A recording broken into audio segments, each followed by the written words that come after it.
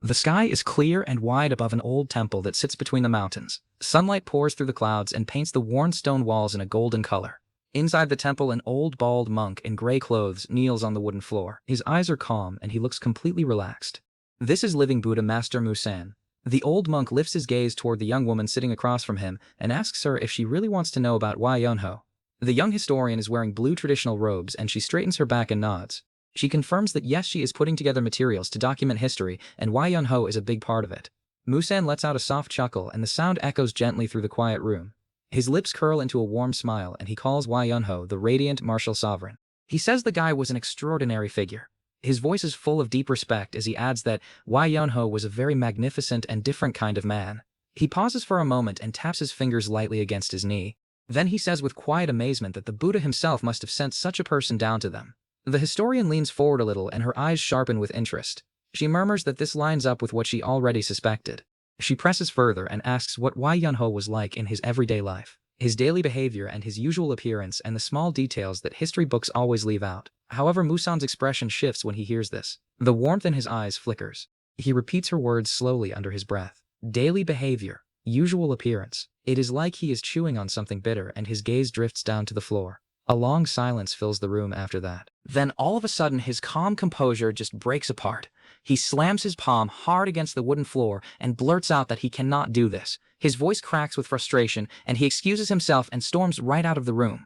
The historian is left sitting there by herself with wide eyes and a half-finished page of notes in front of her. The scene cuts away. The gates of the Hubei Peng clan are tall and imposing. A violent crash echoes through the main hall and an old man with a thick white beard and fierce eyes slams his fist straight into the table. The table splits clean in half and splinters fly in every direction. This is Peng Dogon, and he is the supreme elder of the Hubei Peng clan. The old man roars with fury. He is sick of hearing that name, Yahello this and Yahello that. His face goes bright red, and veins bulge all across his forehead as he demands to know why a worthless trashy human like Yahello would even get brought up in his hall. He fixes his blazing eyes on the historian standing near the entrance and snarls at her. He wants to know why someone like her would dare to come here. Then he orders his servants to go bring a whole bag of salt and scatter it all around the area to cleanse the filth of that name from his presence. The young historian staggers backward. Her eyes go wide, and she whispers in total disbelief. She just cannot understand how a single name can cause this much rage from one of the most powerful elders in the entire martial world. Yahello, the radiant martial sovereign. He is a legendary figure who once stood at the very top of the martial world. People knew him as a pure martial man and a great man with unmatched conviction. He is a renowned warrior, and his name echoes across every corner of the land. Some call him the greatest of all time, and others say he is the greatest chivalrous warrior to ever walk the earth. However, there is one strange thing. Why does everyone avoid talking about him? The historian clenches her fists at her sides. She declares that as a historian she has a duty to document even the hidden parts of history. She lifts her gaze toward the horizon and says that today she may finally find out the reason why the world refuses to speak his name. Just then a burst of wild laughter breaks through her thoughts. A rough-looking man is perched on a crumbling stone wall right behind her, and he is cackling so hard that his whole body shakes. His hair is messy and his clothes are torn and patched in a dozen places. He slaps his knee and howls with amusement. This guy is the beggar sect's divine mad dog. He points out that she already got chased away from Shaolin and from Hubei's Peng clan. He adds with a big grin that their responses were actually pretty mild considering the name she keeps bringing up. Then he scratches his chin and says that the moment anyone mentions Yahello's name, then of course people are going to react like that. His eyes get distant and he lowers his voice to a gravelly tone. He tells her about 100 years ago in Guangdong's #1 clan. He says flatly that Yahello was the absolute worst kind of person. The historian stares at him and she is completely stunned into silence. The scene shifts into the past. A young boy who looks no older than 12 sits in a dusty training courtyard. His dark hair falls messily across his face, and his clothes are simple and worn at the edges, but his eyes burn with something that goes way beyond his age. This is Yahello at 12 years old. Our boy opens his mouth and declares with total certainty that he wants to become the strongest. There was once a boy who had a dream of becoming the greatest under the heavens. He was born into a martial clan and had already picked up the basics of martial arts from a young age. Because of this, he already understood something that most adults spend their entire lives failing to figure out. The quickest path to the top is through relentless effort. No matter how gifted someone is, nothing comes without putting in the work. Effort is the only real path forward. However, for a boy with this kind of iron will, there is just one small problem. It is too late to begin today. Night falls over the estate and warm candlelight flickers inside a small room. Wai Yunho sits on the floor with his back slouched and his silhouette framed against the amber glow. His eyelids grow heavy and his body tips forward. He catches himself and wobbles again. The young man mutters to himself that it is such a shame. Today was supposed to be the day he started building the foundations to become the best. He yawns wide and his whole body sinks lower toward the blanket beneath him. He tells himself he will just sleep well tonight and get to training tomorrow. His body collapses sideways with a dull thud, and within seconds, soft snoring fills the room. The candle burns low. Hours pass. Then a shadow appears in the doorway. A tall, broad-shouldered man steps inside, wearing a dark martial uniform with a sheathed sword at his hip. He stares down at Wai Yunho sleeping on the floor and commands him in a cold, flat voice to get up. Our boy does not move at all. The man's eye twitches. He says it again, but louder and sharper this time. He barks at the boy to get up right now, and his foot strikes the floor beside Wai Yunho's head, hard enough to rattle the boards. Wai Yunho's eyes crack open slowly, and he blinks once and then blinks again. A lazy grin spreads across his face. He greets the man in a casual tone like he just woke up from a pleasant afternoon nap, and asks if he is here already. This is Wai Jungjin. He is the instructor of Guangdong's #1 clan and the swordsman of the Four Gods division. His jaw clenches at the boy's attitude, and he asks Wai Yunho if he even knows what time it is. He tells him the sun is already setting and that the boy needs to look outside.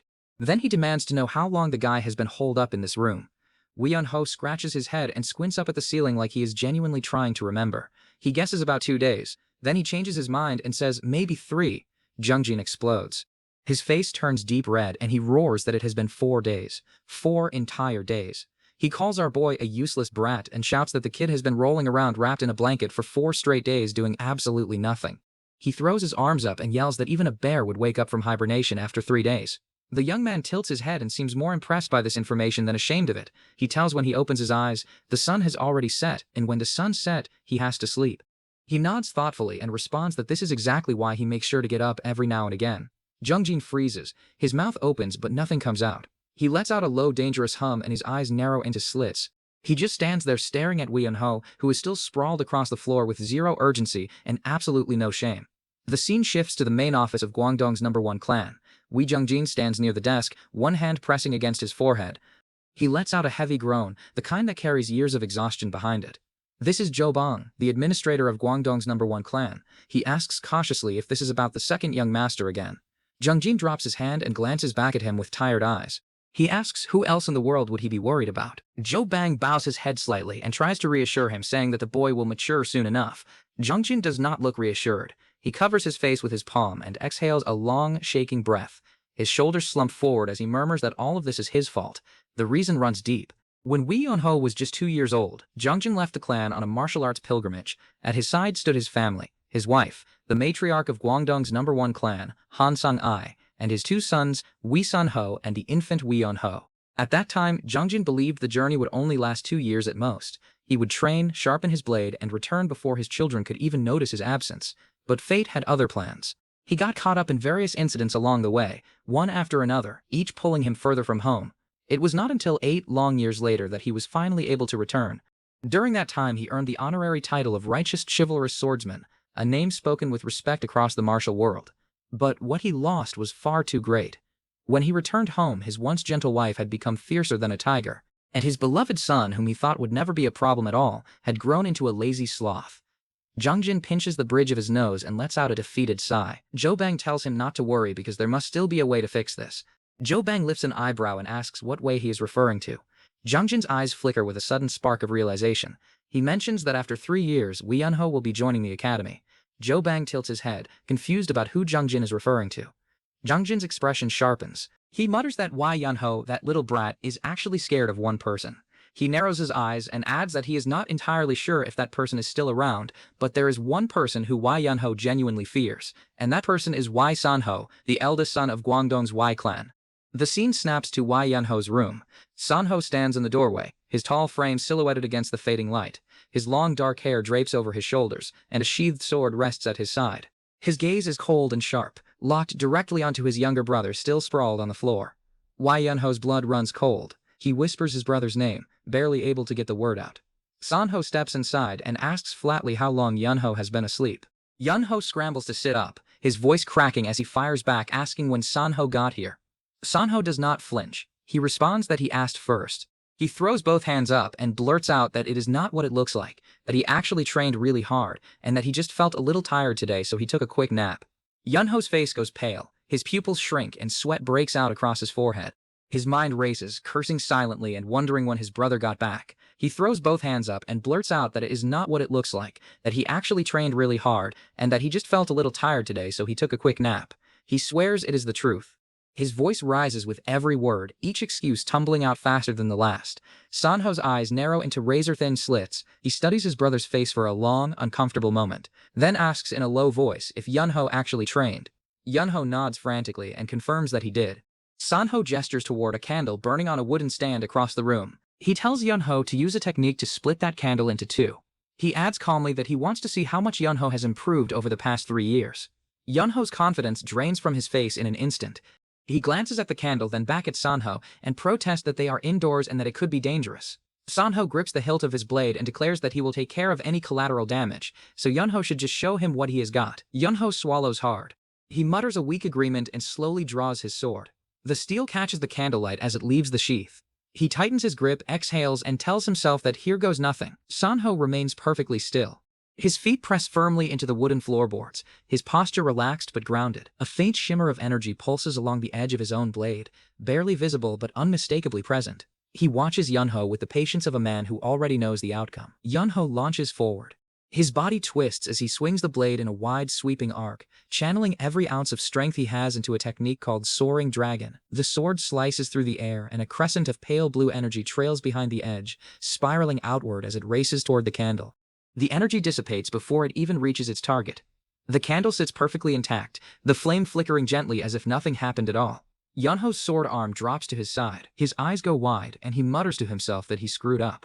Sanho's expression does not change. He fixes his cold gaze on Yunho and states that 3 years have passed. He adds that 3 years is more than enough time to master a sword technique and move on to the next level. His voice drops even lower as he delivers the verdict. Yunho has gotten worse than he was 3 years ago. Yunho stands frozen, unable to respond. Night settles over the estate. The family gathers around a low table in the main hall, the warm glow of lanterns casting long shadows across the walls. Jungjin sits at the head, chopsticks in hand but barely touching his food. He grumbles that he is going to get indigestion and adds that he is absolutely sure of it. He looks across the table at Sanho and asks how life at the martial academy has been. Sanho answers simply that it is fine. Jungjin presses further and asks if he has encountered any difficulties. Sanho sets his cup down and responds that if there were no hardships, it would not count as training.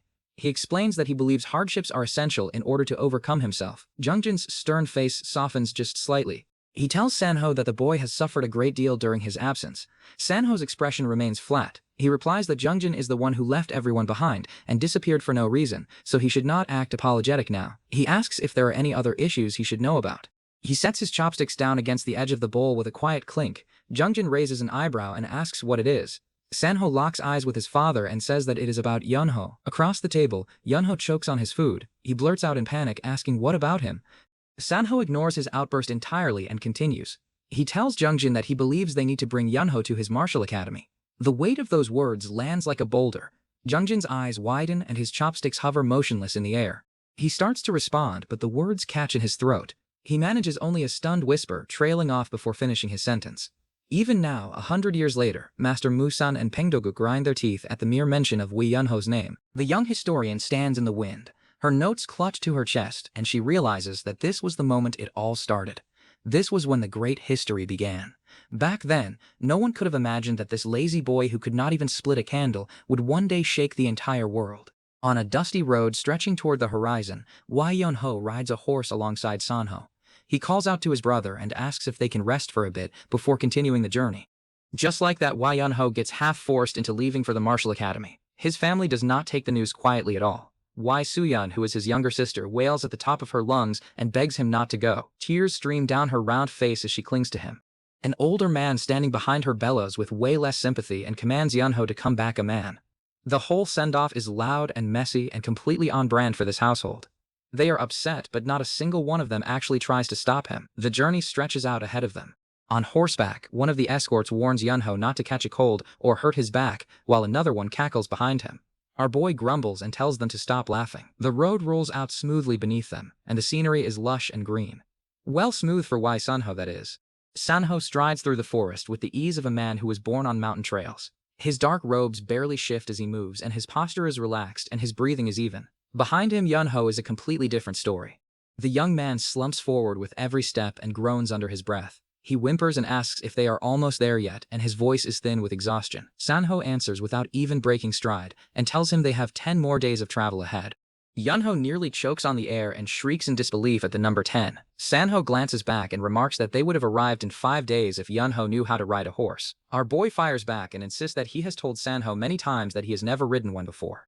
Sanho clarifies that he is not blaming anyone and that he is merely answering the question. Yunho snaps back that Sanho absolutely is blaming him, and his voice cracks with indignation. The guy pleads for a rest stop. He complains loudly about how steep the path is and moans that his back and his rear are both on the verge of falling apart. Then something catches his eye in the distance and his tone shifts right away. He points ahead and calls out to Sanho and says that other people are resting over there too. However, Sanho's gaze locks onto the distant figures and his entire body goes rigid.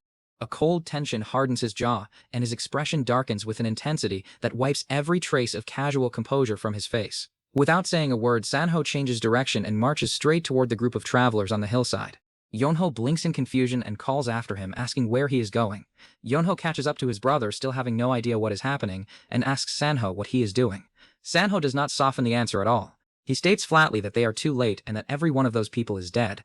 The color drains from Yunho's face in an instant. His eyes blow wide and his mouth drops open as the horror hits him.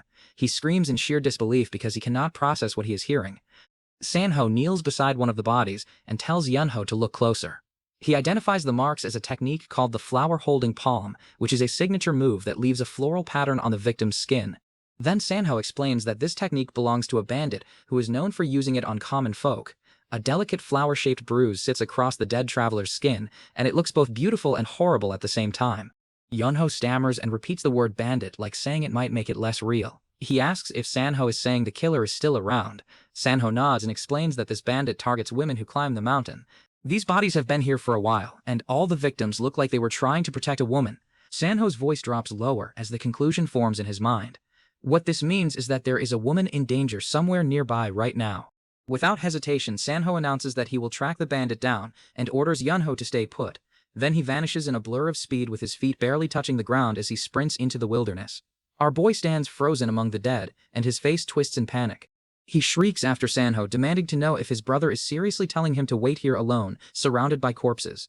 Yunho calls out one more time and his voice cracks as it echoes across the open hillside. But Sanho is already gone. The wind carries no reply. The young man stands alone with the bodies and the horses, and his shoulders sag under a wave of dread. He mutters to himself that he is absolutely and undeniably screwed. Time crawls by and Sanho does not come back. Yunho paces near the horses and grumbles that his brother is taking way too long. He argues with himself that Sanho should have just brought him along. A flicker of worry crosses his face and he wonders aloud whether something has happened, but he quickly shakes the thought away and reminds himself that Sanho is far too strong for anything out here to be a threat to him. Then thunder rumbles overhead and dark clouds swallow the sky. Lightning cracks through the heavens and splits the air with a deafening roar. Yunho flinches hard and decides he needs to move before he becomes a tiger's dinner. The very second he takes a step, a bolt of lightning strikes the earth dangerously close to where he is standing. He screams and stumbles backward with terror written across every inch of his face. Rain hammers down in sheets.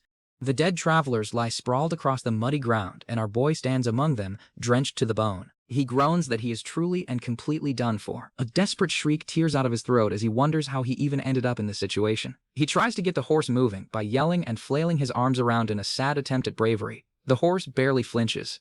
Yunho pants and mutters that he cannot just abandon the bodies with wild animals lurking nearby, but he also cannot bury them because the rain has turned the ground into a swamp. The guy grabs the horse's reins and declares that he needs to find shelter right now. The horse resists and snorts and pulls against him. Yunho yanks harder and cries out, asking why the animal refuses to listen. Just then, a massive bolt of lightning splits the sky directly above them. The crack is so violent that the ground seems to shake, and Yunho screams at the top of his lungs as the world turns white around him. The horse rears up in blind terror and throws Yunho off balance. Hooves slam into the mud as the animal bucks and thrashes. Yunho tumbles and his body slams against the wet earth. Then the horse bolts into the darkness and vanishes into the storm. Yunho lies face down in the mud, groaning about his aching back and cursing the animal under his breath.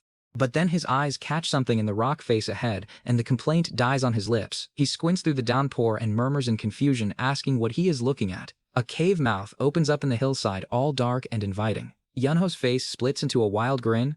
He throws his fist in the air and celebrates, announcing that he has found shelter from the rain. Then he turns back toward the bodies still lying out in the storm and starts dragging them one by one toward the cave entrance.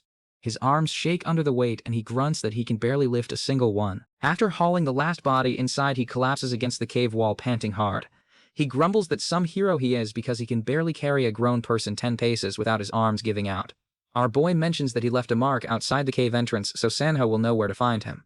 Then exhaustion crashes over him all at once. He curls up against the cold stone floor with his eyes half closed. A quiet worry seeps through the bravado as he murmurs that he hopes nothing has happened to his brother. He reassures himself a heartbeat later, whispering that Sanho is strong and everything will be fine. His eyelids droop and his breathing slows down. Then something stirs in the darkness. Faint whispers echo through the cave and they are all garbled and distant and impossible to make out. A pale blue light pulses from somewhere deep within the stone. The whispers grow louder and swirl around Yunho like a living current. His body lifts off the ground and he is suspended in a cocoon of azure energy that spirals outward from his chest. The blue glow gets stronger and stronger until it floods the entire cavern and casts sharp shadows against every wall. The energy coils around his limbs and threads through him like water soaking into dry cloth. The whispers rise to a fever pitch and then fall silent all at once. The light fades. Yunho's eyes flutter open and he blinks slowly. He is completely disoriented. He murmurs in confusion, wondering where he is. The cave walls around him look different now. They are deeper and older and covered in strange markings. He notes aloud that it looks like the cave he fell asleep in, but something has changed. He wonders whether he sleepwalked deeper inside without realizing it. Just then a voice cuts through the stillness. It is cold and ancient and it addresses him as a faded human. Yunho lets out a blood-curdling scream and staggers backward. The young man scrambles to his feet, trembling from head to toe. Before him hovers a spectral figure that is translucent and flickering with the same azure light that filled the cave moments ago. The spirit welcomes him to the fated place and declares Yunho the successor of the Radiant Sword. A blazing sphere of blue energy pulses between them and lights up the spirit's sharp, weathered features. The spirit explains that it has long since gone beyond the limits of a physical body and now greets Yunho from beyond the boundary of the mortal soul. It proclaims that its will once ruled the world. Our boy's jaw hangs open and the only word that comes out of his mouth is a terrified declaration that this thing is a ghost. The spirit keeps going, completely unbothered by the screaming. It explains that its physical form has rested and faded and only its will remains bound to this place.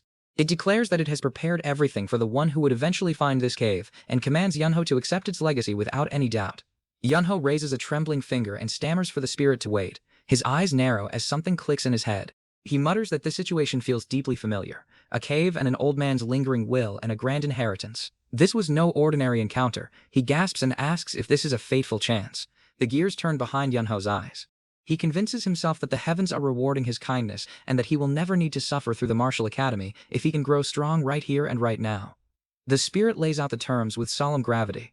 It reveals that within this cave lies every technique and every training method and every note it accumulated across a lifetime of mastery. Then the spirit delivers the final detail. If Yunho trains here for 30 years, then he should be able to replicate the techniques to some degree. The excitement drains from Yunho's face instantly. He repeats the number 30 with the tone of a man who just heard his own death sentence. The spirit confirms calmly that yes, it means exactly 30 years. Yunho's expression flattens completely. He straightens his back and looks the ancient spirit dead in its glowing eyes, and declares with absolute sincerity that this fate is clearly not meant for him. He suggests the spirit find the next person. The spirit falls silent. The azure orb between them pulses once and then twice, and then erupts with a flash of blinding light. The spirit shatters its composure and shrieks in utter disbelief, demanding to know what Yunho just said. Our boy shrugs with the casual indifference of someone turning down a second helping at dinner. He remarks that he would rather walk away from this once-in-a-lifetime opportunity than spend 3 decades trapped inside a cave. However, that fateful meeting is how the guy known as Yunho came to be so strong. The whole thing was absurd and accidental, and he nearly refused it. The final image blazes to life as a transformed Yunho tears across a battlefield with his blade cutting through the air in a sweeping arc. Azure energy cascades from the sword's edge and shatters everything in its path. His eyes burn with quiet confidence, and his stance is unshakable. The boy who could not ride a horse now commands the radiant sword like he was born holding it. Yunho repeats his verdict without any hesitation. He tells the spirit plainly that this is not his fate and suggests it find someone else. The spectral figure flickers, and its azure glow dims as it prepares to fade away. Yunho turns on his heel and walks off without a second glance. But then something catches in his chest and he whips around. He shouts for the spirit to wait. The spirit pauses, and its translucent face twists in confusion, and it lets out a soft noise of surprise. Yunho plants his feet and yells again, demanding just 1 second. A heavy presence fills the cave and the air shifts. A name card blazes into view. Baekmuhan. This is the spirit who has been lingering in this cave for centuries. Our boy narrows his eyes at the ghostly figure and asks point blank whether Baekmuhan is a scammer. The question lands hard. Baekmuhan's spectral face contorts with outrage and his jaw drops as fury ripples through his translucent form. He roars at Yunho, demanding to know how the boy dares call him that. Baekmuhan accuses Yunho of pretending to leave as a negotiation tactic. Yunho raises both palms and insists he was not pretending at all. He explains with unusual sincerity that Baekmuhan is genuinely a spirit who has left his physical body behind. The young man repeats the phrase aloud and lets it hang in the cave air. A spirit who has left his body. Then, without any warning at all, Yunho lunges forward with a sharp battle cry and swipes at Baekmuhan's form. Baekmuhan recoils and demands to know what Yunho is doing. Yunho's face drains white. His pupils shrink to pinpoints, and his voice climbs 3 octaves as he screams that Baekmuhan is a real ghost. His hands tremble and he staggers backward, pressing himself flat against the cave wall. Baekmuhan erupts with indignation and shouts that he is not a ghost. The word itself seems to offend him on a deep level. His translucent body flares with violet energy as he explains through clenched teeth that this is called spirit transmission. He says it is a technique that only martial artists who have reached the absolute pinnacle of their craft can perform. He adds that people call practitioners of this level ancestors and not ghosts. Then his voice rises once more as he insists for the final time that he is absolutely and categorically not a ghost. The mood shifts after that. Yunho crouches by a small fire he has somehow managed to light inside the cave. His face reflects the dancing flames as he processes what Baekmuhan has told him. He murmurs that spirit transmission really does exist and that he only ever heard about it in old stories. He confirms that only one martial artist in all of recorded history ever achieved this ability. He lets the weight of that claim settle before posing a single question. Does Yunho know the Sword Emperor? The name echoes through the cavern. The Sword Emperor is the strongest individual in the entire history of the martial world, and the greatest figure any clan has ever produced. His name is remembered and revered across every school of combat. The guy perks up and confirms that yes, he knows exactly who the Sword Emperor is. He connects the pieces aloud. Baekmuhan is the Radiant Sword and the man who was later called the Sword Emperor and the ancient martial sovereign's own master. Yunho's jaw nearly hits the floor. He stammers and asks if the Sword Emperor did not live 300 years ago. The man confirms with quiet gravity that he comes from an already forgotten generation. Yunho found this incredible and awe washed across his young face as the magnitude of his encounter sank in. However, the story runs deeper than just admiration. Yunho did not seek out Baekmuhan at all. It was the opposite. The Sword Emperor, whose legacy towered over 3 centuries of martial history, waited in vain because none of his descendants ever came looking for him. Baekmuhan was abandoned by his own bloodline for 300 years, and he needed a disciple at all costs. The desperation erupts. Baekmuhan's spectral form swells with frantic energy as he screams that Yunho must become his disciple. His translucent body trembles, and his eyes are wild, and his voice cracks with centuries of loneliness compressed into a single demand. Our boy flinches and asks why the old man is throwing a tantrum when they have only just met. He scratches the back of his head and says flatly that he cannot learn from Baekmuhan and that he is going home. Baekmuhan's expression hardens at this. He asks coldly whether Yunho truly believes he would be allowed to leave so easily. Then a deafening crash splits the silence. An enormous stone gate slams down across the cave entrance, sealing Yunho inside with a boom that rattles his bones. Yunho freezes with his eyes wide and a single confused noise escaping his lips. Baekmuhan cackles and tells Yunho that the gate is made of super dense stone. With his current abilities, the young man will never lift it or shatter it. But if he learns Baekmuhan's martial arts, then cutting through that gate would feel no different from slicing a piece of paper. Yunho lets out a long sigh and mutters that there is no helping it then. Baekmuhan shouts again that he just told the boy he cannot cut through the gate with his abilities. However, Yunho ignores him entirely. A thin grinding scrape fills the chamber as Yunho crouches beside the stone gate and drags his fingernails across its surface. Baekmuhan floats there in stunned silence with his spectral mouth hanging open in total bewilderment. Baekmuhan asks what on earth Yunho is doing.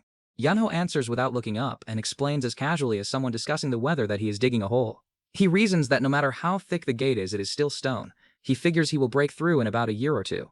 Baekmuhan sputters in disbelief and asks if Yunho would genuinely spend a year or 2 clawing at rock rather than learn martial arts. The young man shrugs and says it beats 20 years of training. Baekmuhan's composure cracks further and he pleads with Yunho to just try learning. He promises he will not disappoint him, but Yunho remains unmoved and declares that he does not like it. He counters that 20 years is too long and says he might consider the offer if Baekmuhan can bring it down to 3. Baekmuhan nearly loses his mind at this. He sputters that learning his martial arts in 3 years is an absurd demand and proclaims that even if Zhang Sanfeng himself rose from the grave, then even that legendary master could not pull it off. Yunho shrugs one more time and remarks that he supposes they are simply not meant to be. Baekmuhan grinds his teeth so hard the sound bounces off the cave walls. His spectral body flickers between visible fury and desperate calculation, and energy crackles around his form as frustration and need wage war behind his ancient eyes. The grinding gets worse. Wave after wave of anguished sounds pour from the spirit as centuries of pride crash into centuries of loneliness. Then at last Baekmuhan breaks. He shouts that Yonho can have 5 years. His voice booms through the cavern as he swears he will do whatever it takes to make Yonho the strongest person in the world within that time. Our boy scratches his chin and weighs the offer. He notes that 5 years is not bad at all, and that martial arts mastery in that span seems more than fair. He adds that he has never even heard of a master as ancient and experienced as Baekmuhan. If the spirit truly carries the legacy of the Sword Emperor, then maybe the promise of becoming the strongest in the world is not just empty flattery. The logic clicks into place, and a grin tugs at the corner of Yonho's mouth. He decides this is an opportunity worth taking. A radiant sword materializes in the space between them, pulsing with soft blue light. Yonho throws his arms out and declares that fine, he will give it a try. Of course, the guy does not realize at this moment that every word Baekmuhan spoke is the truth. But fate does not care about awareness. The person Baekmuhan encounters at the twilight of his existence just happens to be this particular boy. Baekmuhan wastes no time after that. He screams at Yonho to wake up and get moving, calling him a bastard for good measure. Yonho stirs with the enthusiasm of a dead fish, mumbling that he is tired and asking for more sleep. Then he catches himself and admits that yes, he is in fact tired, and confirms that as a living human he does need rest. Baekmuhan curses the heavens themselves. Yonho apologizes in a voice still thick with drowsiness and says they can train now. The disciple Baekmuhan waited 300 years to receive turns out to be the laziest creature on 2 legs. Yonho sleeps through entire days and practices each technique exactly once during training sessions. He asks if there is an easier way to master 30 years of martial arts. He calls the exercises simple enough, which would be bearable if he did not also run his mouth constantly. Every observation and every complaint and every casual remark about wanting a more talented master drives Baekmuhan closer to spiritual oblivion. If Baekmuhan still had a physical body, then the sheer rage would have triggered key deviation and dropped him where he stood. However, even through all of that torment, Baekmuhan cannot stop teaching. Then one day Yonho poses a curious question. He asks how Baekmuhan managed to drop that stone gate earlier. He presses further and wonders whether the spirit can use that same force to manipulate Yonho's body directly, or teach him martial arts through physical control. Baekmuhan explains that the gate was rigged in advance, and that he merely pulled a string he had set up long ago. Since he lacks a body, the mechanism has nothing to do with physical strength. He used pure mental intention to tug the string with ki alone. The words land differently than Baekmuhan expects. Yonho blinks as the gears churn behind his eyes, but it is Baekmuhan who erupts first. The spirit's eyes blow wide, and he screams, demanding to know why he never realized this sooner. Wild laughter bursts from his spectral form. Our boy flinches and asks if the old man has finally lost his mind. Baekmuhan explains in a rush that he was too fixated on the idea that he lacked a body. He wasted centuries assuming that limitation defined him. He thanks Yonho for opening his eyes to the truth. Yonho asks nervously what the spirit is muttering about. Baekmuhan's gaze locks onto the cave walls with terrifying focus, and he announces that he has realized something extraordinary. Even without a physical form, he can still move rocks whenever he wants. Baekmuhan's voice drops to a whisper, and he says that if he can move rocks, then he can do things like this. The entire cave shudders. Boulders rip free from the walls and ceiling, hurling through the air in a violent storm of stone and dust. Baekmuhan's energy erupts in a blinding cascade of violet light, sending debris crashing in every direction. The young man throws himself flat against the ground and screams for the spirit to stop. He frantically corrects himself from old man to master as rocks rain down around him, and he begs Baekmuhan to talk this through. From that day forward, everything changes. Baekmuhan and Yonho train without pause. Day bleeds into night, and night bleeds into day. By daylight, Yonho drills swordsmanship without rest, swinging the blade until his muscles scream and his palms crack. By nightfall, the two debate martial theory and trade ideas and strategies across the flickering firelight. Whenever Yonho closes his eyes to sleep, the training does not stop either. Baekmuhan teaches him an unparalleled dream technique that allows his body to absorb martial arts even while he is unconscious. Living becomes the sword. Every waking breath, and every sleeping hour, and every idle thought bends toward a single purpose. Shards of blue and violet energy crystallize in the air around Baekmuhan's spectral hands as the old master watches his disciple carve arcs of light through the darkness. Yonho stands at the center of the cave with blade in hand and energy rolling off his body in steady waves. Baekmuhan observes from the shadows, and his ancient face is softened by something close to pride. For the first time in his long existence, the boy has no time to be lazy. 5 years vanish in a flash, and when Yonho finally returns to the world beyond the cave, stepping through the shattered stone gate into open sunlight, the ground trembles beneath his feet. He exhales a long, slow breath and murmurs that he is finally out. The light catches the sharp new edges of his jaw and the quiet confidence in his posture and the sword resting at his hip as naturally as a limb. The boy who once begged for rest breaks and whined about sore legs now carries himself with the stillness of a drawn blade. He shakes the world. The scene pulls backward in time to one day ago. Yunho lies curled up on the cave floor, mumbling for just a few more minutes of sleep. However, Baekmuhan does not raise his voice this time. Instead, he asks quietly whether Yunho does not believe him. The shift in tone catches Yunho off guard. He blinks and looks up, and confusion softens the sleepiness in his eyes.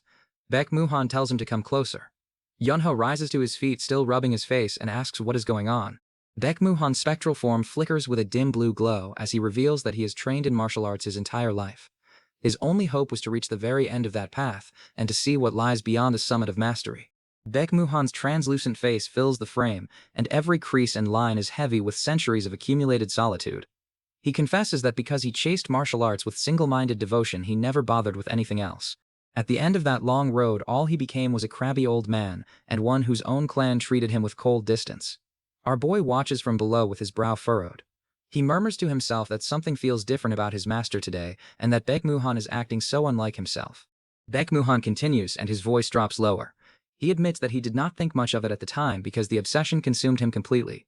After abandoning his children and family for the sake of combat mastery, he believed that reaching the pinnacle would give him everything. His spectral hand rises with the palm open and it trembles faintly. He confesses that he was wrong. Martial arts is what humans do, and it should not consume a person so thoroughly that they lose sight of what makes them human in the first place. He tells Yunho directly that it was Yunho who helped him realize this truth. Yunho's eyes widen and his lips part in silent surprise. Then Baekmuhan's expression shifts. A warmth spreads across his ancient features that has never been there before. He reveals that teaching someone for the first time in his existence brought emotions he never expected. Anger and annoyance came first, and those he anticipated. But happiness followed, and then joy from watching Yunho grow, and eventually fondness. The word hangs in the air between them. The young man tilts his head and asks what is wrong with his master today. He notes that Baekmuhan sounds as if they will never see each other again. Baekmuhan meets his gaze and answers simply that yes, it is time. Yunho freezes at this. His face hardens as he demands to know what Baekmuhan is talking about. Yunho's voice rises. He reminds Baekmuhan of the original deal. The spirit told him to train for 30 years, and it has only been 5. He insists that Baekmuhan still has 25 more years to give. Baekmuhan nods and confirms he did say that. He pauses and lets the silence stretch, and then adds a single word. So what? Yunho's jaw tightens at this. Baekmuhan explains that maintaining the spirit transmission technique is not something as effortless as Yunho seems to believe. He reveals with quiet finality that he has no more power left, and that it is time to say goodbye. The words land hard. The guy's composure cracks. He asks why Baekmuhan never told him sooner. His voice trembles as he argues that if he had known then he would have left the cave and gathered food and supplies and returned to keep training. Baekmuhan smiles faintly and replies that had Yunho left this place, then the old spirit is certain the boy would never have come back. Yunho opens his mouth to argue but then closes it. His shoulders drop and he admits in a small voice that yes, he understands how Baekmuhan feels. Baekmuhan's tone shifts once more, and the melancholy gives way to a quiet peace. He tells Yunho that regardless of everything he enjoyed the time they shared together, he admits that he would have loved to watch Yunho travel the world and experience everything it has to offer, but that ending here in the place where it all started is fine too. Baekmuhan's translucent eyes soften as he declares that in his mind he can already see Yunho clearly. He pictures him crisscrossing the vast world with a sword at his hip and the wind at his back. Then Baekmuhan delivers his final lessons. He instructs Yunho to go out and see the world and to keep every experience within himself. If Yunho does that, then everything else will follow naturally. His voice drops into something more intimate after that. He tells Yunho to see people before he sees the world. Our boy whispers the word master, and the syllable catches in his throat. Baekmuhan confesses that while he spent his life looking upward chasing the highest peaks of martial mastery, he never noticed what was right at his feet. He urges Yunho not to make the same mistake. The spirit's form flickers and its edges fray. Baekmuhan speaks through the dissolution and his voice grows distant yet unwavering. He tells Yunho that even if they can never meet again, and even if no one else in the world ever knows that Baekmuhan existed, then the old master will live on inside every movement Yunho makes and every arc of his swordsmanship. The spectral figure overlaps with the image of Yunho swinging a blade with azure energy trailing behind the edge. Master and disciple share a single silhouette. Baekmuhan adds gently that even if Yunho turns out to be unexceptional or average, then that is perfectly fine. Yunho's composure shatters at this.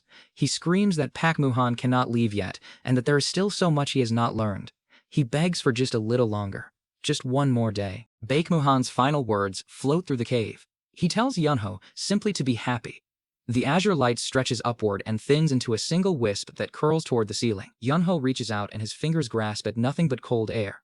The glow fades and the cave falls dark. The young man stands alone with his arms still extended and whispers the word master one last time. Tears streak down his face as he murmurs that Baek Muhan could have told him a bit earlier. The scene snaps forward to the present. Yunho stands at the mouth of the cave gaping at the piles of items stacked around the entrance. He shouts in frustration asking why Baek Muhan left without any warning and when the old man even prepared all of this. He curses under his breath and says the spirit should have left more neatly. Then his eyes fall on something else. There is writing scrawled directly onto his clothing. Before vanishing, Baek Muhan inscribed a message onto the fabric Yunho wears. The message explains that the martial arts Yunho absorbed during his 5 years of training are still incomplete. Because Baek Muhan knew Yunho would never voluntarily continue training on his own, the spirit placed a safeguard. It is a kind of curse woven into Yunho's body, and it functions like an engine that forces him to keep swallowing and digesting martial energy. On the surface, it might look like Yunho is growing stronger automatically, but the truth is far more dangerous.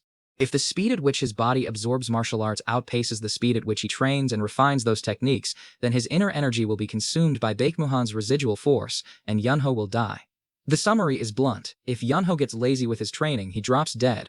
Our boy's face twists with fury as he screams that the old man was scheming against him all along. The message continues with more instructions. Baek Muhan orders Yunho to travel and see different things because seeing the world creates feeling, and feeling creates understanding. He warns Yunho not to become obsessed with chasing strength the way he did, and to find balance between becoming a small person and a big person. Yunho grumbles and calls Baek Muhan a damn master. The letter specifies that Yunho's first destination must be Kaifeng, where he is to seek out the world's greatest scholar and stay with him. The guy stammers in confusion, repeating the words and asking what any of this means. The message promises that Yunho will feel something after visiting Kaifeng. Yunho erupts, shouting about how many places Baek Muhan expects him to visit and protesting that he was planning to go home. The final line of the letter reassures him. Go home after completing everything, and do not worry too much about his family because they are safe. Yunho mutters that he has to do what he has to do. He bows deeply at the cave entrance with his forehead nearly touching the stone, and announces that he will not be coming back. He tells the cave to stay where it is. Then he turns and walks down the mountain path, grumbling that Baek Muhan managed to be a nuisance right up until the very end.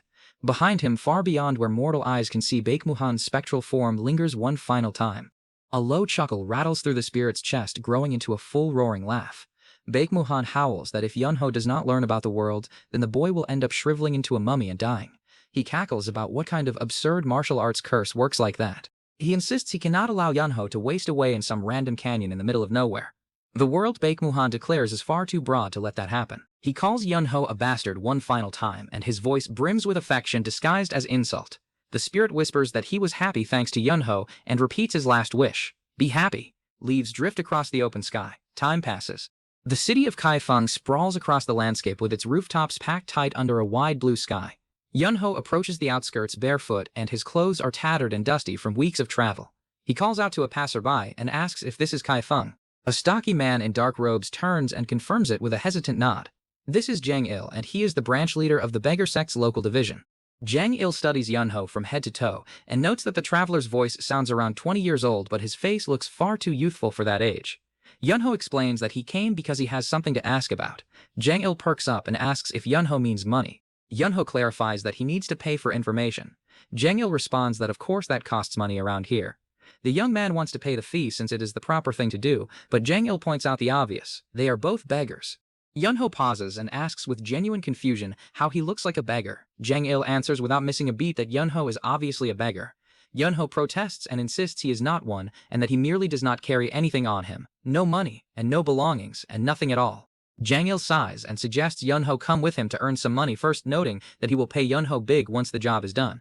Our boy objects that it is not about the begging itself. The issue is that once people treat someone as a beggar, then the label sticks. Jang Il notes that Yunho already looks like he crawled off a bandit's hit list and asks why he is even dragging his injured body around in that condition. Then Jang Il's eyes light up and he asks if Yunho wants to work with him. Yunho tilts his head and asks what kind of work. The scene cuts to nightfall. Yunho sits shirtless beside a roaring fire and his lean, scarred torso gleams in the firelight. Janiel bursts into laughter, unable to contain his delight. He boasts that within half a year of operating the corn in his hands has already earned him half a profit. Other beggars nearby hear the cheer that the god of wealth has arrived. Janiel grins and asks Yunho what information he needs. Yunho requests a list of locations and addresses and information about the greatest scholars in the region. Janiel nods and says that is easy enough. He also wants a list of locations and addresses and information about the greatest blacksmiths as well. Janiel agrees to that too. But then Yunho continues with more lists, and each request piles on top of the last. Janiel's patience snaps, and he shouts in disbelief, asking if Yunho needs all of that. Yunho nods calmly. Janiel agrees to gather the information and tells Yunho to come back in 7 days. However, Yunho mentions casually that he has nowhere to go. He adds that he has nothing to do either, so he will just wait here. Janiel hesitates and then relents and says fine, Yunho can stay. A few days later, Janiel comes to deeply regret those words. A member of the beggar sect rushes to Janiel in a panic, shouting that there is trouble. Someone outside their territory has picked a fight with them. Janiel asks what kind of trouble could possibly threaten a group of beggars. Just then an older man storms into view with fury etched across his heavy features. He snarls at the group, demanding to know how these fake beggars dare come to his turf. He orders them to leave. Janiel tries to stammer out a response. A man points at Yunho and snaps at him to pay attention because something is happening. The older man studies Yunho and sneers. He declares that if someone claims to be a beggar, then they should at least look the part. He boasts that he has never seen a real member of the beggar sect who did not meet a certain standard, and that anyone who wants to operate in his area needs to be on that level. He thinks it's quite easy to make money. A long, drawn-out yawn rips through the air, and a dark-haired young man sprawls across the ground like he owns the place. His limbs stretch wide and his back arches lazily, and from his mouth comes the blunt announcement that he is thirsty. His voice carries across the yard without a shred of manners as he shouts for water. He barks at the nearest person to bring it to him right now. Another figure lies slumped nearby and is clearly used to this routine, while our boy hollers with all the grace of a stray dog demanding scraps. A servant rushes over with a bowl of water. The young man glances at it and scowls right away. He snaps that the bowl is dirty and orders the servant to bring a fresh one. He calls the servant a stupid beggar without any hesitation on his face. The servant returns with a replacement. Yunho takes a sip and immediately curls his lip and complains that the water is lukewarm. He demands cold water from the damn mountain and asks how many times he has to repeat himself before anyone listens. His tone drips with the kind of entitlement that could fill an entire courtyard.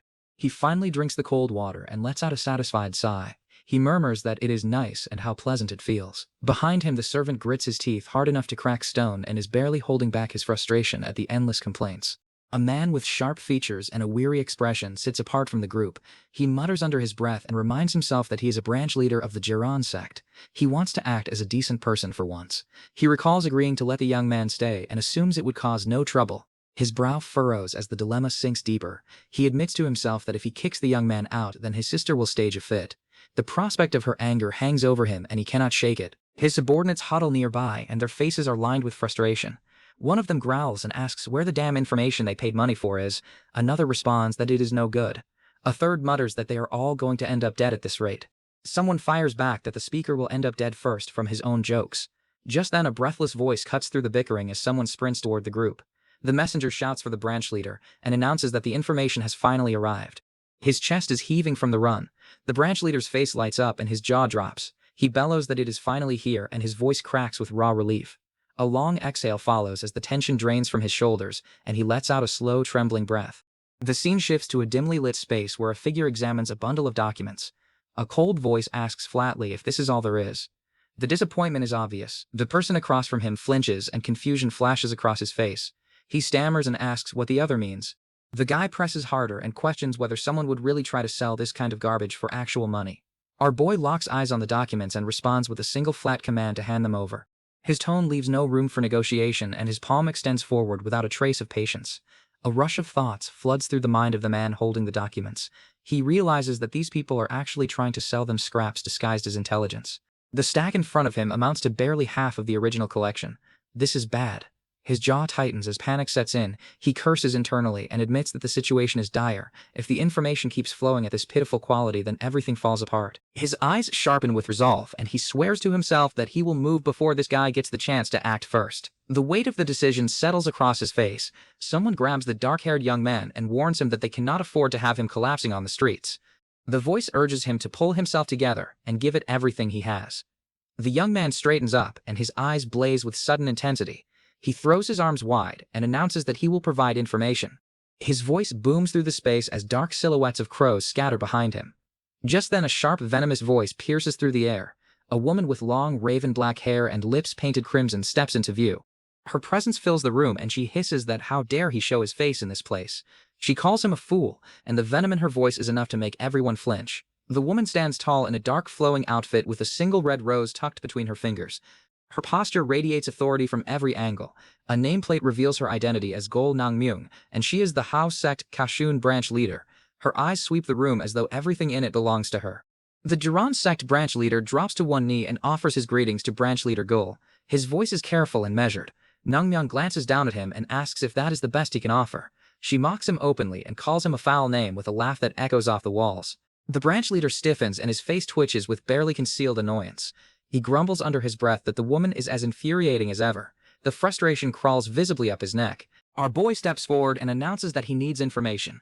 The word bitch snaps back at him instantly from multiple directions. He repeats himself. Another one lands. He pauses and the silence fills with yet another one. Each insult is delivered with practiced contempt from the Hao sect members around him. Nangmyung fixes her gaze on him and explains in a measured tone that the level of intelligence they handle is not something they distribute to just anyone who wanders in off the street. She adds that she is certain he already knows what kind of beggars they are dealing with here. The young man holds his ground and states plainly that he is not from the begging sect. He clarifies that he is nothing more than a customer looking to purchase their services. Nangmyung's eyes narrow to slits and her lips part in disbelief. She demands to know if he is kidding her right now. Her voice trembles at the edge between offense and fury. She retorts that this is not about the begging sect anymore, but points out that the client himself is still a beggar. She asks whether the guy is swearing at them or delivering some kind of calculated provocation. Her voice drops to a final absolute register, and she declares that the Hao sect does not have information to sell to the beggar sect. The sentence lands hard, and it is clear the conversation is over as far as she is concerned. The young man does not budge. He repeats with iron calm that he is not from the beggar sect. Each word comes out with deliberate patience. Nangmyung takes a step closer, and her gaze is sharp enough to draw blood. She warns that she will have no hesitation to take action if he keeps provoking them. She tells him to be aware that the Hao sect has pride, and that pride is not something she will let anyone trample. Our boy tilts his head slightly and asks a question that catches the room off guard. He wonders aloud whether the Hao sect is supposed to be an intelligence organization, the kind that sells information for a living. Nangmyung snaps back and challenges him. She points out that he does not even know whether she is from the beggar sect or not. She accuses him of making a living off selling intelligence and yet failing to recognize what stands in front of him. She finishes by noting that he does not even possess the beggar sect badge. Her voice drips with the kind of disdain reserved for those who waste her time and still expect results. Nangmyung turns sharply and calls out the name Gongmu. Her voice rings across the hall. A figure drops from above and lands silently before her. Other figures shift in the shadows behind them. Gongmu addresses her as ma'am and asks who the stranger is. One of the Hao sect members explains that they do not know the young man, but confirms he is not from the begging sect. The words come out with reluctant certainty. Nangmyung falls silent, and her expression is unreadable. A long pause stretches across the room as she processes the information. Her dark eyes flicker with calculations that no one else can follow. The guy seizes the opening right away. He leans forward with a smug expression and asks her if she sees now. He presses that since he is confirmed not to be from the beggar sect, then she can sell information to him without any issues. Nangmyung responds with a single word. She says no. The word lands between them, and it is absolute and final. The young man blinks in confusion. Nangmyung's composure cracks completely, and she shrieks that she does not want to sell to him, and orders him to get out. Her face flushes with indignation, and she jabs a finger toward the exit. Our boy does not leave. Instead, a small chuckle escapes his throat, and he points out that she does not have a reason to refuse now. He mentions that he is offering to pay full price, and questions why any business would turn down money. His tone shifts from playful to sharp, and he remarks that he supposes it will not be long until the Hao sect is done for. The words hang in the air and everyone feels the weight of them. Nangmyung's face darkens. She warns him to watch that reckless mouth of his unless he wants his limbs separated from his body. Her fingers curl at her side. The young man shrugs with infuriating ease and murmurs that he is not wrong, is he? The question practically hovers above his head, and he delivers it with all the concern of someone commenting on the weather. Then two words float through the air that freeze the room solid. He calls her an old lady. Nangmyung's pupils shrink to pinpoints, and she repeats the words back in horrified disbelief. Her voice cracks on every syllable. Her composure shatters completely, and she screams asking if he is insulting them right now. The guy blinks and looks genuinely confused. He lets out a bewildered sound as though he cannot comprehend why anyone would take offense at that. Nangmyung spins toward Gongmu and barks his name at the top of her lungs. The subordinate responds immediately and acknowledges her with a sharp call of ma'am. Her command tears through the hall, and she orders Gongmu to teach the insolent brat a lesson.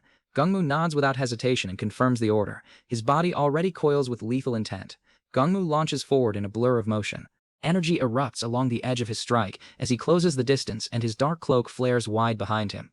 The air splits around his blade, and Naengmyeong watches from behind with a cold expression. A terrified scream rips from the mouth of the Jiran sect branch leader as he watches the attack unfold. He cries out in pure panic and is convinced the young man is about to be cut in half. Our boy does not flinch. He steps forward and utters a single quiet command to move. At the base of his feet, a faint shimmer of blue energy pulses outward, and the temperature in the room drops by several degrees. Naengmyeong's eyes widen as the impact reverberates through the hall. Her lips part in silent shock, and a trembling sound escapes her throat. She cannot believe what just happens in front of her. Gungmu staggers backward, and his arms tremble from the force of the deflection. His face twists with disbelief, and he stammers that the young man is a martial master. The words tumble out, and it sounds like they burn his tongue. A deep resonating boom shakes the floor as the aftermath of the clash ripples outward. The shockwave rattles the walls and sends dust spiraling from the ceiling. The young man stands perfectly still, and not a hair is out of place.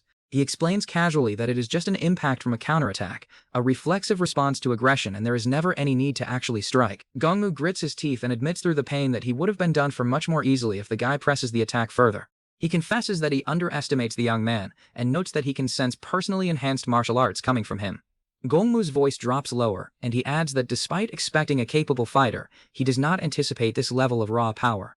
The gap between them is enormous, and it only grows wider with every passing second. A deep voice rumbles from the back of the room and declares that the young man is basically a monster. A massive figure steps into the light and towers over everyone present. His chest is bare beneath an open dark jacket, and thick muscles ripple across his torso. He pins the blame on the Jiran sect branch leader and states flatly that this entire mess is his fault. The branch leader drops to his knees and stammers that he has no idea the young man is such a prestigious and dangerous individual. His voice cracks under the weight of the apology, and each word trips over the last. She arches an eyebrow and fires back.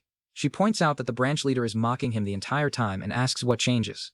Then the massive man cuts through the exchange and states that regardless of the circumstances, it does not appear the visitor is here with good intentions. The young man raises both hands in surrender, and his expression shifts to something almost earnest. He insists that they probably will not believe him, but that he truly is not here to fight anyone. His voice steadies, and he explains that there is specific intelligence he cannot obtain through any other channel. He states plainly that he comes here for one reason alone, and that is to ask for their help. The sincerity in his eyes clashes with everything the room witnesses in the last few minutes. The massive man glances between the branch leader and the young stranger. Then he asks flatly if that is why the branch leader drags him here. The branch leader nods and confirms with a simple yes. Sweat still beads along his temple. The big man folds his arms and remarks that attempting to negotiate with the house sect usually requires something of real value in return. He acknowledges that the situation is odd, but admits that what the young man carries might actually be precious enough to warrant a conversation. A heavy silence passes before the big man exhales and declares that he will believe the stranger. The words settle over the room, and the tension drops by a fraction. The guy nods and offers a quiet thanks. However, the big man raises a hand immediately and adds that providing information is not a guaranteed outcome just because he decides to extend some trust. His tone hardens, and he points out that it is an undeniable fact that the young man's actions injure one of the house sect's own people. The accusation carries the weight of something that cannot be waved away with apologies. He continues that the house sect is going to need compensation for the damage done. His arms remain crossed, and his posture is unyielding as the demand fills the space between them. Naengmyeong's face slides into view, and her crimson lips curve into a smile that holds no warmth. She states that there is a simple rule in the underground world: blood for blood and a life for a life. The words roll from her tongue, and they sound rehearsed and absolute.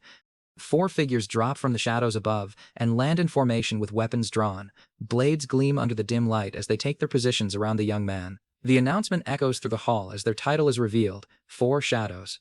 Our boy glances around at the newly arrived warriors and remarks with dry amusement that everyone in this place certainly has a flair for dramatic entrances. One of the 4 shadows responds coldly that he does not care about the stranger's purpose for being here, but since he hurts one of their own, then consequences are unavoidable. The warrior declares that the young man will not be able to leave this place unharmed. A slash of energy ripples through the air behind the threat. The young man sighs and asks if it is truly that difficult to understand what he is saying. He insists that it is a mistake and nothing more. He explains that he only strikes lightly because the other person tries to hit him first. His voice carries the exhaustion of someone who repeats the same truth so many times it loses all meaning. One of the 4 shadows sizes him up and mutters that the stranger looks like a skeleton. The observation drips with contempt as the warrior's eyes trace the young man's thin frame from head to toe. Another member of the Four Shadows lays out the terms. The compensation rules are straightforward. An eye for an eye and a tooth for a tooth. The ancient words ring through the hall with the gravity of law. The guy snorts and declares that it sounds like some kind of loan shark nonsense. Someone from behind barks at him to stop talking, but the young man ignores the warning entirely. The warrior clarifies that they are simply going to carve a bit of flesh from his face and call it even. The casualness of the statement sits at odds with the violence it promises. Our boy tilts his head and apologizes in advance. He says he is sorry to ruin their plans. His tone suggests he is anything but apologetic. He finishes by noting that he does not really have any fat on his face to spare. He adds with a thin smile that he has not been able to eat properly in recent days. He says it as though the real tragedy here is his diet and not the blades pointed at his throat. A close-up of Naengmyung's eye fills the frame and her pupil constricts with barely contained rage. Veins pulse at her temple as her patience reaches its absolute limit. Her voice rips through the hall and she screams the order to kill him. The command bounces off every wall and reaches every ear without mercy. The Four Shadows explode into action. Blades swing through the air in overlapping arcs as they converge on the young man from every direction. Steel whistles and energy crackles, and the sound of impact echoes through the chamber. The young man moves through the chaos with fluid ease. He deflects a blade with his bare hand and asks calmly whether they truly want to kill him now. His voice cuts through the clash of steel without rising above a conversational tone. He mentions that he does warn them. He pauses mid-combat and observes aloud that the interest on their compensation grows rather quickly. He calls it scary, but the smirk tugging at the corner of his mouth says otherwise. The young man strikes. His hand shoots forward and connects with devastating precision against one of the Four Shadows. The warrior's face distorts under the force of the blow and his body crumples. The motion flows from the wind-up through the strike to the finish without a single wasted movement. Raw power channels into a single surgical point of contact. The remaining fighters freeze. One of them staggers backward with his eyes blown wide. A choked sound of disbelief escapes his throat as he stares at his fallen comrade. Bodies scatter through the air. Dark figures crash to the ground around the young man as he stands motionless at the center of the destruction. His voice cuts through the silence with a command that pins everyone in place. He tells them nobody move. Our boy stands alone in the wreckage with a blade resting loosely in his grip. A torrent of blue-violet energy erupts around him and spirals upward from his feet and cascades along his arms. The air trembles under the pressure and the ground cracks beneath his stance and debris rains down from the ceiling above. He declares in a voice as calm as still water that he does not really want to kill anyone yet, and that word "yet" lingers in the air long after the last echo fades. Dark figures tumble through the air and their limbs flail as they scatter in every direction. The remnants of the Four Shadows crash against walls and skid across the stone floor. Their weapons clatter somewhere in the dust behind them. Wei Yunho stands at the center of the devastation, and his posture is loose and unbothered. Bodies lie strewn around his feet, and he does not spare them a second glance. His voice drops low and he commands everyone to stay exactly where they are and not to move a single muscle. A blade rests loosely in our boy's grip, and a torrent of blue energy erupts around his body. It spirals upward from the ground in violent arcs and the force cascades along his arms and shoulders. The air itself trembles under the pressure and debris rains from the ceiling. Cracks spread across the stone beneath his feet. He declares in a calm tone that he does not really want to kill anyone yet. The Jaren sect branch leader and Naengmyung both freeze in place and their faces are drained of color. The branch leader stammers that the aura pouring off of Yunho is beyond anything he has ever felt. His words dissolve into a trembling whisper before they can fully form. The muscular senior figure of the Hao sect watches in silence with his jaw tight. He remembers about his master once telling him that if someone is willing to attack without hesitation and throw their body into it, and even lose a limb in the process, then fighting that person is not a matter of skill, it is a matter of survival. His thoughts churn and he admits to himself that he does not like the old man who teaches him that lesson. However, the old man never once speaks a word that proves false. He weighs Yunho's presence and concedes that this is not someone he can handle. Not here and not now. Her expression tightens as resolve settles across his features. She mutters that she needs to pull himself together. If she makes even a single wrong move, then this entire branch of the Hao sect might crumble into ruin. The stakes are enormous and she feels the pressure bearing down on him. Naengmyung steps forward and her composure is rebuilt from whatever is left after what Yunho does. She asks in a measured voice what exactly he wants. The young man answers without hesitation that he wants information. Naengmyung presses further and asks what kind of information he is looking for. Yunho reaches into his clothes and produces a set of papers. He explains that he already has the documents, and that he hopes she can fill in the empty sections that he cannot complete on his own. He holds them out and waits. Naengmyung receives the papers and her brow rises slightly. A flicker of surprise crosses her otherwise controlled expression. She flips through the contents and her eyes widen. She questions in disbelief whether this is really all he needs. One of her subordinates examines the documents from behind and explains that they bring a merchant's record that someone else is unable to complete due to missing access. Nanmyung scans the gaps and states that it is nothing particularly difficult and that she just needs some time. She asks whether our boy can wait. He nods and confirms that he can. Naengmyung tells him to give her roughly 30 minutes and then turns on her heel without waiting for a response. Two figures stand in the dim hallway behind her and watch the exchange from a distance. Naengmyung pauses mid-step and adds one more instruction. She remarks that as for the beggar sex branch leader, he should come see her. The branch leader lets out a strangled shriek of terror, and his body goes rigid as the weight of that summons lands squarely on his shoulders. The scene shifts to the outside. Yunho throws his head back and lets out a roaring laugh that fills the open air. The sound is triumphant and unrestrained and entirely too loud for someone fresh off a brush with death. The guy howls with glee as though he just pulls off the heist of the century. The branch leader limps beside Yunho and his face is swollen up badly. Someone nearby points at him and cackles that his face looks like a dumpling and asks whether Naengmyung beats him up. The young man snaps back and tells the person to shut up. The branch leader grumbles that he tries asking around and confirms that the Hao sect is no ordinary intelligence outfit. He questions whether Yunho truly thinks that woman looks like a mere regular member. One of his subordinates responds in surprise and asks if Naengmyung is the daughter of the Hao sect's leader. Another one chimes in that Naengmyung is not just the daughter but the future leader of the entire organization. She possesses skills ranging from martial arts to business connections and all manner of valuable resources. The branch leader's aura flares dark around him and his face twists with frustration. He roars, asking how anyone could possibly be a match for that woman. The rage and humiliation boil over in a single unbroken wave. Then the tension breaks as Naengmyung appears holding a sealed package. She announces that she finishes compiling the requested information. Our boy perks up immediately and blurts out a quick thanks. The gratitude tumbles out faster than his pride can catch it. Naengmyung pauses and adds that there is one more thing. She notes that the Hao sect does have its own set of rules. Yunho blinks and wonders what she means. The suspicion already creeps into his voice. Naengmyung states flatly that there are information fees. The young man flinches and asks how much. The color drains slightly from his face. Our boy responds without a shred of hesitation. 5 niang. Yunho's expression brightens instantly. He grins and declares that the price is cheap and then reaches into his pockets and produces a handful of coins. He holds them out with the enthusiasm of a man who just receives a discount on his favorite meal. Naengmyung narrows her gaze and corrects him. Silver niangs. The branch leader's jaw drops and he erupts, asking why it is so ridiculously expensive. His voice cracks with indignation. Ludena. A Hao sect member explains calmly that the information in question is actually quite high-quality intelligence and that the price reflects its rarity. Our boy exhales and mutters that there is nothing he can do about it. The branch leader asks where the guy is going now. Yunho glances back over his shoulder and asks what the branch leader thinks. He states plainly that he needs to go earn 5 silver niangs. The branch leader's eyes go wide with shock as the implication sinks in. The branch leader lunges forward and grabs Yunho by the collar. He screams that the young man cannot leave. He insists that he brings Yunho here for a reason and that walking away now would ruin everything. Our boy tilts his head and looks genuinely confused. He questions flatly what he is supposed to do about the situation.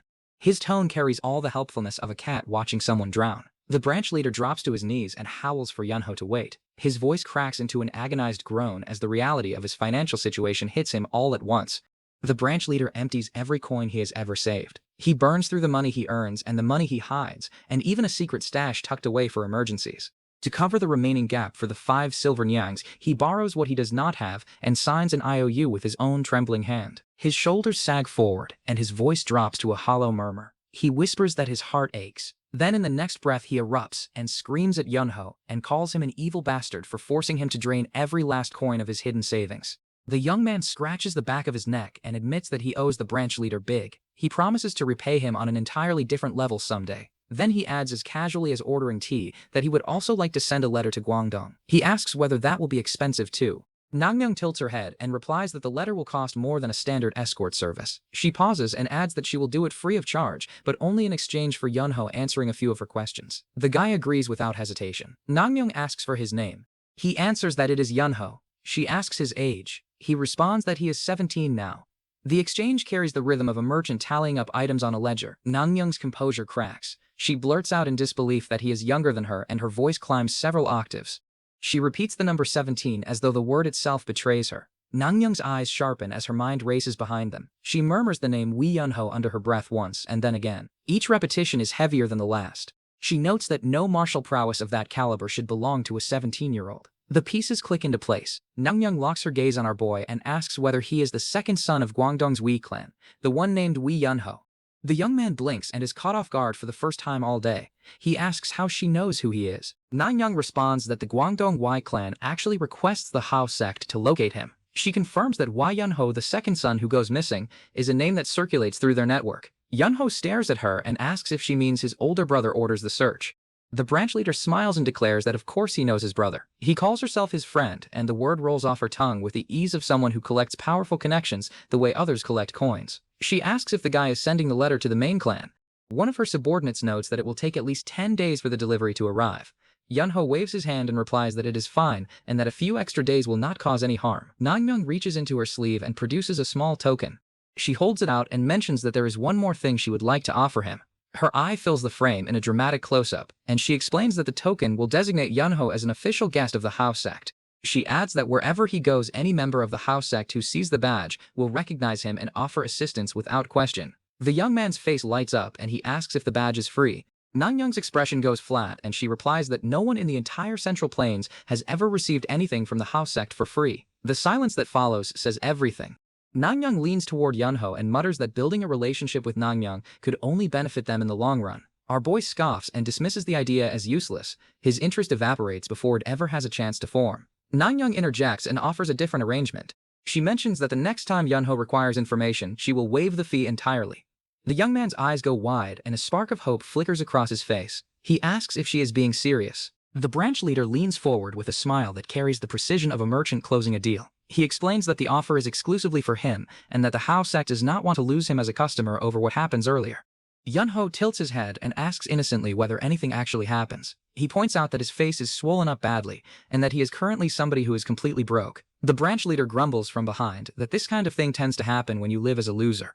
The guy whips around and shouts that he is not a loser. His voice rings across the open sky, and the outburst carries over the city gate and the bustling street below where the world carries on without caring. He trails off a moment later and mutters about his lost money. Then he composes himself and recites that money comes and goes as if it is a prayer he is trying very hard to believe. The branch leader trudges alongside Yunho and his expression is dark. He grumbles under his breath that he cannot even beat this man up for the trouble he causes. The frustration simmers behind every syllable. He turns to the young man and states that the information has been obtained and that there is no longer any reason for them to remain in contact. He asks pointedly if they can go their separate ways now.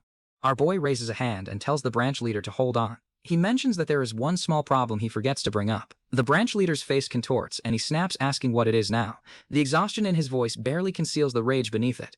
Yunho grins from ear to ear and his expression is brighter than it has any right to be. He announces with cheerful clarity that he does not have any money. The words hang in the air between them and only Yunho finds it funny. The branch leader's face darkens to a shade of crimson that borders on purple. He clenches his fists at his sides and curses at the top of his lungs. The word rips through the quiet street. Back at the Hao sect, Nanyoung stands beneath a hanging lantern, and her silhouette is framed against the fading light. She calls Gungmu's name. Gungmu appears instantly and addresses her as branch leader. Namyoung turns slightly and her profile catches the glow. She instructs Gungmu to send a letter directly to the sect headquarters. A close-up of Namyoung's crimson lips fills the frame as she dictates the message. She orders Gungmu to inform the sect that the second son of Guangdong's Wei clan who goes missing years ago has resurfaced. The view opens through a stone archway onto the grounds of the Great Hadram Institute at Songrim. Sunlight washes over the courtyard, and a lone figure sits on a wooden platform with his back straight and his gaze resting on the mountain scenery beyond the walls. A nameplate identifies him as third-grade scholar Mio Eokshin. His features are long and angular, and his beard is neatly trimmed. His posture carries the relaxed authority of a man accustomed to patience. The young woman appears at the edge of the platform and calls out to him as her father. Her voice is light and respectful. She informs Mio Eokshan that a guest arrives for him. A nameplate beside her reveals her name as Mio Yang. She adds that the visitor does not have any official business and simply appears at the gate today. Mio Eokshan raises an eyebrow as his daughter relays that the guest claims to have no schedule and only wants to play a game of Go with him. The request is unusual enough to draw a faint curl of interest to the corner of the scholar's lips. Mio Eokshan repeats the word Go with a flicker of genuine curiosity. The syllable hangs in the air between amusement and intrigue. His daughter leads the guest forward and announces his arrival. The visitor steps into view and his frame is lean and his clothing is plain but well kept. The guest bows slightly and expresses that he hopes he is not intruding on the scholar's day. Mio Eokshan waves the concern away and replies that it is never a burden to receive visitors. He mentions that he hears the guest wishes to play Go and asks whether that is correct. The guest nods and remarks with a thin smile that Go is the only kind of game he knows how to play. His tone is casual and almost humble, but something in the steadiness of his posture suggests the words carry more weight than they appear to. Myo Yeokhyun claps his hands together and agrees to the match. He declares that they should give it a go then. Myo Yeokhyun selects the white stones and offers for our boy to take the first move. Our boy nods and announces that he will begin. His fingers already reach toward the board. A hand descends toward the wooden surface and places the first stone with a clean, sharp sound. The click echoes across the quiet courtyard. Myo Yeokhyun studies the board as his thoughts drift inward. He figures he should not expect much from this stranger. The guest looks like the type who wanders in hoping to charm his way into a free meal. He resolves to play along for a game and then send the man on his way. Moi Oichon sits across from him in silence, and his robes pool around him.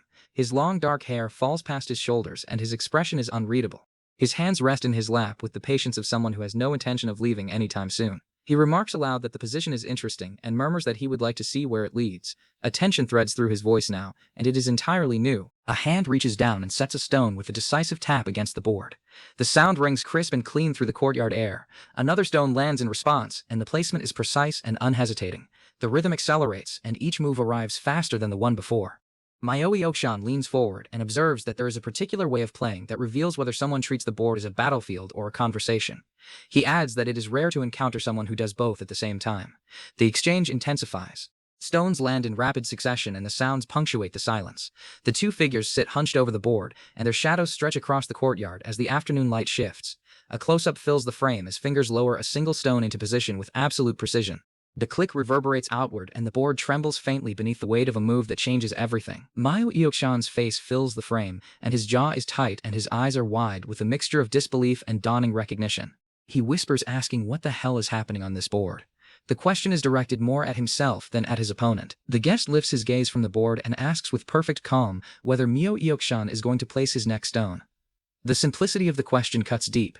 In that instant, the scholar understands that the man sitting across from him is not merely skilled, he is a war demon. The camera holds on a go board in mid-game. Black and white stones sit in clusters across the wooden grid, and their positions are locked in a battle that speaks louder than words. The arrangement is aggressive and unorthodox, and each stone is placed with intent rather than caution. A bearded man stares down at the board with tears glistening on his cheeks. His lips part, and he murmurs that it is amazing. His voice is barely above a whisper. The scene plunges into darkness. Go stones scatter downward and tumble through a torrent of swirling water and raw energy that cascades from the board into an abyss below. At the base of this churning storm stands a lone figure cloaked in blue and silhouetted against the void, while a pair of massive crimson eyes burn behind him. The host narrates in awe that this playstyle is aggressive and relentless, and that the player attacks boldly even when a fight is not necessary.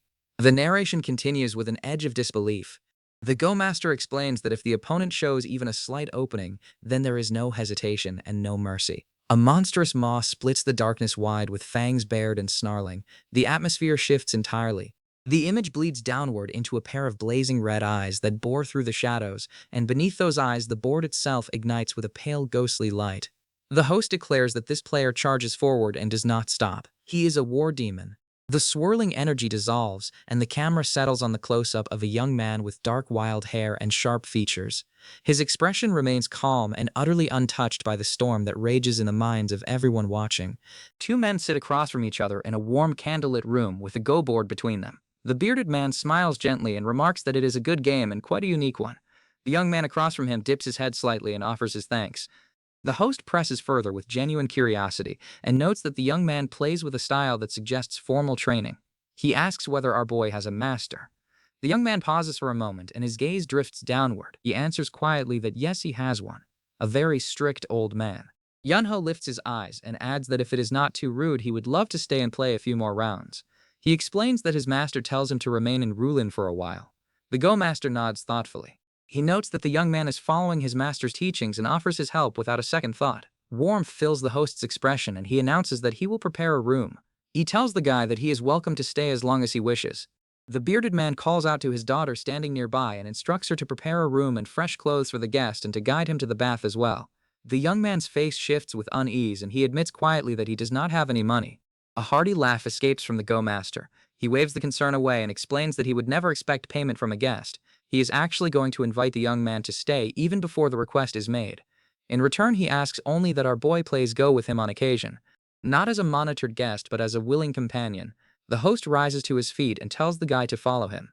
A woman in green robes walks alongside them through a corridor and beckons the guest forward. She tells him to come with her. The path opens to an outdoor bathing area where steam curls lazily off the surface of a large stone pool. Warm light filters through the mist and makes the water glow a soft jade green. Yunho sinks into the hot water with a long drawn-out exhale. His shoulders drop and his muscles loosen, and a look of pure bliss washes over his face. He sighs that this is nice. His expression shifts to something more reflective.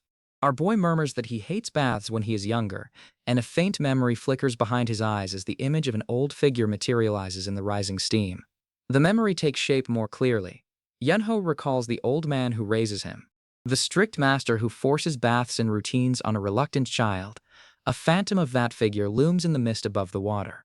The young man leans back against the stone edge and closes his eyes. He mutters under his breath that he is already going to be free from now on, and that all of this discomfort he endures is that damned old man's fault. A faint, bitter grin tugs at the corner of his mouth. A girl with crimson-red hair and a sharp expression standing outside the bath area. She folds her arms and mutters that she does not get it at all. Hyunji's brow furrows deeper, and she demands to know why her father accepts someone like this stranger as a guest in their home. His foot slams against the ground with a decisive stomp. Frustration radiates off his entire frame as he marches forward. He's walking out of the bathroom. A blood-curdling scream rips through the air. Hyunji shrieks at the top of her lungs and her entire body recoils backward in shock. Yunho blinks at her from the bath and is utterly unfazed. Someone nearby explains that Hyunji thinks he is a ghost. Hyunji slaps her hands over her eyes and yells at him to please cover up. Her face burns crimson to match her hair. Our boy tilts his head to the side with mild confusion. He responds with a quiet well, as if the entire situation is barely worth the energy of a full sentence. Yunho drapes a cloth loosely over one shoulder and steam still rises from his skin. He glances at Hyunji and asks flatly whether that is good enough. His tone suggests he could not care less either way. Hyunji peeks through her fingers and her eyes are wide and her jaw is hanging open. She stammers out the question of who he is. Her voice cracks between shock and indignation. The girl whips around and sprints toward her father. She calls out to him with urgency and yells for him to come quickly. She skids to a halt in front of the bearded man and pleads with him to say something to that person. Her finger jabs back in the direction she comes from. Unji's father raises an eyebrow and asks calmly who she is talking about. Unji fires back without missing a beat and declares that she means the new guy. Unji plants herself in front of her father and launches into a tirade. She insists that the guest does not leave his room at all and that he sleeps the entire day whenever he is not eating. She adds bitterly that this is exactly what the guy does for the entire week since he arrives. Unji's father stands beneath a maple tree and his expression is serene and unhurried. He admits with a faint smile that he forgets to ask the guest his name. Unji storms up beside him with her fists clenched at her sides. She reminds her father that he always preaches that sloth is a sin and that a person should always keep himself busy. Her voice climbs higher and she demands to know why he is not saying a single word about the new guest being lazy. She adds that guest, or not the man, is ruining the entire atmosphere of their home. The Go-Master does not turn to face his daughter. Instead, his gaze drifts toward the distance, and he speaks in a tone that is slow and deliberate. He tells Hyunji that he likes Go and that a person can learn a great deal about their opponent simply by playing with them. He explains that Go reveals expressions and personalities that conversation never could. An impatient person cannot play patiently no matter how hard they try. Those who care only about winning will never learn to enjoy the deeper beauty of the game. As he speaks, his hand reaches toward an imaginary board and places a white stone with quiet precision. The perspective inverts. A hand places a black stone in response, and below that hand the young man's face appears upside down against a dark backdrop. His hair hangs loose and his expression is unreadable. Hyunji's father continues and explains that this guest's playstyle is relaxed and rough at the same time. He says he never encounters anything like it in all his years. He declares with certainty that this young man is definitely not a lazy person. The host's voice drops lower and takes on a weight that silences the garden. He states that he assumes the young man lives a very rough life, and that if he is choosing to rest now, then there is a reason buried beneath that choice. He suggests that if the guest truly seems lazy, then perhaps it is wise to look at what kind of rest a person needs after surviving what he survives. The Go-Master lifts his gaze to the sky and delivers his final point.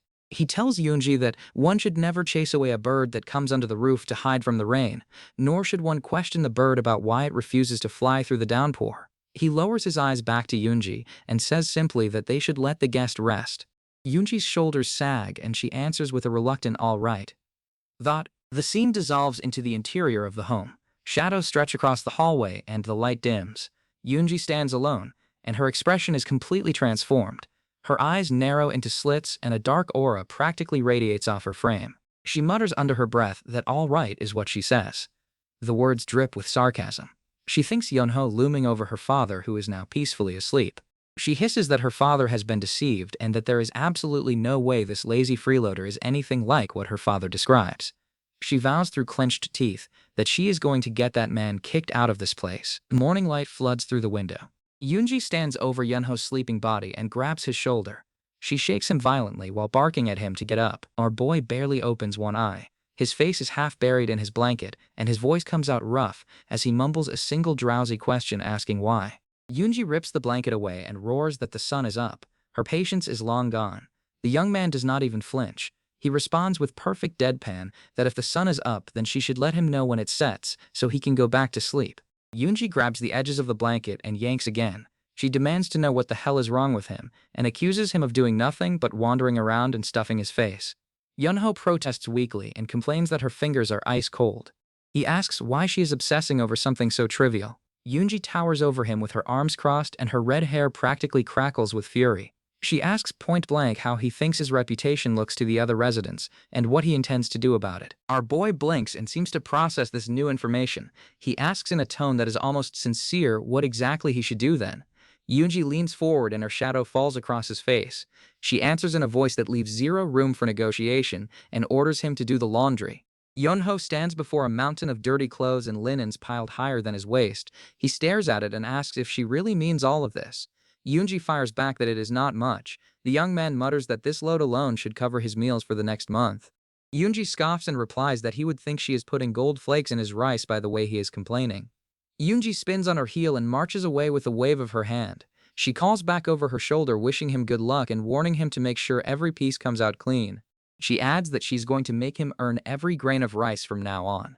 The girl whips back around with a burst of fiery energy swirling behind her. She points a finger directly at him and declares that he deserves this. Her voice rings with vindication. Yoonji folds her arms and smirks with smug confidence. She announces that there is no way the guy will be able to finish all of that laundry by noon. Her tone practically dares him to prove her wrong. The screen flashes white. 2 hours pass. Yoonji stands frozen in the courtyard and her mouth hangs open and her eyes stretch wide. She stammers in disbelief and asks how he manages to finish it all.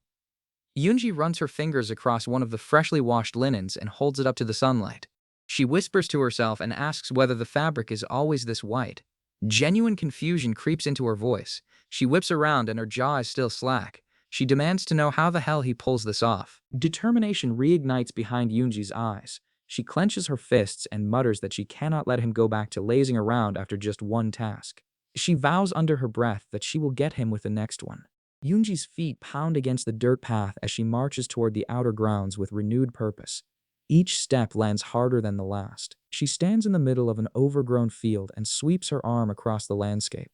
She tells Yunho that she wants all of this cleared and cleaned and maintained. She gives him a generous deadline of 1 full week. Then she turns to another resident nearby and whispers that she bets the freeloader will run away after a single day. Yoonji returns to inspect the work and her entire body locks in place. Her eyes bulge and a strangled noise escapes her throat. She stammers out a question asking what the hell just happens. She calculates out loud that the job should have taken 10 people at least 10 days to complete. The camera cuts to a spotless kitchen where every dish and bowl and pot gleams. Yoonji's voice cracks into a bewildered gasp. The camera shifts again to a perfectly manicured garden with every hedge trimmed and every stone raked into place. Yoonji stares at it and whispers a single broken question asking how this is possible. Yoonji grips her head with both hands and her red hair flies wild. She screams to the heavens demanding to know how one person can be this capable. The narrator notes calmly that this is how Yunho's life at Rulin begins. The scene changes. 2 figures sit in a dimly lit room. One of them explains with a grim expression that it is a mistake to take Yunho in and that his host never should have let that man through the front door. The listener reacts sharply and demands to know why. The speaker answers that Yunho brings disaster wherever he goes. He admits that it may not be intentional, but insists that wherever that man sets foot, then trouble follows. It is always like that. The speaker continues and explains that it is the same story at Rulin. He describes the Scholar Hall as a place that is quiet and peaceful for years, and then chaos sweeps over it the moment Wee Yunho shows up. The listener's face fills the frame and his eyes blaze with electric blue light. The question tears out of his throat and he demands to know what happens. An old man's weathered face emerges from the shadows. His expression is heavy with the weight of a story he wishes he does not have to tell. He declares that it all begins when he makes a single fateful decision. Wei Yunho sits across from a defeated opponent, and the Go board between them is littered with the aftermath of a brutal match. The loser exhales and wonders aloud how he loses so quickly. He confesses that he assumes this would just be an occasional friendly game. Others standing nearby mutter that our boy must be really good to draw such a crowd. One voice grumbles about being forced to come here just to write a letter. The young man leans back with a satisfied stretch and complains loudly that bringing people to the Scholar Hall just to play Go with him is cheating. The entire scheme offends his sense of fair play while simultaneously delighting him. A notice appears on the wall of the Scholar Hall. Elegant calligraphy spells out a proverb declaring that a stone that stays stagnant rots and that a laid table waits for its owner. Below the proverb sits an open invitation for anyone who fancies a game of Go to visit at their convenience. The reaction is immediate and thunderous. A crowd gathers outside the hall, and their voices rise into a roar of excitement. Word spreads fast that a master of Go appears at the institute. Inside the hall, an opponent sits across from Yunho with his head bowed in defeat. He mutters through gritted teeth that it is his loss. The words taste bitter. The crowd outside erupts again and louder than before.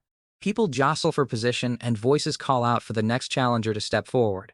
The chaos reaches its peak. The camera pulls wide to reveal the full scale of the uproar. The narrator announces that this pandemonium descends upon none other than the great Hanlim Institute. A Go stone slams onto the board with a crack that echoes through the hall. The impact sends a shockwave rippling across the wooden grid, and surrounding stones seem to tremble from the force of the placement alone. The move is violent and deliberate, and it cuts deep into enemy territory. A man in a tall official hat furrows his brow and lets out a low hum. His eyes are locked on the board and his fingers hover near his chin as he studies the position. He cannot look away from the stone that just lands. Murmurs ripple through the crowd of onlookers. One spectator asks what kind of move that is, and his voice is tight with disbelief. Another one calls it basically suicide. A third wonders aloud whether it is a mistake, but a fourth shakes his head and insists there is no way. Not from this player. Someone in the back mutters that maybe if the opponent is a regular civilian, then the move would make sense. He trails off before finishing the thought. The man in the hat narrows his eyes and stares directly at the board. His jaw tightens as the realization begins to settle. The title crashes across the frame in jagged, imposing strokes. The camera reveals the opponent in full, and it is Wee Yunho. He sits across the board with an aura that warps the air around him. The words "Genius of Hanlim" hang over his silhouette. The spectators huddle closer and their voices overlap. One of them reasons that our boy must have some kind of plan in mind. Another nods and agrees that it has to be a trap. He mutters to himself that he must resist the urge to fall for it. A third insists that Yunho is plotting something, and yet another points at the board and declares that it is about that one stone. It has to be. Silence falls. The man in the hat stares at the board for a long, agonizing moment and then lurches forward. His composure cracks wide open and he screams, asking why. The word tears out of him. The man grabs at the edges of the board and his knuckles go white. His entire body shakes and he demands to know why Yunho backs off there. He repeats the question over and over, and each repetition is more desperate than the last. The young man's expression does not change. He sits perfectly still and his posture is loose and his eyes are half-lidded. He watches his opponent unravel across from him with the calm of someone who already decides how this ends. Yunho tilts his head and explains flatly that he makes that move so he could lose. His tone carries no apology and no hesitation. He stretches one arm above his head and adds that he will be stuck playing Go forever if he does not find a way to lose. A Go stone sits between his fingers and he dangles it with the same indifference as his voice. Yunho presses his palm against his face and exhales through his fingers. The frustration radiates off him and he curses under his breath that this is ridiculous. Nearby, a faint groan escapes from someone slumped against a wall. The exhaustion of endless matches is finally catching up. The guy shuffles through the courtyard with his shoulders hunched and his feet dragging. He mutters to himself that he keeps making blunder moves on purpose so that he could lose, but that his strategy only ends up scaring his opponents away instead of giving them easy victories. He pauses mid-step and throws his head back with a groan. He complains that at this rate even more people are going to show up wanting to play. That is the exact opposite of what he wants. Yunho slumps against a wooden pillar and declares that he would rather do the laundry. His hand reaches for his lower back and he winces and moans about the pain. His body is protesting after hours of sitting cross-legged at the board. Just then, a sharp voice cuts through the hallway. The young man straightens and snaps back that he already says he does not want to. The words erupt with a sudden edge that catches even him off guard. The camera pulls back to reveal a figure standing in the corridor. A low, curious hum escapes his lips as he studies Yunho. The man steps into the light and asks with a smooth, deliberate voice whether Yunho truly does not want to marry him. His name appears beside him, and it is Nok Mokpong. The question lands not as a proposal but as an opening move. Calculated and patient, Unji stands with her arms crossed and her chin raised. She answers with 2 words, and each one is a wall. No, she states first, and then follows it with an emphatic, absolutely not. Her voice is steady enough to split stone. Nok Mokpong tilts his head and warns her that she is going to regret this decision. Yunji does not blink. She fires back without a breath of hesitation that she will not. Mokpong leans forward and tells Yunji to think it through one more time. He reminds her that he always gets what he wants and that he will never let go of something he desires. The words drip with a confidence that borders on threat, and each sentence tightens the space between them. Mokpong leans forward and tells Yunji to think it through one more time. He reminds her that he always gets what he wants and that he will never let go of something he desires. The words drip with a confidence that borders on threat, and each sentence tightens the space between them. Mokpong's tone shifts from persuasion to warning. He explains that right now he is merely offering, but if she keeps refusing, then the next time will not come as an offer. He asks whether she is certain it is all right for the Great Hanlim Institute to fall because of her stubbornness. Yunji squares her shoulders and roars that he can do as he wishes. She declares without a shred of doubt that the Great Hanlim Institute will not fall that easily. Her red hair practically ignites with defiance. Yunji pauses. The faintest flicker passes across his features before she smooths it away and says simply that she will take his leave then. Yunji turns and walks away. Her figure retreats down the corridor and her robes sweep behind him. The silence he leaves in her wake feels heavier than anything she says. A violent jolt rips through the scene. Mokpong whips around and seizes Yunji by the wrist and yanks her toward him. Yunji shrieks at the top of her lungs and screams for him to let her go. Her voice tears through the hall. Mokpong pulls her closer and speaks in a voice that sheds every trace of politeness. He warns her that it is in her best interest not to anger him. The words land cold and precise. His grip tightens. He asks whether she truly believes she can continue to act so bold. He asks whether she still feels safe even if he decides to take her right here and right now.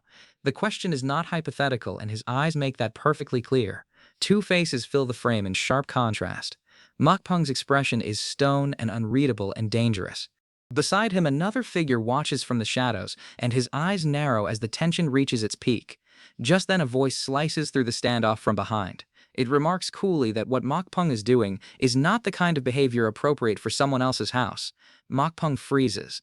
His pupils shrink and a jolt of shock snaps across his features as he processes the interruption. Wee Yunho stands in the doorway with one hand resting lazily against the frame. He surveys the scene with the detached curiosity of someone who wanders into the wrong room and decides to stay anyway. Mokpong releases Yunji's wrist and whips toward the intruder. His voice cracks with fury as he snarls a single word. Yunji recovers first. She spins toward Yunho and demands to know whether he already finishes the laundry and firewood. Her voice still shakes, but she instinctively reaches for normalcy. Our boy blinks at her and responds that he is playing Go this entire time. He asks what on earth she is talking about, and the confusion on his face is entirely genuine. Yunho's gaze drifts to something at Mokpong's side. Without asking permission, he reaches forward and announces that he is going to borrow this. His fingers close around the handle of a decorative blade tucked into Mokpong's belt. The camera drops to a tight close-up of a crimson ribbon spiraling through the air. It drifts downward in slow motion, and it is cut clean from wherever it is attached. It twists and curls against the blurred background. Mokpong breaks the silence and accuses Yunho of eavesdropping. He asks whether the guy thinks it is acceptable to listen in on private conversations. Our boy shrugs and apologizes and admits that he does not really know much about manners. Then he adds without missing a beat that Mokpong is hardly the right person to lecture anyone on etiquette. Mokpong's jaw tightens and the young man presses further. He asks whether people who truly care about manners usually behave the way Mokpong just does. Mokpong's eyes travel up and down Yunho's frame, and he reassesses him entirely. He states that Yunho must be the genius of Hanlim. Yunho dips his head in mock gratitude and thanks Mokpong for recognizing him. In the same breath he adds that he has absolutely no idea who Mokpong is. The words come with a smile that carries zero warmth. Mokpong opens his mouth to introduce himself, but the young man cuts him off before the first syllable lands. He waves a dismissive hand and announces that it is all right and that he really does not care. Something dark floods across Mokpong's face. His features contort, and a violent energy erupts behind his eyes as the humiliation hits him. His hand twitches toward his side, and every muscle coils with barely restrained fury. Mokpong grinds the title between his teeth, the genius of Hanlim. He spits that Yunho should have just continued playing Go instead of sticking his nose where it does not belong. His voice drips with venom. Our boy does not retreat an inch. He tilts his head and remarks that it is a shame because getting in people's way happens to be something he excels at. He gestures vaguely at the current situation and notes that right now is a perfect example. Mokpong's entire body trembles. His face flushes dark crimson, and the last thread of composure snaps. He roars at Yunho, and the fury in his voice is enough to rattle the walls. A newcomer pokes his head through the doorway and asks who this sleeping figure is. Yunho cracks one eye open and mumbles a greeting. He asks whether the visitor is here for Go as well. Then he rolls over and requests they play tomorrow instead. The visitor agrees without protest. Mokpong's fake of I newcomer otam. Mokpong watches the exchange from the corridor and his lip curls with barely contained disgust. He clicks his tongue and announces that he will leave. Mokpong pauses at the threshold and turns back. His voice drops into something colder and something final. He warns Eunji not to forget his words and that if she does not come running into his arms within 3 days, then there will be consequences. The guy straightens to his full height and declares that when those 3 days pass, he is going to do things his way. The promise does not sound like a threat anymore. It sounds like a sentence. Eunji stands rigid in the hallway, and her lips are pressed into a thin line. She says nothing. The silence around her is thick, and her eyes carry the weight of someone who knows exactly how serious the man walking away truly is. The tension drains from the room. The young man sits up slowly and asks who that is. His tone is light but not careless. Eunji exhales and lets out a long, exhausted sigh that seems to drain the last of her energy. She explains that the visitor is a man called Nok Mokpong. He is the adopted son of a chief eunuch attendant who wields enormous influence across the region. Our boy glances at Eunji and asks what Mokpong is saying to her. Yoonji's gaze drops to the floor, and she answers flatly that Mokpong wants to marry her. She adds that she refuses him every single time, but that his persistence is maddening. The bearded man raises an eyebrow and asks whether Mokpong is not acceptable. He notes that the guy comes from a respectable family and that his accomplishments are outstanding. Yoonji's eyes flash with fury, and she demands to know if the man wants to die. Yoonji's voice hardens into something brittle and sharp. She insists that Mokpong is not pursuing her because he has any genuine feelings for her. Her gaze sinks lower, and the fire in her eyes dims to something colder. She states plainly that Mokpong just wants to use her. Yoonji folds her arms and explains that Yunho might not be aware, but her family holds tremendous influence in Rulin. She adds that people often describe her father as a leading candidate for a position in government. She continues and reveals the reason her father chooses to live a quiet life despite his reputation. She clarifies that it is not simply because he has no interest in civil service. She pauses to let the words settle before correcting any assumption. The young man ventures a guess and suggests it must be because of Go. Yoonji cuts him off with a sharp and immediate no. Her voice slices through his theory before it can even finish forming. Her voice takes on a fierce protective edge. She declares that the Great Hanlim Institute is not just some ordinary establishment. She explains that unlike other organizations, the institute operates independently and is unaffiliated with any faction or political body. This autonomy makes it nearly impossible for outside forces to bring it under their control. But it also paints a target on the Institute's back for those who understand what true independence means in a world built on alliances. Yoonji lays out the political reality with precision. She explains that the eunuchs maintain their grip on power precisely because the scattered forces of Rulin never unite against them. She adds that if her father ever decides to rally those forces under a single banner, then the eunuchs would face a threat unlike anything they encountered before. Our boy processes her words and asks the obvious question. He asks whether that means the eunuchs would be in danger. Yoonji nods once and answers with a single word, yes. She presses on. She reveals that this is why Mokpong grows so desperate to prevent her father from entering civil service. She explains that recently Mokpong discovers a new strategy, a way to neutralize the threat of Rulin without having to fight it directly. Yoonji's voice drops as she arrives at the heart of the scheme. She explains that Mokpong's plan is to forge a close connection to a powerful figure within Rulin through marriage. The camera lingers on her face as she states the obvious conclusion. The marriage in question is between Mokpong and herself. The scene cuts to Mokpong's father sitting in a dimly lit room. His head is bowed and his voice carries the weight of remorse as he murmurs an apology to his daughter. Elsewhere, a messenger delivers urgent news and reports that an individual known as the Genius of Hanlim appears. This development may complicate the plan going forward. A figure materializes from the darkness and his silhouette is framed by a faint blue aura that bleeds from his outline. He repeats the title with open contempt, the Genius of Hanlim. He dismisses Yunho as a useless good-for-nothing who does nothing but play Go all day long. He's the head of eunuchs Nuki. Mokpong stands before this figure with his head slightly lowered. He counters that Yunho himself is not the problem. The real issue, he explains, is that people from across the nation flock to the institute just to challenge the genius at Go. He adds that the sheer volume of visitors creates too many watchful eyes, and that his own movements are now severely limited because of the attention. Mokpong confesses that any aggressive action against the institute at this point could backfire badly. The figure considers this for a moment, and a flicker of understanding crosses his shadowed features. He remarks that he can see now why Mokpong is so hesitant. Mokpong dips into a deep bow and his forehead nearly touches the floor. He offers his sincere apology.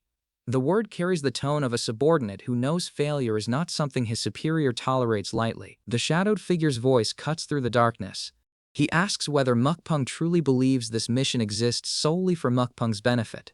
The question carries an edge sharp enough to draw blood. Mokpong's eyes widen.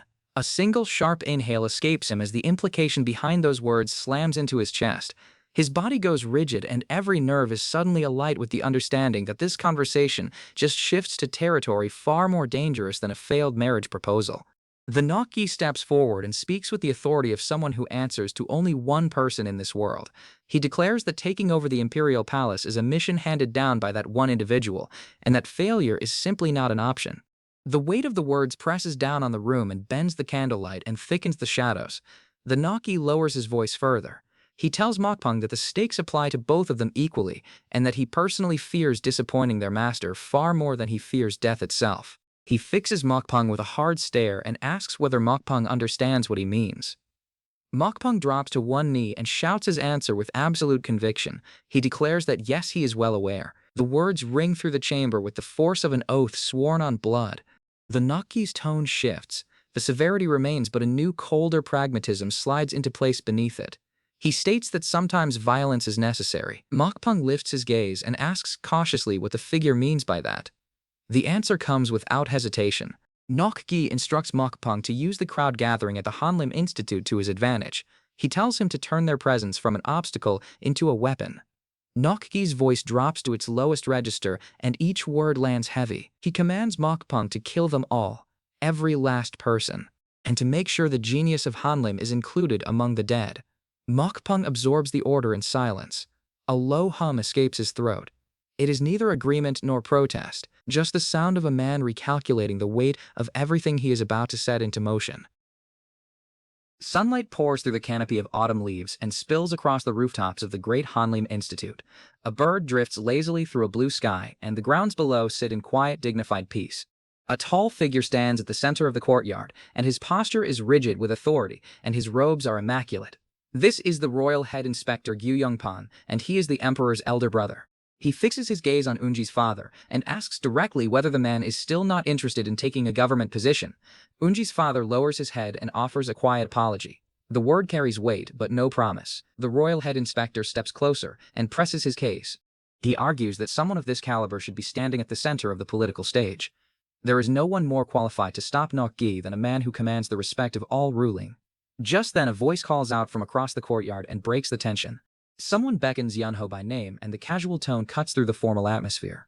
Yo Youngpan shifts the conversation to darker ground. He explains that the movements of certain factions grow suspicious as of late. His voice drops to a register reserved for matters of state. He elaborates that instability spreads through both the military ranks and the scholar officials. He declares that Nokgi is getting into their heads and corrupting loyalty and bending allegiances one by one. A close-up fills the frame. The face of a weathered man emerges from the shadows, and his expression is tight with something caught between resolve and reluctance. Yunji's father finally speaks. He asks whether the inspector truly expects a man who cannot even take care of his own children to lead a revolution. The question is aimed inward as much as outward. Gyuyangpan does not hesitate. He answers with a single unwavering yes. The syllable rings through the courtyard with the certainty of someone who already considers every objection and dismisses them all. The emperor's brother leans forward and lowers his voice. He asks what Yunji's father would say if he is told that Nokgi serves another master, someone hidden and someone far more dangerous than the eunuch himself. A crimson haze bleeds across the frame. The inspector explains that the political warfare among the eunuchs is beyond anything most people can imagine. It is a brutal and invisible battlefield where reputations are shattered and alliances dissolve overnight. He adds that despite having absolutely no foundation or backing, Nokgi somehow manages to claw his way past every obstacle in his path. He asks whether that does not strike anyone as deeply strange. The crimson deepens. Gyuyangpan reveals that those who dare to cross Nokgi lose their lives in convenient accidents, and those who avoid confrontation still die suddenly from mysterious illnesses. The pattern is too clean and too consistent. It is as though someone is quietly paving the road ahead of Nokgi and removing every obstacle before his foot can stumble on it. Unji's father stares at the ground and processes the weight of everything he just hears. He murmurs that it might just be coincidence, but the words lack conviction. The elder visitor shakes his head slowly. He admits that he thinks the same thing until recently. He reveals that after watching Nokgi's movements more closely, the suspicion crystallizes into near certainty. There is someone helping him from behind the scenes, and that someone is powerful enough to operate without leaving a trace. Gyuyangpan squares his shoulders and states plainly that this is why he needs Unji's father. He insists that the forces of Rulan must unite as one against this hidden threat, and that no single faction can face it alone. Unji's father pauses for a long moment. He replies that he will think about it a little more.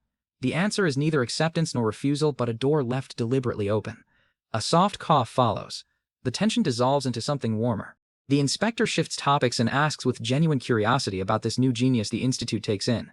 His tone is suddenly lighter and almost eager. Unji's father perks up at the question and his face brightens with an enthusiasm he cannot contain.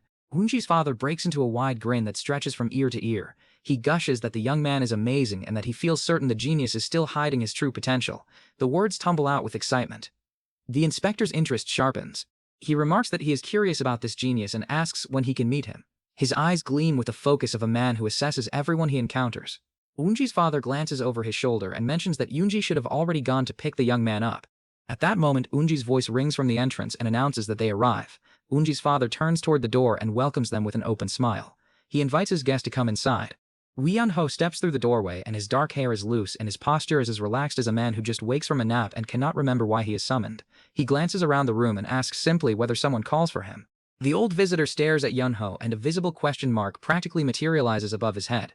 His brow creases as he studies the young man standing before him. He is clearly trying to match the legendary reputation with the disheveled reality. Yoonji's father clears his throat and apologizes for summoning our boy so early. He asks whether the young man sleeps well. Yeon-ho tilts his head and answers that he sleeps very well indeed. Then he adds with a dry edge that he would have slept even better if somebody does not pour ice-cold water on his face while he is unconscious.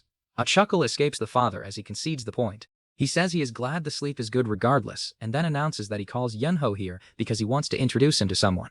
Gyuyangpan steps forward and offers a vague, deliberately unhelpful introduction. He tells the young man to think of him as nothing more than an old passerby. The go board sits between them, and the stones are already set. The inspector observes that there seems to be a deeper reason behind his visit, and asks what it is. Yoonji's father waves the question away and asks what other business the old man could possibly have. He simply wants to play Go. Yeon-ho's entire body goes rigid, his eyes snap wide, and two words erupt from his mouth with the force of a man who reaches his absolute limit. He declares that he cannot. The refusal rings through the room. The room erupts in protest. Multiple voices pile on top of each other. Someone gasps and asks what he means he cannot. Another insists that our boy is playing Go with every person who walks through the door, so why refuse now? The pleas border on desperation, and each one is more frantic than the last. The young man raises both palms and clarifies that he is not saying he will never play Go again. He explains that there are more pressing matters demanding his attention and that people are ignoring the rules and proper procedures. He points out that Yoonji's father should sort out his own household before inviting more opponents. The elder visitor lets out a warm, rolling laugh. He announces that he can resolve that particular problem with ease and offers to speak to the other visitors himself. He says he will ask them to be understanding about the schedule. Yeon-ho does not smile. He fixes the inspector with a level stare and replies that what the old man just describes is not really resolving anything. His voice is flat and unimpressed. The guy presses harder. He states that what the inspector is proposing is nothing more than coercion dressed in polite clothing. The inspector's expression shifts. He studies Yeon-ho with renewed interest and a flicker of something crosses his features. It might be surprise or perhaps respect. He notes that the young man seems to value a particular philosophy. He suggests that playing a match not because you are forced to, but because both sides genuinely agree carries a different weight entirely. He adds that people should come to the table because they want to, and not because someone above them removes the option of refusal. Our boy holds the inspector's gaze without flinching. He confirms that he values promises and rules. The declaration is simple and absolute. Off to the side, two onlookers exchange glances. One whispers that the way Yunho carries himself and his body flow and his composure under pressure is far more refined than anything they expect from a man known for sleeping until noon. One of the onlookers turns toward the inspector and asks whether there is anything that can be done about the situation. The inspector responds calmly that the young man simply needs to wait his turn. A groan of frustration escapes from somewhere in the room. Unji steps forward from behind her father. She addresses him directly and announces that she believes she can resolve this problem. Her voice carries a quiet confidence that draws every eye in the room toward her. Her father raises both eyebrows and asks whether she is serious. Yoonji nods once and answers with a firm yes. Behind her, two figures mutter to each other in low tones. One scoffs at the idea that Yunho cares about rules or promises and dismisses the notion entirely.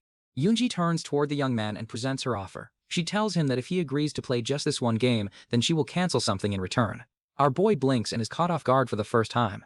He lets out a confused sound and asks what she means. Yoonji finishes her sentence. She declares that she will cancel all of the other Go games Yunho is scheduled to play for the rest of the day. Every single one of them wiped from the board in exchange for this single match. The young man's jaw drops. His eyes go wide and the word explodes from his lips. He demands to know if she is serious.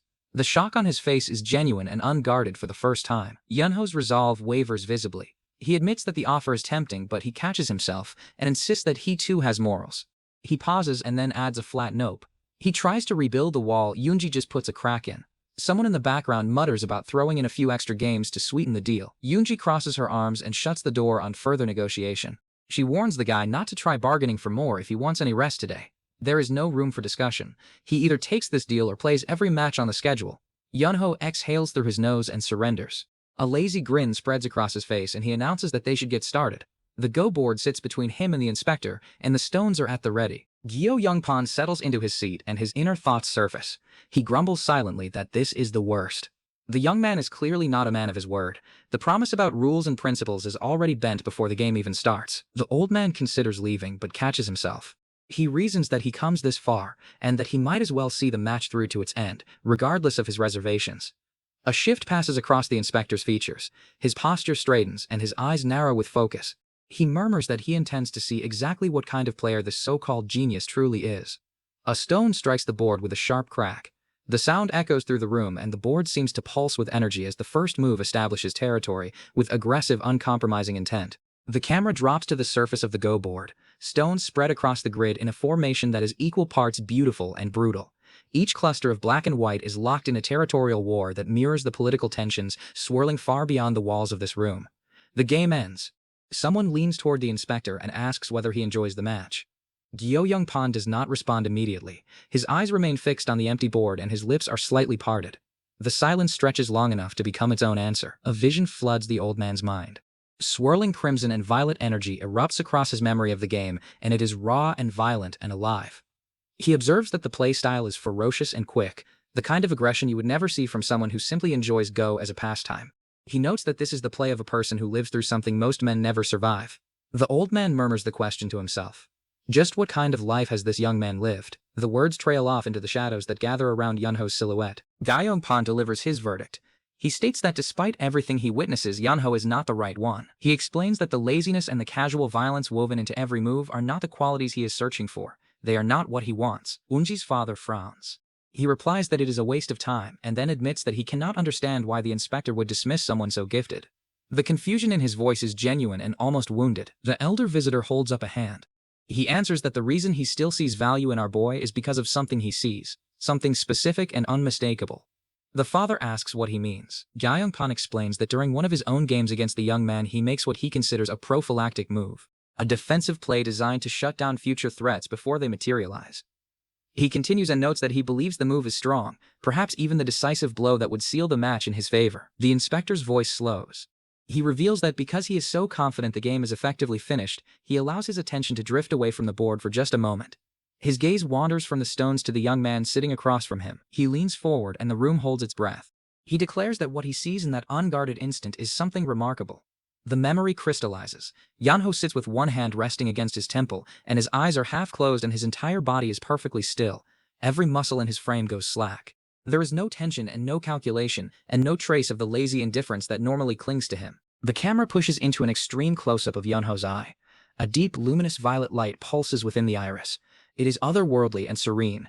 It is the glow of a mind that plunges far beneath the surface of ordinary thought and finds something in the depths that most people never touch. Gyo Youngpan's narration carries over the image.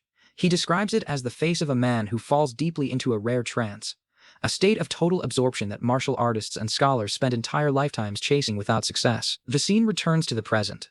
Two figures stand beneath a moonlit roof, and their silhouettes are framed by the night sky. One of them asks the inspector whether he is absolutely certain of what he sees. The old man answers without a shred of doubt. He states that he is sure. The two words carry the full weight of his decades of experience and observation. The questioner lets out a dismissive puff of air. The sound is sharp and brief, and it says more than a paragraph ever could. The questioner turns to leave and announces flatly that he has no intention of taking Yunho in regardless of what the inspector claims to witness. The inspector receives this with a measured calm and asks simply whether that is his final position. The departing figure pauses at the edge of the frame. He remarks that he wastes his time and then softens slightly and concedes that at least he gets to see the inspector, so the visit is not entirely without value. He mentions needing to leave early the next morning. The inspector asks whether he is truly that busy, and genuine concern laces the question. The figure replies that he already warns the inspector the atmosphere grows tense as of late. His voice hardens as the political reality reasserts itself over the brief warmth of the visit. The inspector nods slowly and answers that he understands. The questioner tilts his head upward and murmurs that it is a shame. The sentiment is genuine despite everything. A full moon hangs in the center of a flawless night sky. The figure gazes up at it and observes that the night is so perfect. His voice carries a softness that seems almost out of place against the darkness gathering at the edges of the frame. A masked figure materializes from the shadows below. Clad in dark armor with a visor concealing half his face, he announces in a clipped military tone that the preparations are complete. A deep voice from above responds with a single word. "All right," and the calm of the moonlit night fractures. The figure steps forward into the pale blue glow of the moon. Dark energy radiates from his frame and curls around his silhouette. The command is about to come. An old man leans back in his chair inside the institute, and his mouth stretches wide in a leisurely yawn. He is completely oblivious to the storm gathering beyond the walls. The order drops. The commanding figure instructs his forces to get it done quickly. A chorus of voices erupts from the darkness in response, and they shout their acknowledgement with the unified bark of soldiers who rehearse this moment. Shadows explode into motion. Dark-clad figures launch themselves over the institute walls, and their bodies cut through the night air. Blue energy crackles around their weapons as they descend on the compound from every direction, silent and lethal and coordinated with terrifying precision. Inside the institute, the old man's yawn freezes on his face. His eyes snap open and a sound reaches his ears. Something sharp and something metallic, something that does not belong in a place of scholars and go-boards. He utters a single confused syllable, and behind him the gate of the institute shudders under the weight of an impact that rattles every beam in the building. The gate splinters inward with a deafening crash. Wood fragments scatter across the stone floor, and dust erupts into the candlelit hall. The assault on the Great Hanlim Institute begins. Chaos erupts in the courtyard. Bodies fly through the air as dark armored attackers carve through the institute's residents with brutal efficiency. Screams tear through the night, and agonized cries of pain layer over the crack of breaking wood and the ring of steel meeting flesh. The carnage unfolds in a long, unbroken cascade of violence. Figures tumble down stone steps with limbs tangled and blood catching the moonlight. One attacker drives a knee into a fallen scholar's back, while another sends a body crashing through a paper screen. The sounds pile on top of each other, and thuds and shrieks and the wet snap of something giving way fill the courtyard until it becomes an orchestra of devastation. A face emerges from the carnage and is half lit by flickering torchlight. Nok Pung gazes down at the wreckage with an expression that sits somewhere between satisfaction and contempt. He declares that this is exactly why they should have listened to him while he is still being nice. Mok Pung throws his arm forward and roars the command to get them all. His voice tears across the compound, and the dark-armored soldiers surge deeper into the institute. Their shadows swallow every corridor and every room. Mokpung stands above the institute, and the burning compound is reflected in his eyes. He announces with cold finality that tonight the Great Hanlim Institute will become a prison that not even a rat can escape. Deep inside the institute, and far from the fires and the screaming, Yanho lies on his back with his eyes closed. A faint groan escapes his lips and his body shifts beneath the blanket. The sounds of destruction creep closer through the walls, and they are muffled but undeniable. Somewhere in the space between sleep and waking, a storm is about to drag our boy to his feet. Steel flashes through the darkness. Dark armored attackers tear through the courtyard of the Great Hanlim Institute, and their blades carve arcs of pale blue light as bodies crumple and scatter across the stone steps. Screams layer on top of each other, and sharp cries of pain mix with the wet thud of impact and the crack of wood splintering under the weight of fallen men. The carnage stretches deeper into the compound.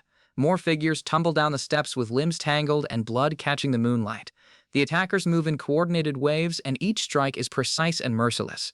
They leave no corner unswept and no resident untouched. Mok Pong's face emerges from the shadows and is half lit by torchlight.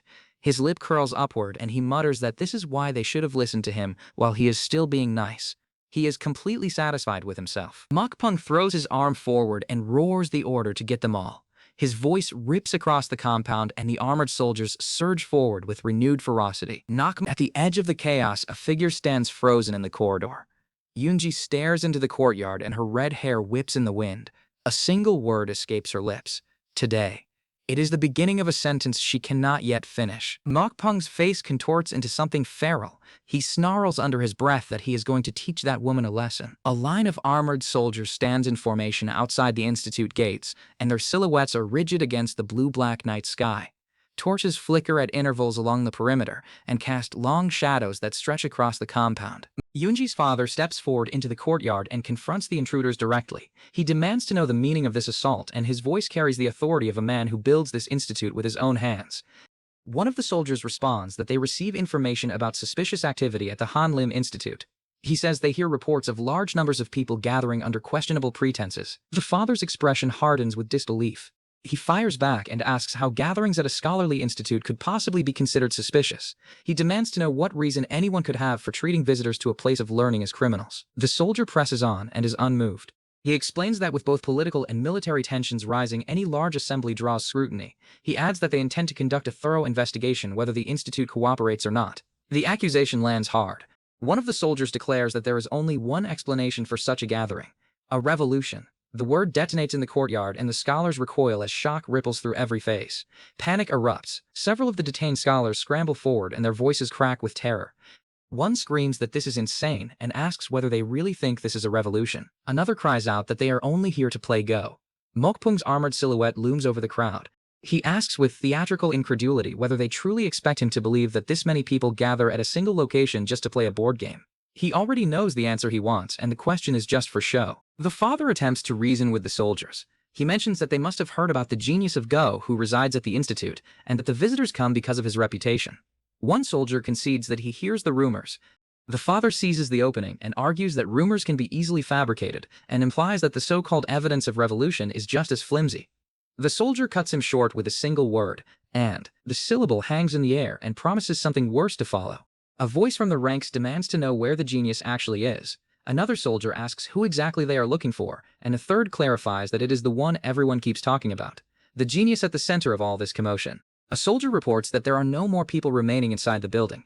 Every room is searched and every corner is swept. The genius is nowhere to be found. Mok Pong lets out a low, thoughtful hum. His eyes narrow as he processes the information and turns the absence over in his mind. One of Mok Pong's men speculates that the genius must have fled before the assault begins. He notes that it would have been impossible to slip past the perimeter after they arrive. He calls the escapee a lucky bastard, and the grudging respect in his voice is barely concealed beneath the frustration. Mok Pong straightens and announces that everyone will be freed if they are found to be innocent. He adds that his men will conduct a formal investigation and apologize if no evidence of wrongdoing is uncovered. The promise sounds generous on the surface, but there is steel underneath. Just then, a shout pierces the courtyard. One of the soldiers rushes forward holding a bundle of documents and declares that he finds it, an agreement bearing the names of the people who are planning the revolution.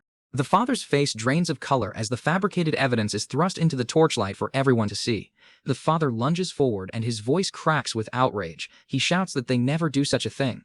No one in the institute ever discusses or plans anything resembling a revolution. A soldier steps between them and holds the documents high. He snaps that the proof is right in front of them and that it is undeniable and signed. Behind him, one of the detained scholars whispers with dawning horror that Mok Pong comes here to frame them from the very beginning. Another voice joins in and trembles as it declares that they all are had. Voices cascade over each other as the detained scholars plead their innocence. One insists it is not them. Another screams that he is innocent. A third stammers that he has no idea and that he comes to the institute with no knowledge of any illicit activities. His words tumble out faster than his mouth can form them. The pleas dissolve into a wall of noise. Every scholar in the courtyard is shouting now, and each one is fighting to be heard above the others. None of them are able to change a single thing about what is unfolding around them.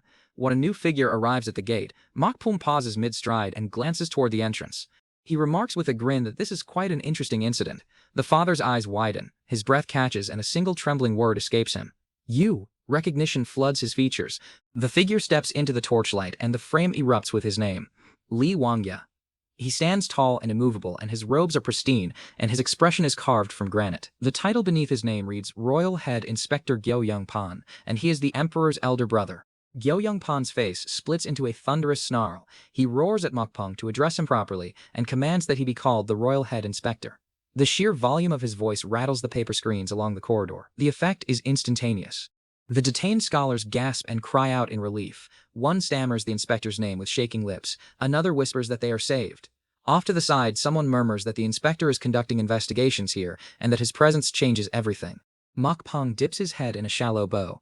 He insists that he would never have launched this operation if he knows the inspector is present. The excuse is completely flimsy, and everyone can tell. Gyo Pan waves a hand and replies that he is not the type to hold grudges. Then he adds in a tone that leaves zero room for negotiation that Mokpung should free everyone immediately.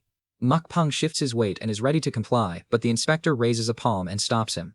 He announces that before any release he has one question he would like answered. Mokpung's eyes narrow, and he asks what the question is. The inspector's voice drops low. He asks Mokpung directly why he plans this revolution. The accusation flips the entire situation on its head in a single sentence. The blood drains from Mokpung's face. His jaw drops and his pupils shrink to pinpoints as the implication slams into him. He stammers in disbelief and asks whether the inspector truly thinks he would not know about Mokpung's involvement. Mokpung sputters and demands to know what the inspector is talking about. His voice climbs an octave with every syllable. The inspector paces slowly with his hands clasped behind his back. He explains that every revolution has a central figure pulling the strings, and that he initially assumes it is some minor rogue.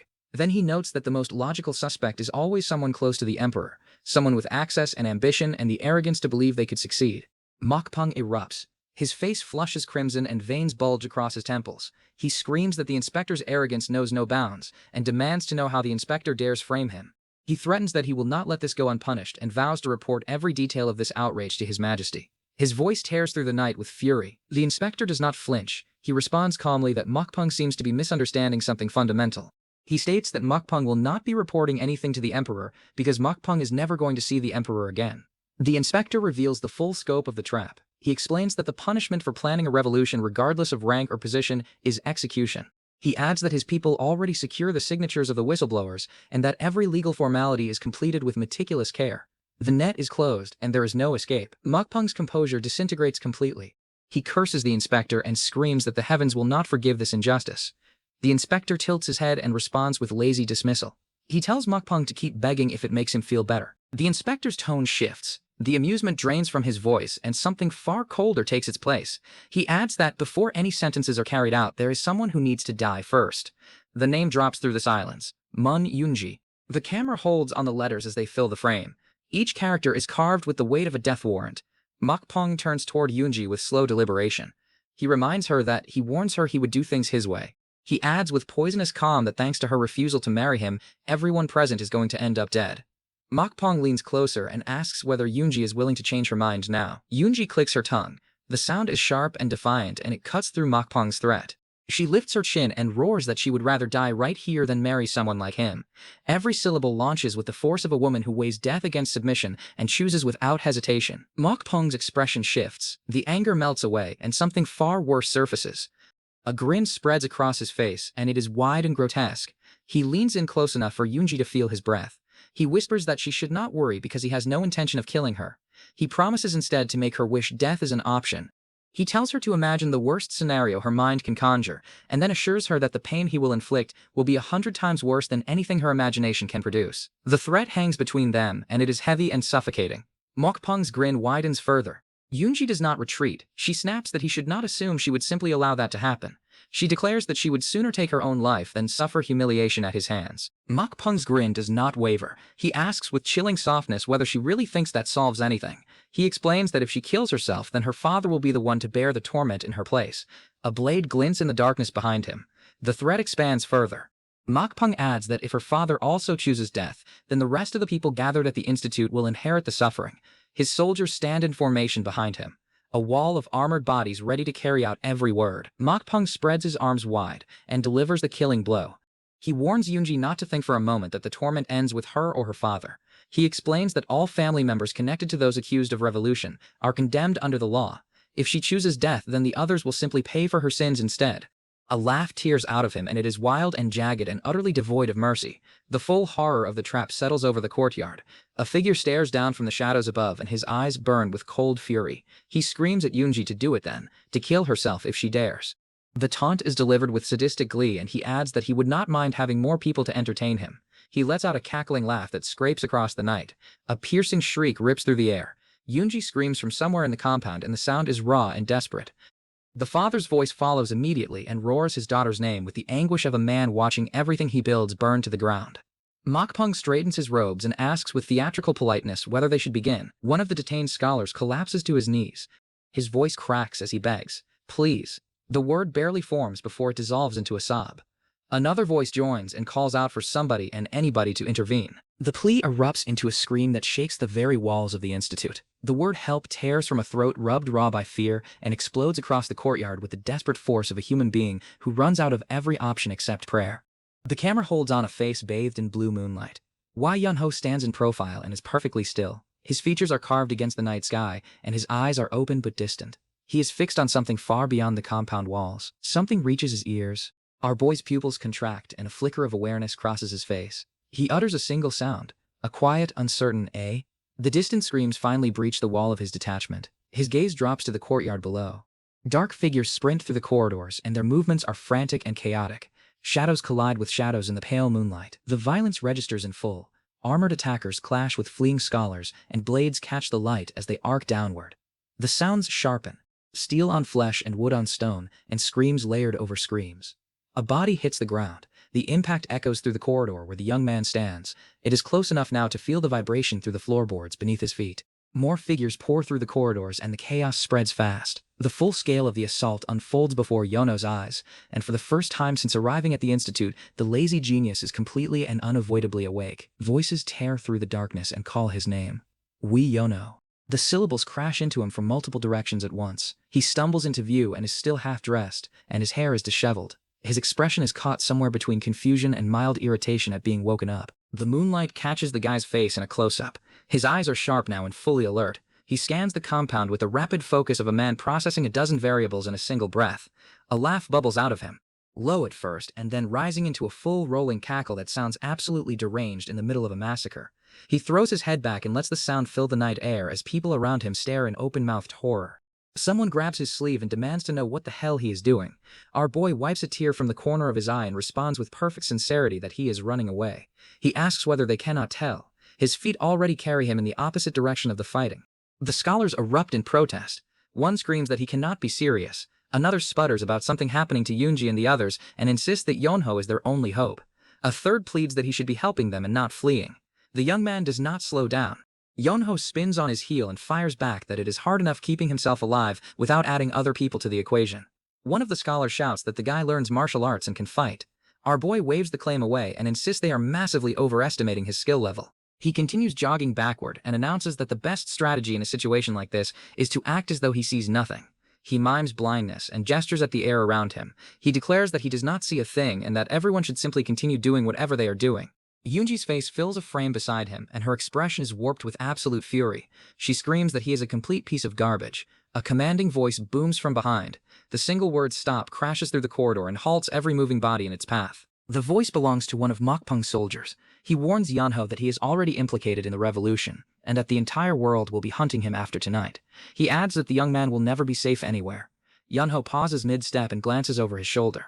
He starts to tell the soldier to cut the nonsense. His voice carries the tone of a man who genuinely does not have time for this.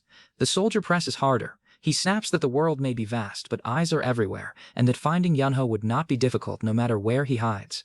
The guy shrugs and responds that they can look for him later. The dismissal is so casual it borders on performance art. Mokpung's patience evaporates. His face floods with crimson rage, and he roars the command to seize Yonho immediately. His soldiers bark their acknowledgement and launch themselves forward. Blue energy crackles around the soldiers' weapons as they close the distance. Their blades carve through the air in synchronized arcs, and each strike is aimed at a man who moments ago is doing nothing more offensive than yawning. Steel meets wood. An impact reverberates through the corridor as the first soldier's blade connects with something solid, and the shockwave sends dust cascading from the rafters above. The father's face fills the frame, and his eyes are blown wide with terror. He screams at the top of his lungs for Yunho to run. The command tears from his throat with the rawness of a man watching a death sentence be carried out in real time. The young man's face registers the shout. His expression shifts, not to fear and not to determination, but to something closer to bewildered annoyance. He is getting contradictory instructions from the same people within the span of 30 seconds. Dark armored figures descend on him from every direction. Our boy weaves between their strikes and calls back over his shoulder that just moments ago they are begging him to help and now they want him to flee. He asks with genuine exasperation what exactly he is supposed to do. A blade slashes through the space where his head is a heartbeat earlier. The impact tears through a wooden pillar behind him and splinters it in a burst of fragments and dust. Through the chaos, a calm voice murmurs from the shadows. An intruder, probably. The assessment is delivered with clinical detachment. A blinding column of azure light erupts from the corridor. The explosion of energy tears through the darkness with a force that sends armored soldiers flying backward. At the center of the blast stands Yunji with her arm extended and her red hair whipping wildly around her face. Her entire body radiates a power that nobody in this compound ever suspects she possesses. The light dims just enough to reveal the aftermath. Yunji stands amid the settling dust and her chest heaves and her eyes are locked forward with a focus that could cut diamond. She breathes a single word. Goodness. It sounds as though even she is surprised by what just erupts from her palms. The full moon hangs above the shattered courtyard and bathes the scene in silver. Yunji's silhouette stands framed against the lunar glow. She is small but undeniable, and her energy still crackles at the edges of her outline. Yunho stands a few paces away and watches her with an expression that is impossible to read. He tilts his head and remarks that she is quite a strange woman. The observation lands somewhere between admiration and genuine bewilderment at the girl who drags him out of bed every morning and just levels a squad of trained soldiers with a single blast. The heavyset master looms over the moonlit courtyard and his golden bracelets glint as flames coil around his outstretched hand. He spreads his thick fingers toward Yunho and purrs an invitation to come over to his side. He promises things the young man never even dares to imagine. He vows to hand Yunho the power to rule the entire world, along with wealth too immense to count. Our boy stands in profile and is utterly unbothered. His expression is flat. He muses aloud that anyone with even the faintest sliver of morals and ethics buried somewhere inside them would understand exactly what such an offer truly means. Moonanji watches from the side and her amber eyes are blown wide and her cheeks are flushed. The red ties in her hair tremble with her. She finishes the thought she so desperately wants Yunho to share. She insists that such a person would never once fall for sweet poisoned words like these. Her voice cracks as she calls his name in warning. The young man's head tips back and a slow shameless grin splits his face. His eyes roll pale with delight and faint sparkles scatter around him. He folds his hands together and cheerfully announces that he, however, absolutely will fall for it. Then he leans in and demands more details. Prince E snaps and his white hair bristles beneath his court hat. His weathered face twists with fury and he erupts at Yunho. He demands to know what on earth the guy thinks he is doing and whether power and wealth could possibly matter this much.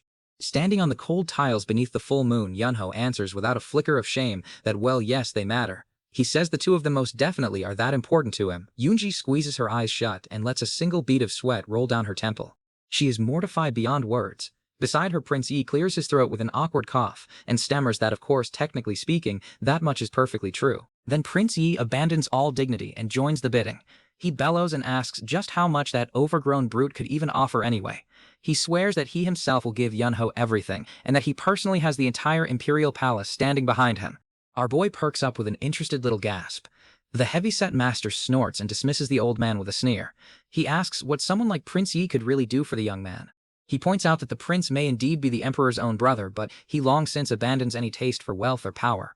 At the very best, he could only scrape together a minor official's post. The master spreads his arms wide, and the gold at his throat catches the moonlight. He declares that by contrast, his own father can grant Yunho every scrap of power and every coin of wealth he could ever dream of wanting. Prince Yi presses himself flat against the wall in open despair. His composure crumbles, and he frets that their side is clearly losing this contest right now. A frightened little squeak slips out of him while the guy looms nearby and weighs the offers. Yunho tilts his head and asks innocently about his master. Moon Yuhan pounces on the opening at once, and his bearded face lights with desperate hope. He begs to know what the man teaches him. He insists that helping an evil schemer with his plots is something entirely different from helping to expose those plots. He demands to know whether Yunho's master never bothers to teach him any morals at all. The young man considers this in profile and agrees that there is simply no way a master would ever teach his own disciple bad morals. The captured allies seize on the words with frantic optimism and assure one another that surely the man teaches him something that could help them claw their way out of this mess. Our boy opens his mouth and begins with the words that his master once says. The whole desperate group leans in as one and urges him with breathless eagerness to please go on. With perfect calm, Yenho finishes the lesson. He explains that his master teaches him to stick to whichever side will get him the most money. The entire group folds in on itself and collapses. Every last hope crashes to the floor at once. A ghostly blue apparition of Yenho's late master rises behind him. Long white hair and beard stream in unseen wind, and the spectral figure points one finger to the heavens. The young man mirrors the pose below with his finger raised. He solemnly recites that morals and acknowledgement carry no value whatsoever, because neither one will ever put food in his mouth. The truly correct thing to do is to take the money the moment it is offered, rather than waste effort trying to be kind. Moon Yuhan's bearded face sags in disbelief, and he sputters out a strangled curse. The heavy-set master, on the other hand, beams in agreement and praises the dead man's wisdom. He asks what morals and gratitude could possibly matter when his own father knows exactly how to treasure anyone who proves useful to him. The master draws himself up to his full towering height, and his robes billow and his arms are thrown open. He asks the crucial question at last, and wonders aloud what Yenho thinks, and whether he will agree to work for his father. The guy's whole face curdles in horror. The word lands on him hard, and he repeats it back with dread. He asks whether this means he would actually have to work. Yoonji bristles with a furious twitch, and she and Yenho scramble to salvage the deal. They insist in a rush that nobody would ever make him lift a finger, and that there would be only the finest food and endless rest, every hour of every single day. Our boy's eyes drift dreamily as he repeats the promise of all day every day. The master waves a generous hand and assures the young man that he does not have to work even a moment if he would rather not. The reward he promises will still be his regardless. Yunho's eyes shine, and he asks whether the man truly means it. Then he gushes that he is so impossibly generous. A real man among men. The two of them clasp hands and shake. The master roars with warm laughter and declares that his own generosity is nothing at all compared to Yunho's brilliance. Off to the side, Prince Yi and Moon Yuhan and Eunji stare at the cozy scene in slack-jawed stupor. The three of them silently mouth the same bewildered question about what in the world is even happening anymore. The guy leans in close and conspiratorial. He drops his voice and asks what exactly it is he would have to do. Then he breathes out a low, knowing little sound as he waits for the catch. The master's face splits into an enormous gleaming grin, and he delivers the price of admission. He asks ever so casually whether Yunho could kill every single one of these people first. The young man blinks at the rows of bound captives kneeling on the stone and asks very quietly for the man to repeat himself. The master explains it as though it is the most reasonable thing in the world. He states that it is only natural for those who commit treason to be sentenced to death. Our boy gestures helpfully toward the kneeling prisoners and confirms that this is indeed what the man just says. Inji's shoulders go rigid behind him. The captives erupt all at once. One of them chokes out a stunned demand to know what is happening, while another throws his head back and screams that Yunho is a damned bastard for going along with this. The heavy-set master presses the point and asks the prisoners why then they choose to commit treason in the first place. One of the bound men shouts back that there is no treason at all, and that the whole thing is being invented on the spot. Another one despairs that the planted book of signatures is conveniently discovered and turned against them. Yunho scratches his cheek and hedges with a sly, reluctant little laugh. He admits that it does feel like a bit much to actually kill them all. He confesses that he never once kills anyone in his entire life. The master shrugs his massive shoulders and extends one open palm. He tells the young man to simply move aside so he can handle it himself and orders someone to bring him a sword. Steel finds the master's grip and he turns toward the prisoners. His face is calm and his voice is cold. He admits that he dislikes dirtying his own hands, but insists there can be no hesitation whatsoever when it comes to carrying out a sentence. Prince Yi throws his head back and cries out in anguish. His white beard shakes and he demands to know how anyone could do something so utterly disloyal to the nation itself. The young man stands with his back to the carnage and his dark hair hides his eyes. The master coldly twists the meaning of it all and proclaims that everything he is doing right now is in truth an act of pure loyalty to the country. Moon Yuhan grits his teeth until they shine. He blurts a desperate apology to Yoonji and then whips around to beg the master to stop. He pleads with him to remember that he is surely a learned and reasonable man. The master ignores every word and hoists the blade high. Blue light flares along its edge, and he begins to declare what he is about to do. Yoonji's eyes flood with tears and she screams out for her father in raw terror. In a single breath, our boy is simply there. He flips through the air upside down with blue energy streaking off his frame. He announces almost lazily that he thinks that is quite enough now as he intercepts the descending sword mid-swing. The master's confident face shatters into pure disbelief. Sweat springs across his brow and he gasps to himself in confusion. He cannot understand how this lazy fool could possibly be this strong. Yunho hangs there with the gleaming blade pinched effortlessly between two fingers. A crooked grin sits on his lips and he asks whether the man already forgets what the two of them are just discussing. Then he answers his own question and says that of course he does not forget, but that he simply has more than enough of playing along. He spreads both arms wide in the moonlight and his grin sharpens into something genuinely dangerous. He poses a question of his own and asks whether the master has any idea what it actually takes to live a truly lazy life. The guy's face fills the frame and he is calm and almost philosophical.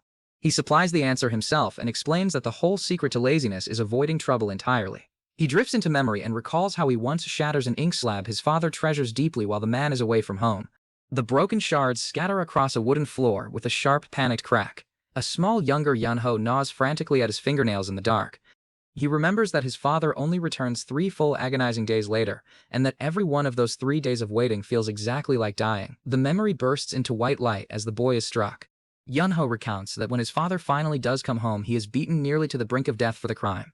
Then he adds almost cheerfully that he feels enormously better once it is all over. Prince Yi and Yoonji sit side by side and absorb this confession with matching deadpan stares. Both of them slowly nod as they mutter in flat agreement that his father really should have just finished the job and killed him back then. The master's patience finally frays. His bejeweled profile hardens and he snaps a demand to know what in the world the young man is even rambling about. Golden words of his master's teaching shimmer in the air around Yunho as he continues. He recites that he must also never forget what others do for him.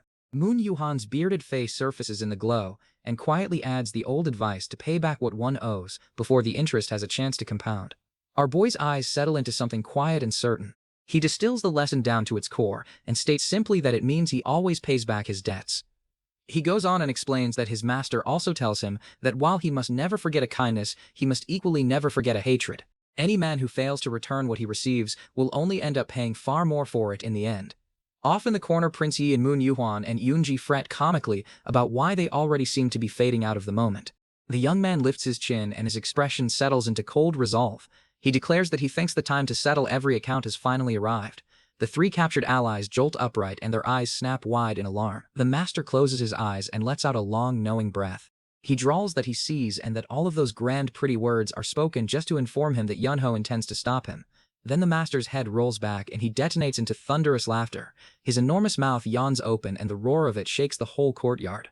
Slowly his shoulders settle and the laughter fades.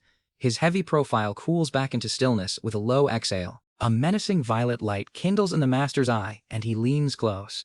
He asks with quiet venom whether Yunho actually believes he is scouted and recruited because the master is afraid of him. The guy answers him plainly that, no, not really, he never thinks any such thing. He holds the man's gaze and adds with a small dry edge that it certainly does not seem that way to him in the slightest. The master raises one thick hand into the night air and his golden bangle slides down his wrist as the gesture pulls the very atmosphere taut. He tells Yunho in that case to let him explain something important. As he speaks the words that if he truly wants to, then blazing threads of golden energy begin spiraling and crackling around his open palm. The torrent erupts into a blinding golden inferno that swallows the frame. The master roars that he could kill the young man as easily as crushing a nobody. Yunho is rendered tiny against the surging wall of light. The golden aura cascades outward in scorching ribbons and pours from the master's hand. He sneers that Yunho should consider it a genuine honor to be slain by someone such as himself. Prince Yi and Moon Yuhan recoil where they kneel, and their faces drain pale. The two of them stammer in shock to one another that this man somehow knows martial arts as well. The master's colossal golden palm descends from above, and each finger is wreathed in searing light as it eclipses the moon and the rooftops. The strike unfurls into a roaring pillar of golden flame. Sparks and embers streak through the radiance as the technique pours downward with crushing, unstoppable weight. White-hot threads of energy lash and braid through the column. The pressure alone tears at our boy's robes and flattens the dust of the courtyard into a swirling storm. The full force slams home with a deafening crack. Yunho's small figure is hurled across the stone and his body tumbles helplessly through the blast as the impact carves the ground apart beneath him. The golden conflagration spreads in every direction and rolls across the tiles in waves of light that drown the entire scene in blinding brilliance. A final thunderous slam punctuates the assault. The energy snaps shut around its target, Through the dying glow, the master's golden hand grinds downward, his face twists in a triumphant snarl, and he offers Yunho one last piece of advice. He sneers that the young man ought to try not being so lazy in his next life. But within the storm of light, our boy's face emerges utterly serene. His eyes are half-lidded and his mouth curves in faint amusement. He looks less like a dying man and more like one watching a familiar trick. Prince Yi and Moon Yuhan and the other captives recoil all at once. Their mouths fall open in stunned alarm at whatever it is they are now seeing. The guy's sly look deepens and he remarks almost to himself that something here is rather strange. He is certain he sees this exact technique somewhere before. The master clenches his glowing golden fist with a grunt of contempt. He boasts that he chooses to unleash his ultimate technique from the very start, precisely because Yunho seems reasonably skilled. Then he begins to gloat that even so the boy cannot possibly react in time. His violet eye suddenly snaps wide and the realization strikes him a heartbeat too late. Yunho is already moving. His body weaves through the courtyard in a blur of golden blue light, and his hands carve the air in the very same shapes the master just uses. Sparks and aftertrails scatter behind every motion as he flawlessly mirrors the ultimate technique he watches only seconds ago. The master's broad face crumples in raw panic. Sweat bursts across his skin and he chokes out a disbelieving cry. He cannot comprehend how this is even possible. The young man's voice arrives from behind him, cool and unhurried. He asks whether the man is finished now. The master whirls his head around and his earring swings. His features freeze in horror and he stammers out broken fragments. He is desperate to understand what just happens and how. Our boy explains it to him simply. He reminds the master that he stands there and lets Yunho watch the entire process from beginning to end. Then with a single careless word that the matter is settled anyway, he dips low and surges forward once more. A monstrous burst of blue energy detonates against the master's body. The towering man's eyes bulge in terror, and he manages only a strangled, broken plea to wait. The current of force carries him helplessly into the dark. The courtyard behind him is lit electric blue by the sheer power tearing through the air. He touches down lightly onto the stone. Ribbons of blue power still trail from his heel as the storm fades and the moonlit courtyard slowly settles into silence around the lazy young man who never even breaks a sweat. The heavy-set master looms over the moonlit courtyard and his golden bracelets glint as flames coil around his outstretched hand. He purrs an invitation for Yunho to come over to his side and promises things the young man never even dares to imagine. He vows to hand him the power to rule the entire world along with wealth too immense to count. Our boy stands in profile and is utterly unbothered. His expression is completely flat. He muses aloud that anyone carrying even the faintest sliver of morals and ethics somewhere inside them would understand exactly what such an offer truly means. Moon Unji watches from the side and her amber eyes are blown wide and her cheeks are flushed. The red ties in her hair tremble. She finishes the thought she so desperately wants Yunho to share and insists that such a person would never once fall for sweet poisoned words. Her voice cracks as she calls his name in warning. The young man's head tips back and a slow, shameless grin splits his face. His eyes roll pale with delight and faint sparkles scatter around him. He folds his hands together and cheerfully announces that he, however, absolutely will fall for it. He leans in and demands more details. Prince Yi snaps. His white hair bristles beneath his court hat and his weathered face twists with fury. He erupts at Yunho and demands to know what on earth the guy thinks he is doing. He asks whether power and wealth could possibly matter this much.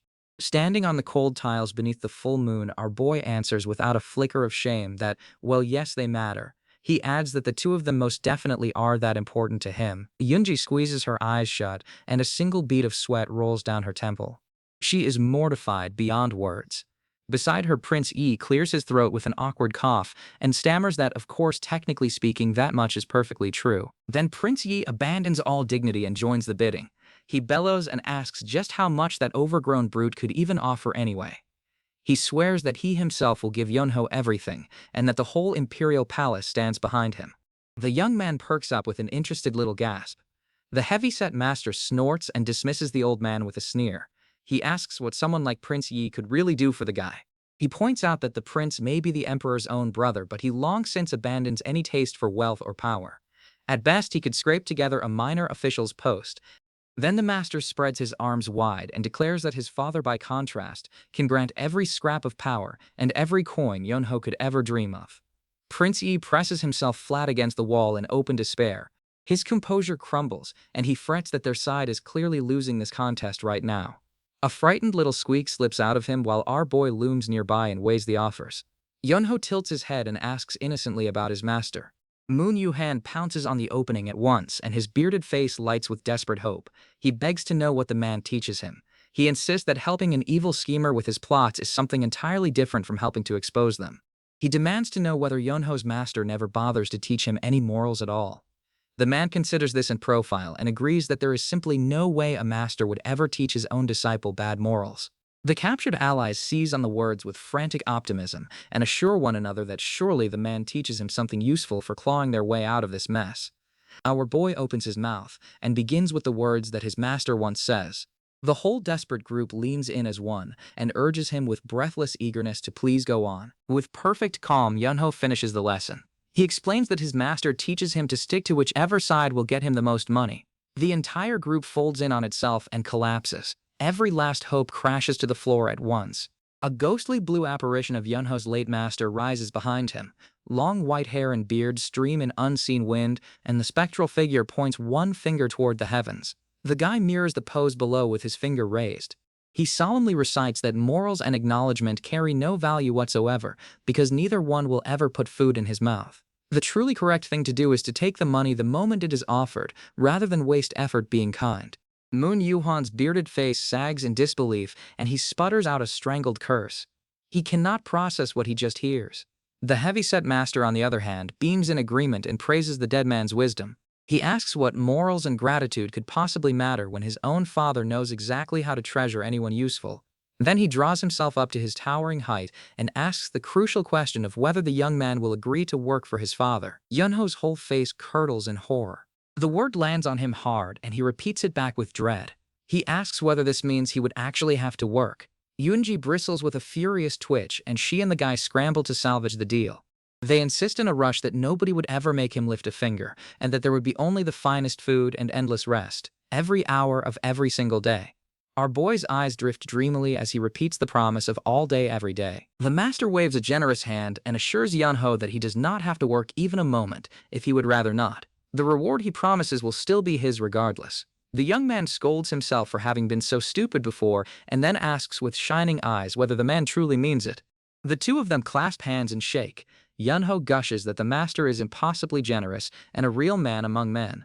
The master roars with warm laughter and declares his own generosity is nothing at all compared to Yunho's brilliance. Off to the side, Prince Yi and Moon Yuhan and Yoonji stare at the cozy scene in slack-jawed stupor. The three of them silently mouth the same bewildered question about what in the world is even happening anymore. The guy leans in close and conspiratorial. He drops his voice and asks what exactly it is he would have to do. Then he breathes out a low, knowing little sound as he waits for the catch. The master's face splits into an enormous gleaming grin. Every tooth is bared, and his small eyes glint with something far uglier than the friendliness he wears a moment ago. He delivers the price of admission ever so casually and asks whether Yunho could kill every single one of these people first. Our boy blinks at the rows of bound captives kneeling on the stone and asks very quietly for the man to repeat himself. The master explains that it is only natural for those who commit treason to be sentenced to death.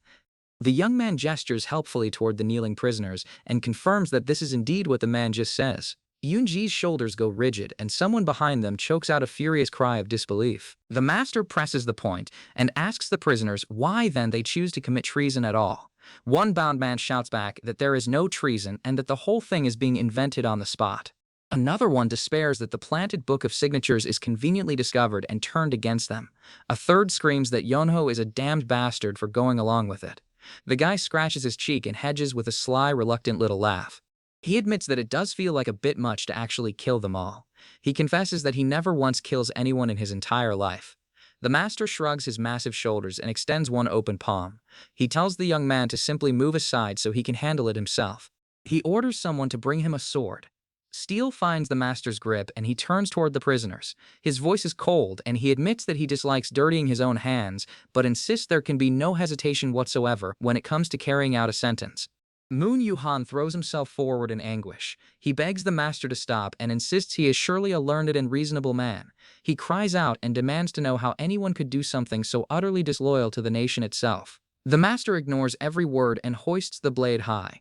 Blue light flares along its edge and he twists the meaning of it all. He proclaims that everything he is doing right now is in truth an act of pure loyalty to the country.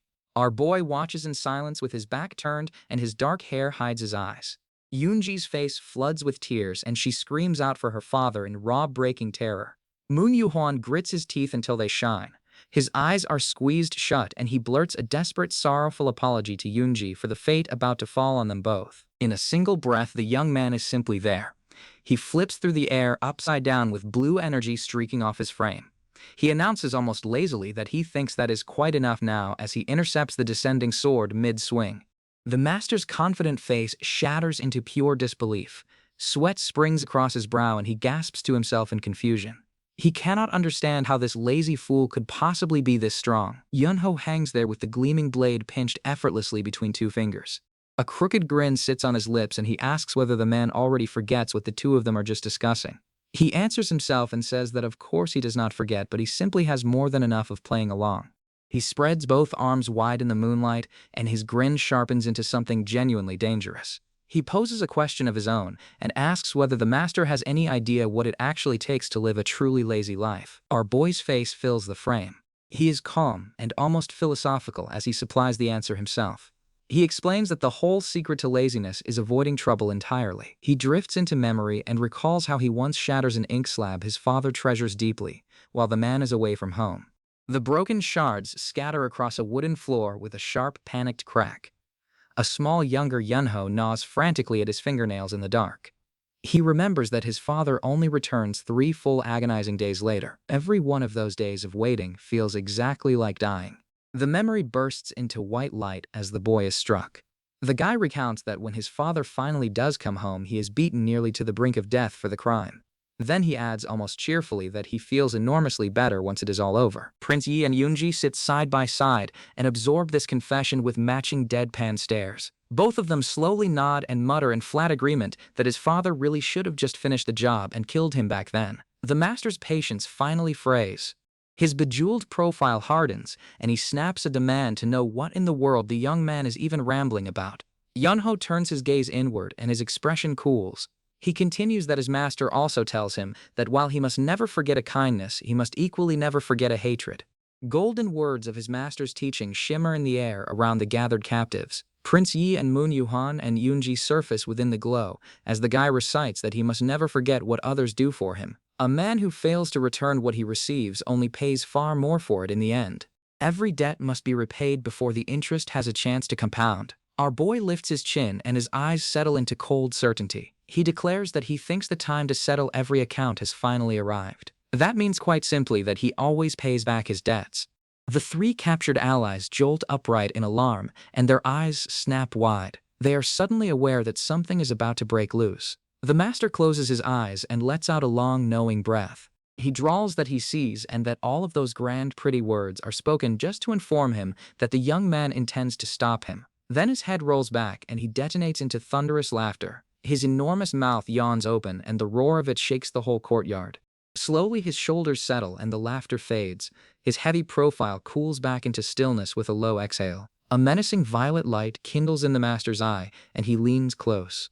He asks with quiet venom whether Yunho actually believes he is scouted and recruited because the master is afraid of him. The guy answers him plainly that, no, not really. He never thinks any such thing. He adds with a small dry edge that it certainly does not seem that way to him in the slightest. The master raises one thick hand into the night air and his golden bangle slides down his wrist. The gesture pulls the very atmosphere taut. He tells the young man that in that case he will explain something. As he speaks, blazing threads of golden energy begin spiraling and crackling around his open palm. The torrent erupts into a blinding golden inferno that swallows the frame. The master roars that he could kill Yunho as easily as crushing a nobody. Our boy is rendered tiny against the surging wall of light. The golden aura cascades outward in scorching ribbons and pours from the master's hand. He sneers that Yunho should consider it a genuine honor to be slain by someone such as himself. Prince Yi and Moon Yuhan recoil where they kneel and their faces drain pale. The two of them stammer in shock to one another that this man somehow knows martial arts as well. The master's colossal golden palm descends from above and each finger is wreathed in searing light. The strike unfurls into a roaring pillar of golden flame and sparks and embers streak through the radiance. The full force slams home with a deafening crack. The young man's small figure is hurled across the stone and his body tumbles helplessly through the blast. The impact carves the ground apart, and the golden conflagration drowns the entire scene in blinding brilliance. Through the dying glow, the master's golden hand grinds downward. His face twists in a triumphant snarl, and he offers our boy one last piece of advice. He sneers that the young man ought to try not being so lazy in his next life. But within the storm of light, Yunho's face emerges utterly serene. His eyes are half-lidded and his mouth curves in faint amusement. He does not look like a dying man at all. He looks more like one watching a familiar trick. Prince Yi and Moon Yuhan and the other captives recoil all at once. Their mouths fall open in stunned alarm at whatever it is they are now seeing. The guy's sly look deepens and he remarks almost to himself that something here is rather strange. He is certain he sees this exact technique somewhere before. The master clenches his glowing golden fist with a grunt of contempt. He boasts that he chooses to unleash his ultimate technique from the very start, precisely because the young man seems reasonably skilled. Then he begins to gloat that even so the boy cannot possibly react in time. The master's violet eye suddenly snaps wide. The realization strikes him a full heartbeat too late. Yunho is already moving. His body weaves through the courtyard in a blur of golden blue light, and his hands carve the air in the very same shapes the master just uses. Sparks and aftertrails scatter behind every motion as he flawlessly mirrors the ultimate technique he watches only seconds ago.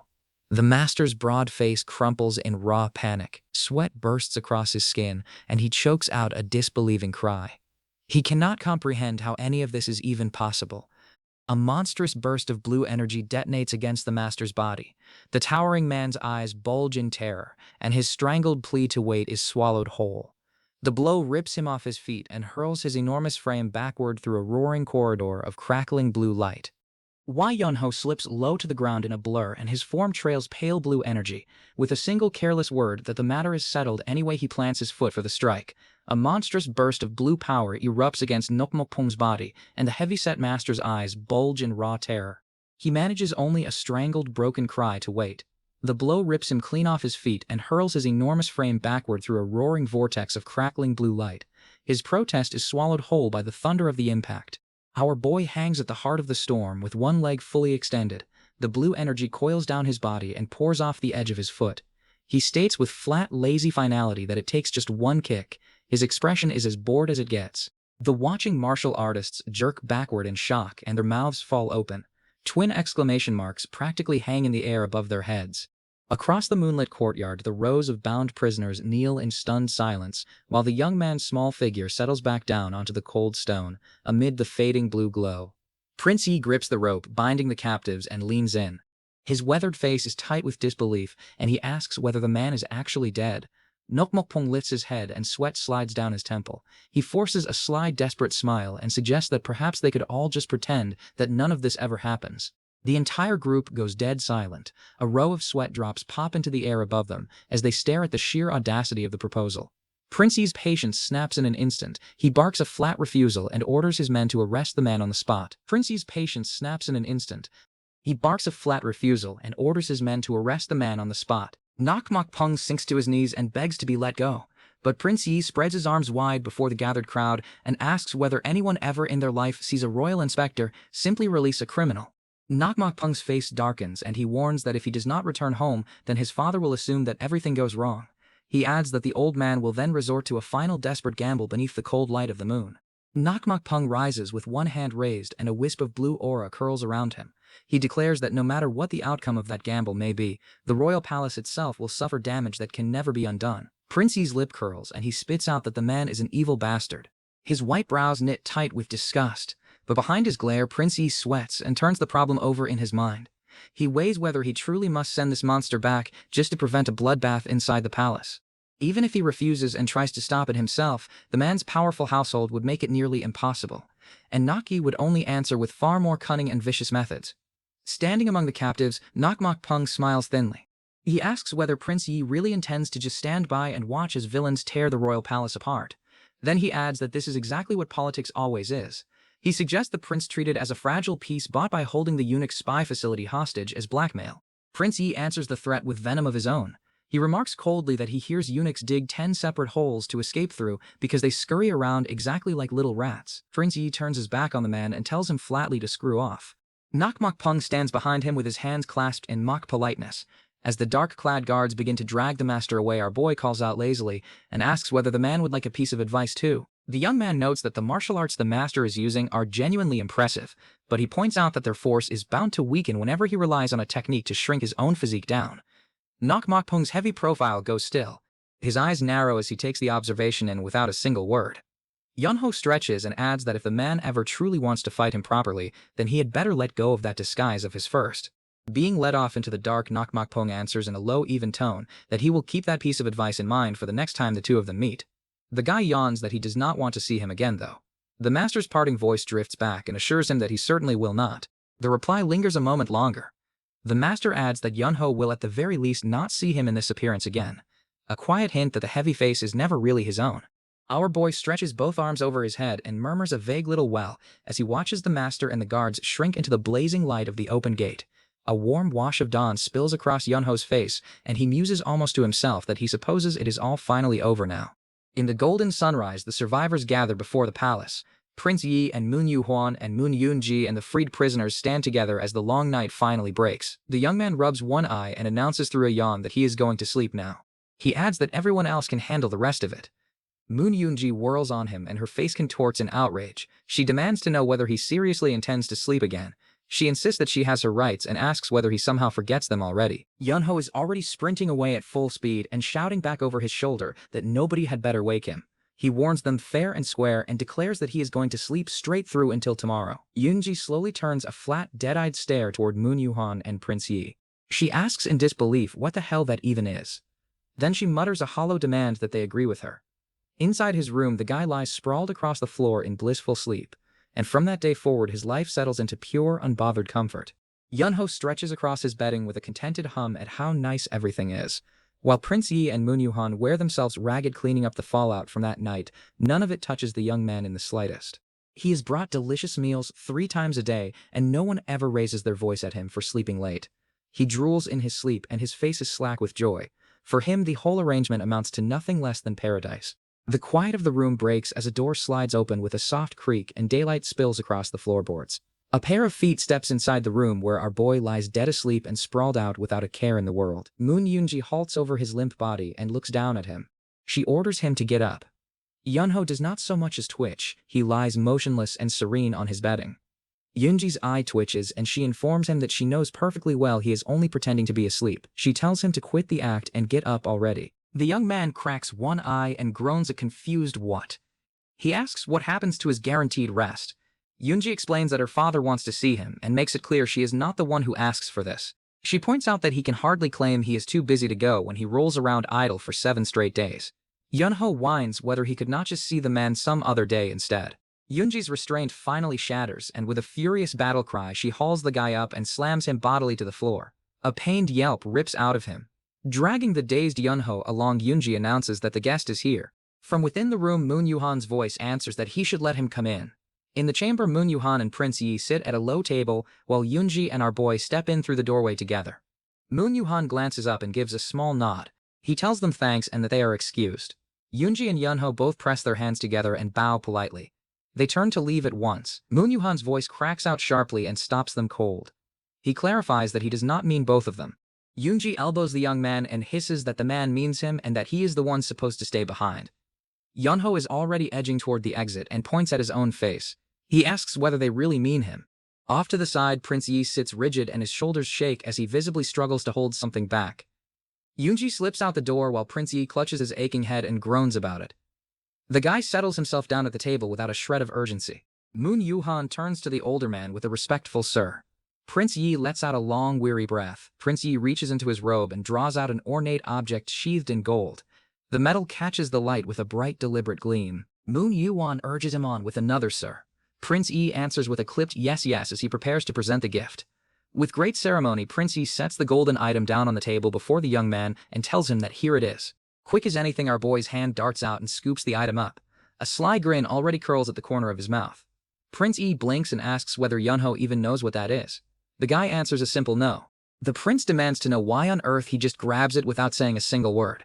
Yunho's whole face lights up with golden sparkles as he hugs the item to his chest. He explains while beaming that it looks expensive. Clutching it tight, the young man recites that his master teaches him to always take anything that looks valuable. Prince Yi tries to interject that the sword is something important, but our boy cuts him off. He insists there are no takebacks and tells the prince not to be petty. The prince sputters that no, the sword is actually... From overhead, the table shows Yunho leaning in and asking whether the prince really intends to act like a child and demand it back now that he already hands it over. Prince Yi protests that he is only saying something, but the guy clicks his tongue 3 times and declares that he already spits on it, so it belongs to him now. Prince Yi finally detonates. He roars at Yunho to let him speak and calls him a damn bastard. He explains that the sword is the royal inspector's divine relic. It is an item that will see him treated as though he carries the prince's own status anywhere he goes. The young man holds the golden sword up and stares at it with a flat, unimpressed silence. Prince Yi sweats and asks whether there is some problem and whether that is really all it takes. Our boy hums and muses that he is hoping for something a little more practical, something he could actually buy food with, or maybe a house. The prince asks bewildered what about it. Yunho presses on and asks why the prince is playing dumb. He insists the old man cannot simply act as though what the guy does that day is worth only this much. He reminds him that the whole world runs on give and take. Flashing a grin and a cheeky money gesture with his fingers, the young man hints that in today's world, something more realistic and modern would suit him better. Then he sighs that this is so hard because he loves it but simply cannot bring himself to say it outright. Prince Yi's fist trembles violently against the tabletop. He grinds out the question of whether Yunho means that instead of the divine relic he simply wants money. Our boy gives a coy little shrug and admits that, well, yes. But he could not possibly be that blunt about it since he does after all learn his manners. Prince Yi's composure snaps and he slams a sheathed black sword down onto the table with a furious crack. The young man already snatches up the prince's beloved ink block. Prince Yi sputters that, ahem, that one is actually something special. Then he catches himself and grinds his teeth and forces out a long, shaky breath. Mastering his temper, Prince Yi explains that the relic is the royal inspector's gift. He says Yunho will be treated handsomely anywhere so long as he carries it. It amounts to granting him a title worthy of a royal inspector. The guy immediately eyes yet another item on the table and asks with gleaming eyes whether the prince is giving him this one too, since it also looks pretty expensive. Yunho lays his hand flat on the ink block and asks whether all of this means he will end up with more work to do. Prince Yi tells him he would hold an official position. When the young man says that sounds the same, the prince insists it is not. Our boy asks in what sense, and the prince simply tells him to take the words at face value. The guy dips into a quick cheeky bow and agrees to go along with it. He reasons that he will do as told, since the prince is older than he is. Moon Yuhan leans in and explains that the royal inspectors dispatch secret inspectors out to Zhongyun. The post sits empty for a while now, so it would be ideal if Yunho is willing to take it. The young man asks flatly whether he is expected to do all that for just this much.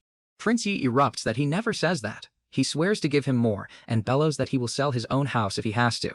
He calls Yunho a turtle, while our boy quietly reaches for still more loot. Yunho remarks that this is good since the whole thing could have turned out annoying. Moon Yuhan asks what he means. The guy waves it off as nothing at all and leaves the bearded man with a baffled pause. The young man's face glows with pure golden delight as the truth of it sinks in. The old man is genuinely about to sell his house over this. He rises smoothly from the table and gathers up his haul. The relic and the rest of the treasures are bundled close against him. Page_018_4. Prince Yi narrows his eyes and demands to know what household Yunho hails from and who his master is. Our boy answers simply that he cannot say. Prince Yi narrows his eyes and demands to know what household Yunho hails from and who his master is. Our boy answers simply that he cannot say. Prince Yi's face flushes with fury and he presses whether that refusal is because the young man does not trust him. He growls that Yunho knows full well who he is and yet still withholds his trust and intends to hide his very identity. The guy meets the glare with calm eyes and answers that it is not a matter of identity at all. From above, the three of them sit around the little table as Yunho explains that the real issue is that he simply cannot bring himself to trust someone who hides their own martial arts and puts on such an obvious act. Prince Yi's expression sharpens and sweat beads on his brow. He asks in deadly earnest how many seconds our boy would need to take down Nokmokpung. He presses whether it would be 5 seconds or perhaps only 3. The whole room seems to drown in an ominous red light as the young man begins to answer that what he really does not like is to... The table now sits at the center of a vast crimson grid. The 3 tiny figures are scattered across it. Prince Yi looms above and is wreathed in red flame. Yunho's small back stands unbent before that crushing pressure. Edged in cool, defiant blue, our boy finishes the thought without a trace of fear. He declares that what he truly cannot stand is to be played as a piece in someone else's game of Go. Why Yunho stands with his back turned in the middle of a vast crimson grid that stretches endlessly in every direction. He faces a lone figure seated at a small table far ahead. His voice cuts through the strange red space, and he admits that there is one thing he truly cannot stand.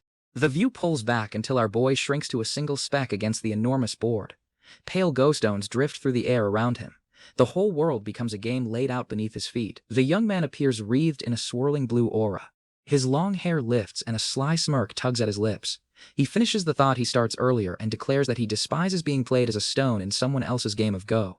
The old white-bearded elder falls silent for a long moment and his sharp eyes narrow beneath heavy brows. When he finally speaks, he asks with quiet surprise whether Yunho truly realizes that he is capable of martial arts. Our boy tilts his profile toward the light and confesses that the whole thing strikes him as odd from the very beginning. He explains that he knows obsessed people exist, but the notion of someone traveling 400 kilometers just to play a single game of Go is absurd. Far too many visitors keep arriving here for exactly that reason. A dark circular vision forms and shadowy faces shift within it.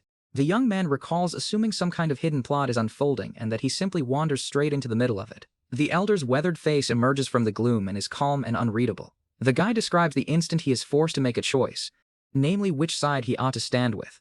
The white-bearded elder lifts his gaze and asks almost amused whether his own faction is not the obvious side to choose. Yunho's face catches the light and his eyes are cold and certain.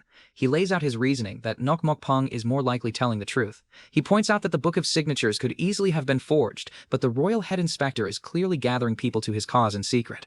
That is far too organized to be a friendly little gathering. The most likely explanation of all is treason. Across the table, the elder's eyes flick upward, and he counters that the young man still chooses to help them anyway. Our boy's face contorts with raw frustration and he shouts the truth of that moment. He admits he has every intention of slipping away if no one catches him, but the girl genuinely seems to know nothing at all, so he simply cannot bring himself to abandon her. Our boy's face contorts with raw frustration and he shouts the truth of that moment. He admits he has every intention of slipping away if no one catches him, but the girl genuinely seems to know nothing at all, so he simply cannot bring himself to abandon her. The guy recounts the lesson he is once given. That meaning and worldly matters carry weight, but all of it amounts to nothing if a person cannot truly see another human being. He realizes aloud that this is precisely why the elder behaves the way he does. He watches Yunho's reactions through the entire ordeal. The young man mutters flatly that the whole experience feels rotten. A single aged eye fills the frame, sharp and observant. It catches every flicker of the conversation unfolding before it. Yunho leans in close with one hand stretching forward. He decides to drop all pretense and asks the elder outright whether he is planning to commit treason. The white-bearded elder raises an open palm with a faint dangerous smile.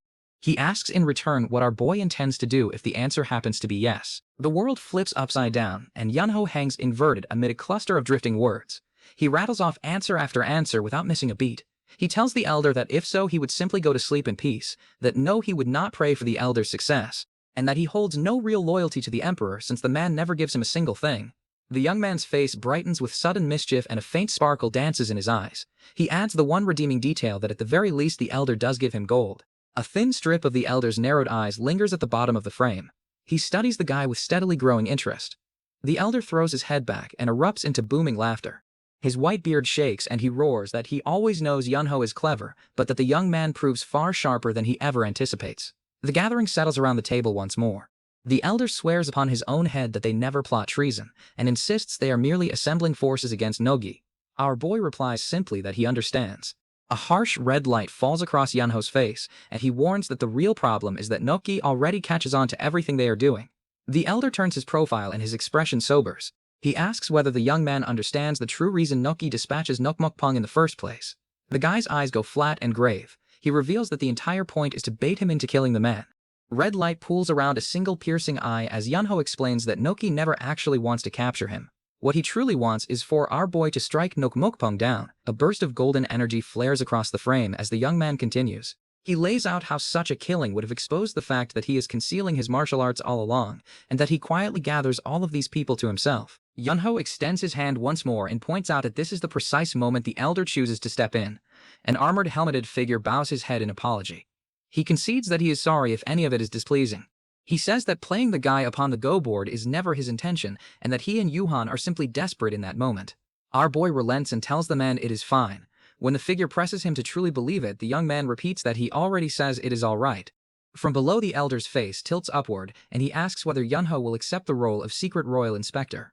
Yunho's brow furrows with irritation, and he makes one thing perfectly clear. He states that he will never go looking for work on his own initiative. The white-bearded elder spreads his palm open and dismisses the protest. He replies that it makes no difference because the world will refuse to leave the guy alone no matter how badly he wishes it would. A small silhouette of Yunho asks suspiciously whether that is meant as an insult. The tiny figure of the elder answers that it is simply the path of a hero. The young man lifts a flat palm in blunt refusal. The elder warns him calmly that fate is not something a man can ever deny. Our boy turns and strides away and announces that in that case he is leaving. From behind him at the table he declares that he is departing this very day. The elder admits with dry honesty that he truly hopes the two of them never cross paths again. The elder's aged face softens with quiet certainty, and he murmurs that he has a feeling they most definitely will. Yunho's figure recedes into the distance while two robed men watch his exit from a doorway. Their silhouettes stand still against the fading light.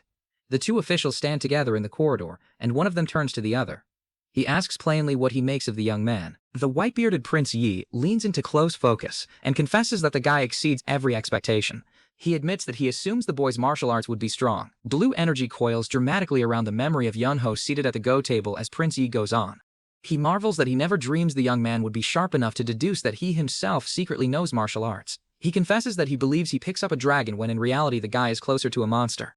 He warns that if they grow careless the boy could end up devouring them instead.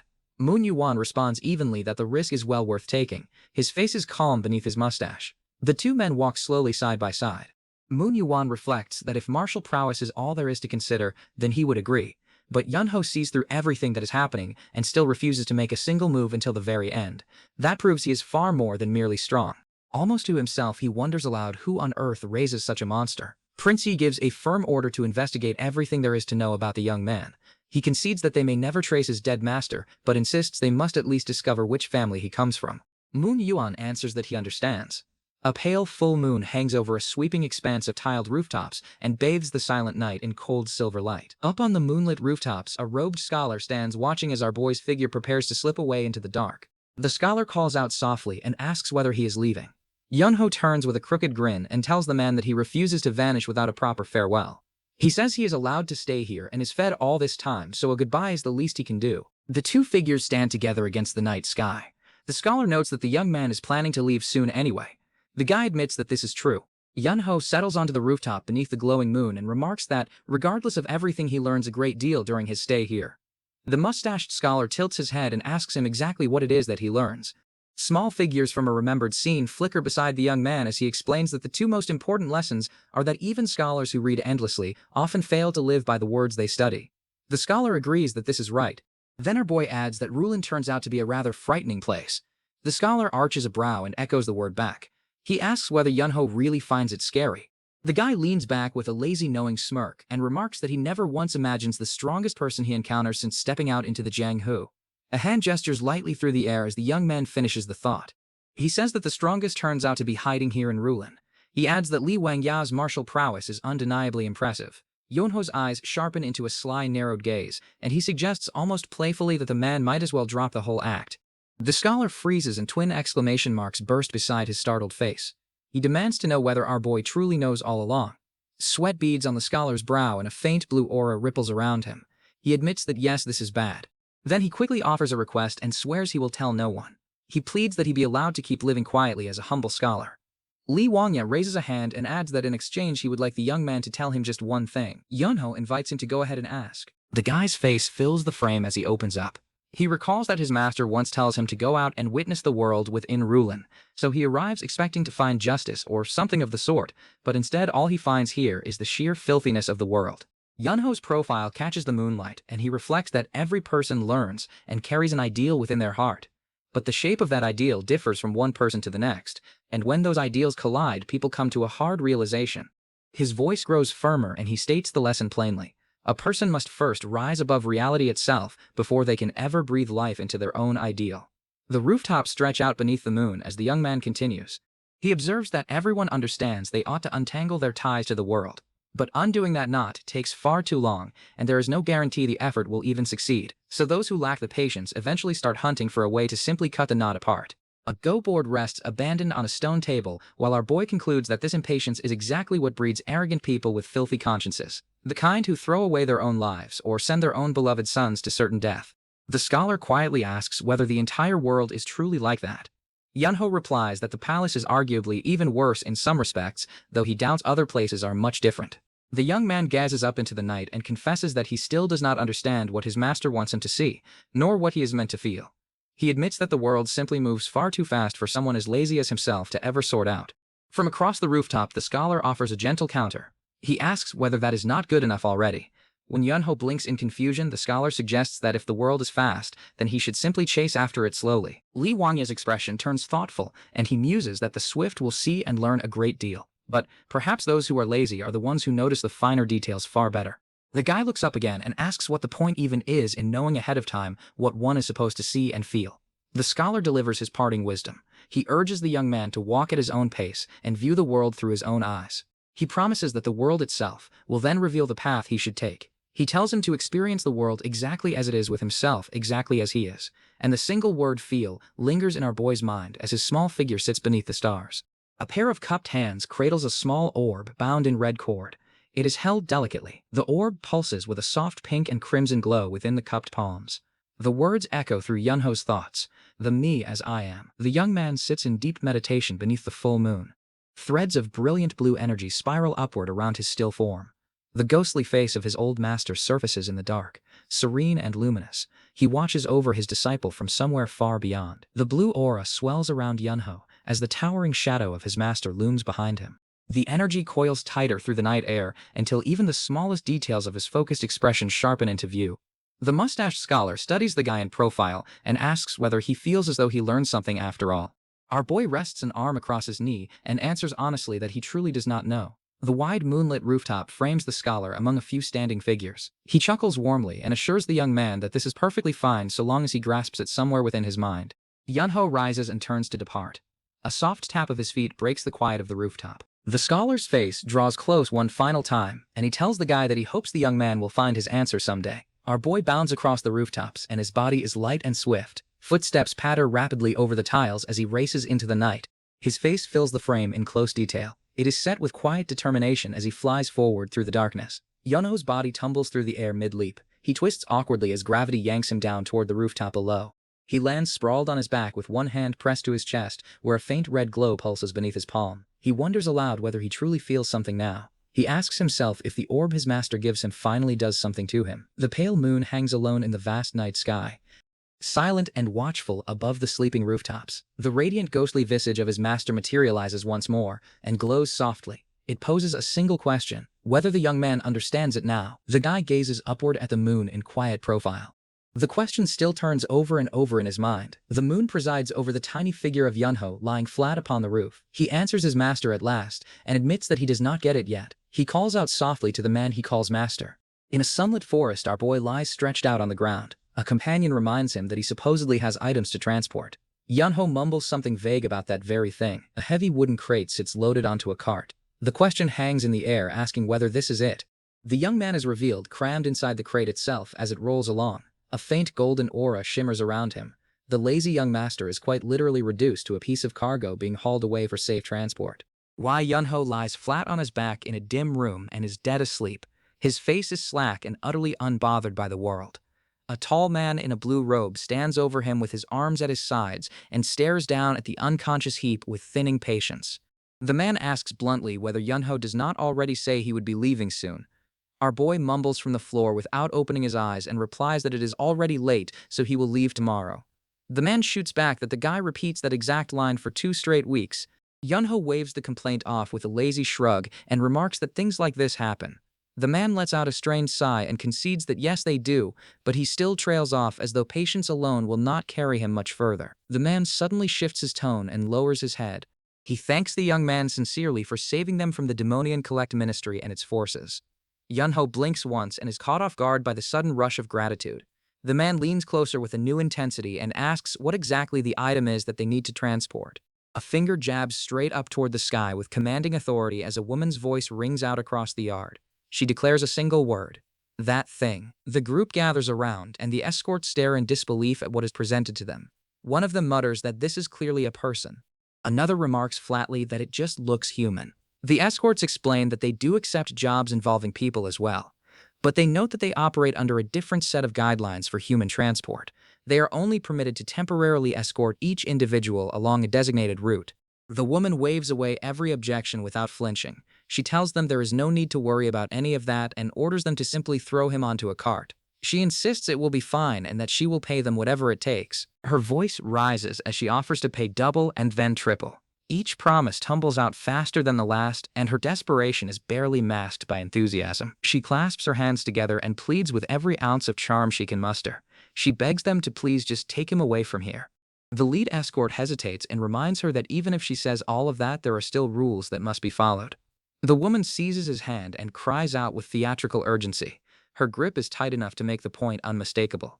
The crowd erupts behind them, and voices collide as onlookers demand to know what just happens and why their leader caves so easily. One voice grumbles that they finally managed to get rid of this parasite. A man steps forward and identifies himself as her father. He demands to know how she can treat her own daughter this way. The others continue bickering over whether the deal is worth it. A quieter voice among the group observes that in return they ought to simply let him do as he pleases. The muttering settles into reluctant agreement. One of the escorts calculates grimly that if they follow through with this arrangement, then the group will probably end up stuck here until the following year. A wooden sign bearing the path's name looms in the background. Another escort scratches his head and protests that they are basically just helping the man at this point. The woman fires back and asks how on earth this counts as helping. She lays out her argument with smooth precision. She explains that the escorts can simply report they perform their duties safely and escort the cargo to its destination. The journey itself will take them right where they already need to go. The escort falls silent and murmurs a reluctant yeah. She delivers the finishing blow and declares that this arrangement is a win for absolutely everyone involved. The escort shakes his head slowly and admits that she is remarkably convincing. With a satisfied grin, she turns to our boy and tells him to go with them. Yunho's face goes flat, and he mutters that his mother tells him not to follow strangers. The woman snaps that the situation is already well past that point. The young man trails off with a half-hearted but still that convinces no one. The guy stretches his arms toward the sky and groans that this whole thing is going to kill him. He grumbles that he does not expect to be leaving so suddenly. He turns back toward the gathered group and offers a simple goodbye. Several voices answer warmly and tell him to take care on the road. Moon Yoonji peers at Yunho from the side and observes that he seems awfully happy about leaving. Our boy flinches and asks whether it is really that obvious. Then he lets out a sheepish groan. With a decisive snap of energy, he announces that it is time to go. Vaitun Yoonji peers and hacked to go you. The wagon begins to roll forward and its wooden wheels clatter along the dirt path. The small convoy sets off down the road, and the buildings of Rulin shrink behind them. The wagon trundles along the open road while a lone figure watches from behind and grows smaller with every turn of the wheels. Inside the moving wagon, the young man already falls asleep. His head lolls sideways and a sharp voice pierces through the rattling wood, calling out, "Hey," in pure exasperation. Autumn leaves of burning gold and crimson drift through the air as Moon Yoonji stands among the falling foliage. She calls out softly and tells him to take care. She lingers beneath the autumn canopy, and her figure is framed by the cascade of red and amber. She watches the road where the wagon already vanishes from sight. The guy's face appears in the distance, and he fires back that she is really saying take care after kicking him out. A tiny voice reminds him not to be so lazy out there either. A chibi version of Yunho waves dismissively and mutters, yeah. His retreating footsteps fade with the last breath of the autumn wind. Moon Yuan turns toward the entrance and tells his daughter that they should head inside. Moonanji answers quietly, yes, father, and follows him through the doorway. Moonanji glances back one final time from behind the wooden pillars. Her eyes linger on the empty road beyond. Her face fills the frame, and a faint softness crosses her expression. She whispers a private farewell to the strange lazy boy. The wide autumn landscape stretches out in silence. Golden trees line the path where the wagon long since disappears. The world feels a fraction quieter than it does a moment ago. Moon Yuan and Moon Eunji stand together near the entrance as someone nearby wonders aloud about the item Yunho is supposedly being transported as. The absurdity of the arrangement settles over them. A stout, weathered old man peers toward the departing road with a face that suggests he already suspects the answer will not improve his afternoon. The crate is pried open and the escort stares down at what lies inside. He stammers in disbelief and asks if this is really it. Someone behind him answers plainly that yes, it is exactly what it looks like. The group erupts into protest. One man demands to know if this is some kind of joke. He reminds them that transporting a living person this way would normally violate every regulation they follow. Another voice chimes in that they want to turn down the request entirely. The explanation lands with reluctant weight as someone reveals that it is a direct request from the Great Hanlim Institute. The protests die in their throats. One escort asks how long the man lies in that state. The answer comes back flatly that he is like this ever since they depart. An old man peers into the crate, and his expression hovers somewhere between disbelief and quiet resignation. The old man relays what the Great Hanlim Institute tells them. He says that this man is to be treated no differently from a live chicken being shipped across the country. He assures the group that our boy will not cause any trouble. One of the younger escorts mutters that he does not get it at all. A voice calls out "hey" toward the crate and is met with nothing but silence and a faint trail of dust. The call grows louder and sharper, and this time the young man's muffled voice fires back from inside, asking what they want. Yunho's upside-down face emerges from the crate, and he announces that when they arrive at the next town, he will handle the goods and take charge of the mirrored arrangements there. His tone suggests he thinks far more about this plan than anyone ever expects from a man in a box. The lead escort asks carefully whether the guy is truly all right with this setup. He explains that this carriage is designed for transporting goods rather than people, so stepping outside might actually be more comfortable. Our boy responds without hesitation that there is no need to worry because he is traveling as goods and not as a person. He adds that he fully understands it will be uncomfortable. The escort shakes his head and remarks that Yunho is certainly optimistic. The young man does not bother to deny it. The lead escort announces that they will be heading out. The group responds with a collective all right as the wagon lurches forward once more. A massive yawn tears across the guy's face 5 days into the journey from the Great Hanlim Institute.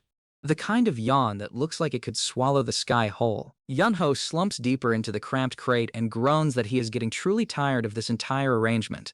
He mutters to himself from inside the wooden box and rambles about whether a martial arts master might appear on the road so that something interesting would happen for once. The thought spirals as he considers how painfully uneventful the journey is. The strange figure he notices earlier turns out to be nothing. His growing suspicion is that the universe simply forgets about him. He asks no one in particular how long this ordeal is going to last. Then he follows up immediately with the dreaded question of whether this is going to be his entire life from now on. Our boy lets out a defeated sigh from inside the crate and mutters, "Oh, whatever." He surrenders to the monotony with his last shred of dignity. The lead escort's expression shifts and he barks a sharp wait. His hand rises to halt the entire convoy in its tracks.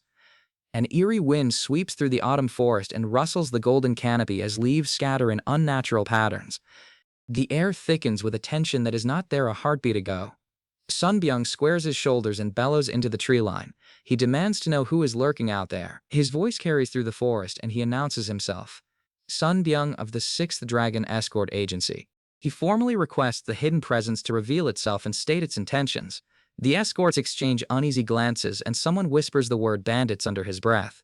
Sunbyung's jaw tightens and he notes that nobody is emerging from the trees. He mutters that this is not a good sign at all. Sunbyung runs through the possibilities in his head. He reasons that if they are stalling for time, then it means either they are waiting for backup or they are confident enough not to need any. Neither scenario bodes well for a group escorting cargo through open road. His mind turns to darker outcomes. A truly dangerous individual or an organized crew of armed criminals. He notes that while he cannot be certain about the former, the pennant he spots deeper in the forest leaves little room for optimism about the latter.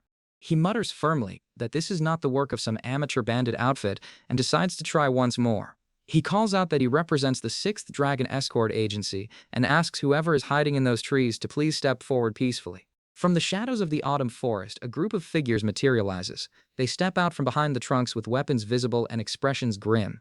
The undergrowth crunches beneath their boots as they take formation. Sun Byung tenses as the newcomers fan out across the road. The scale of the encounter grows far larger than any simple roadside ambush.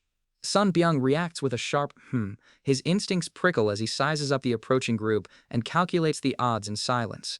An arrow slices through the air with a vicious crack and embeds itself into wood mere inches from where the escorts stand. The impact sends a burst of splinters flying outward. A broad-shouldered man with a hard-weathered face steps forward from the group. He announces himself as Peng Do-suk of the Hebei Peng clan. Sun Byung squares up opposite him and returns the introduction. He states his own name and affiliation with the 6th Dragon Escort Agency and then asks directly what brings the man here.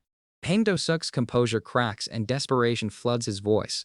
He explains that he is being chased by enemies he cannot shake. He drops to a knee and pleads for their help. The weight of the request settles over the group as Peng Do-suk adds in a low grave tone that what is pursuing him could become a genuine threat to the entire Jianghu. A wide shot frames the autumn forest path. The two groups face each other beneath the canopy, and the tension hangs between them. The young man's face appears from his vantage point inside the crate. He is calm and unruffled as ever. He asks flatly whether that is how things stand. Someone nearby recounts the detail that connects the dots. He explains that the man who just arrives is tied to the same one who once slams his own face into the ground right in front of them. The memory is clearly still fresh and raw. The name erupts across the frame in bold, dramatic fury as someone identifies him at last. The two words Pangdo-guk ring through the forest and nobody is prepared to hear them. The narration pulls back and notes that at that very moment something else is also unfolding beneath the surface. Something none of them could possibly have anticipated. Our boy's face fills the frame in solemn close-up. His expression is unreadable beneath the weight of whatever is gathering just beyond the edge of his awareness. The final words hang suspended in the air. He does not know. And the chapter fades on the razor edge of an unknown disaster lurking just around the corner. Yunho lies with his eyes closed and his face is perfectly serene in sleep. He is utterly unaware of the storm that already begins to close in around him. The frame reveals a broad, muscular man whose scarred face fills the screen with quiet menace. The narrator's voice declares that this meeting would push the young man headlong into a river of misfortunes from which there would be no easy escape. A broad-shouldered man, with a chiseled jaw and veins bulging along his neck, grits his teeth as sweat rolls down his temple. The narration speaks of the Pang clan and their long-standing pride in raw muscle over refined technique. It is a bloodline that values brute force the way other clans treasure their sword forms. But for all their bluster, the Pang are honest to the bone when it comes to their combat. They never resort to tricks or deception. The weight of that reputation hangs in the air, and someone remarks that whatever they are dealing with must be something truly difficult. A man furrows his brow and asks plainly how they are supposed to handle this situation. His tone carries no confidence, only the dull recognition that the odds are stacked against them. Pang Dogan stands among a group of travelers on a mountain path, and his posture is tense but his eyes are steady. He explains that there are people after him and asks if they are willing to help him get out of this mountain. He promises that he will make sure to repay every one of them. One of the men nods and states that they will help him. Dogan dips his head and adds that he needs their assistance with the other arrangements as well. A man blinks and sweat beads across his forehead. He mutters a single bewildered word, asking if they are really doing this already. The doubt on his face is unmistakable. A large wooden barrel sits on the back of a merchant cart. Someone barks at Dojin to get inside. The guy climbs in without hesitation and folds his massive frame into the cramped space with a low grunt. Once settled inside the barrel, Dojin murmurs his thanks. His voice is muffled by the wooden walls surrounding him.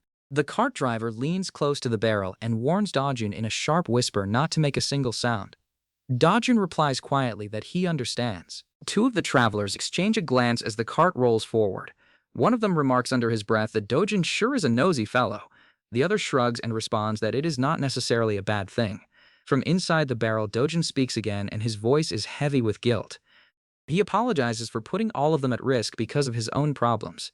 He swears that if things go well, he will make sure to repay everyone here. One of the travelers fires back without a shred of sympathy and asks what the point of repayment is if Dojin ends up dead. Dojin falls quiet at those words and manages only a faint stammer. Another voice cuts through the silence and demands to know whether the man has any conscience at all, putting all these innocent people in danger on his behalf. A rough-looking man with a scarred face snarls at the group from atop a wooden structure. He warns that if anyone even acts in an insulting manner, then they should not bother trying to come see him afterward. His fist clenches around the hilt of a short blade as his eyes sweep across the travelers.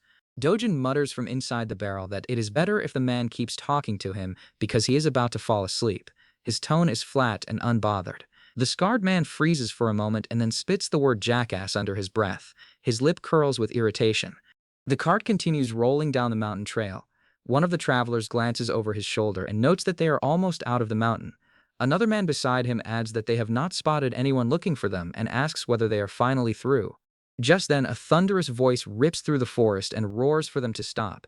The sound alone is enough to freeze every person on the path. Heavy footsteps crash through the undergrowth as armed figures emerge from both sides of the trail. Dust kicks up beneath their boots and the merchants scramble backward. Their faces drain of color in an instant. A tall swordsman steps forward and his blade is already drawn and glinting in the dappled forest light. His posture is rigid and his jaw is set. Every inch of his frame radiates the authority of someone accustomed to being obeyed. He announces coolly that he is grateful they decide to stop. One of the travelers recoils and his eyes blow wide as recognition floods his face. He stammers that this man is from the Hidden Florist faction. The realization sends a wave of unease rippling through the group. The swordsman identifies himself as a member of the Swift Dragon Escort Agency and declares that he is here on matters concerning the Green Forest. His voice carries the kind of calm that only comes from absolute confidence in one's own blade. He fixes his gaze on the nearest traveler and asks directly whether they see a young man in red clothing. The traveler swallows hard and answers that no, they have not. Another man beside him echoes the denial, and his voice is thin and unconvincing. The swordsman narrows his eyes and presses further. He asks whether they are sure. He warns that if they are lying, then they will not be permitted to leave this mountain alive. The travelers shake their heads rapidly and insist that they have no idea what he is talking about. One of the merchants steps forward and states firmly that he does not know what the swordsman means. He asks why he would lie. He points out that their group has no business with the Green Forest and that they would never make enemies of them either. The swordsman shifts his attention toward the cart and asks in a flat, dangerous tone who the figure lying on it is. One of the merchants flinches at the question. Dogen lies sprawled across the goods on the cart, and his body is limp and his expression is dazed. He mumbles that he is just an item being transported. His words come out slurred. The swordsman stares at the guy and asks what the hell is wrong with this man. One of the travelers quickly interjects and explains that Dogen is sick in both head and body, and that there is no need to bring him to a physician. Another adds that the swordsman does not need to mind him at all. The swordsman lets the explanation hang in the air for a moment. Then he redirects and asks again about whether they have anything to say about the Green Forest.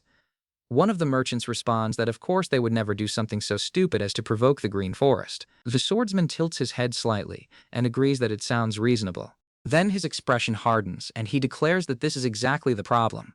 He reveals that he already asks whether they see a man in red clothing.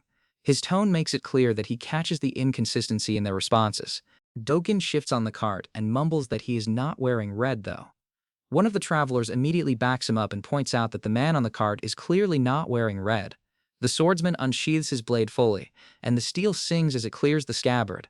His eyes are cold, and he asks whether they are kidding him right now. A cold sweat breaks across the forehead of one of the travelers. His mind races, and he wonders silently whether the swordsman already knows that they are hiding Pang Dogen.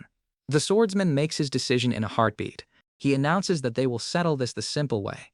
He explains that if his men kill every single person here, then one of the dead will inevitably be the man they are searching for, whether that person is innocent or not. One of the merchants staggers back in disbelief. The swordsman adds coldly that he offers them a chance to surrender the man before, and reminds them that his patience runs out. The merchant can barely choke out a stunned gasp. His face twists in horror. The swordsman scans the terrified group and asks casually who wants to go first. A young man among the travelers trembles from head to toe and stammers out a broken apology. His legs threaten to give out beneath him. The swordsman grabs the nearest traveler by the collar and lifts him off the ground with one hand. He demands an answer and asks once more whether the man sees a young man in red clothing. He makes it perfectly clear that the man's life depends entirely on his next words. The traveler's voice shakes as he insists that he does not see anything. The words tumble out in a desperate rush. The swordsman's expression does not change, and he states simply that if that is the answer, then the man will die. Steel flashes. The swordsman swings his blade in a brutal downward arc. A sickening impact echoes through the forest as one of the merchants crumples to the ground. He clutches his wound and gags. Another traveler nearby screams in fury and curses at the attacker. Just then a voice rings out from behind the cart. It is clear and steady against the chaos. It calls out that the swordsman should look over here instead. Every head in the clearing snaps toward the voice.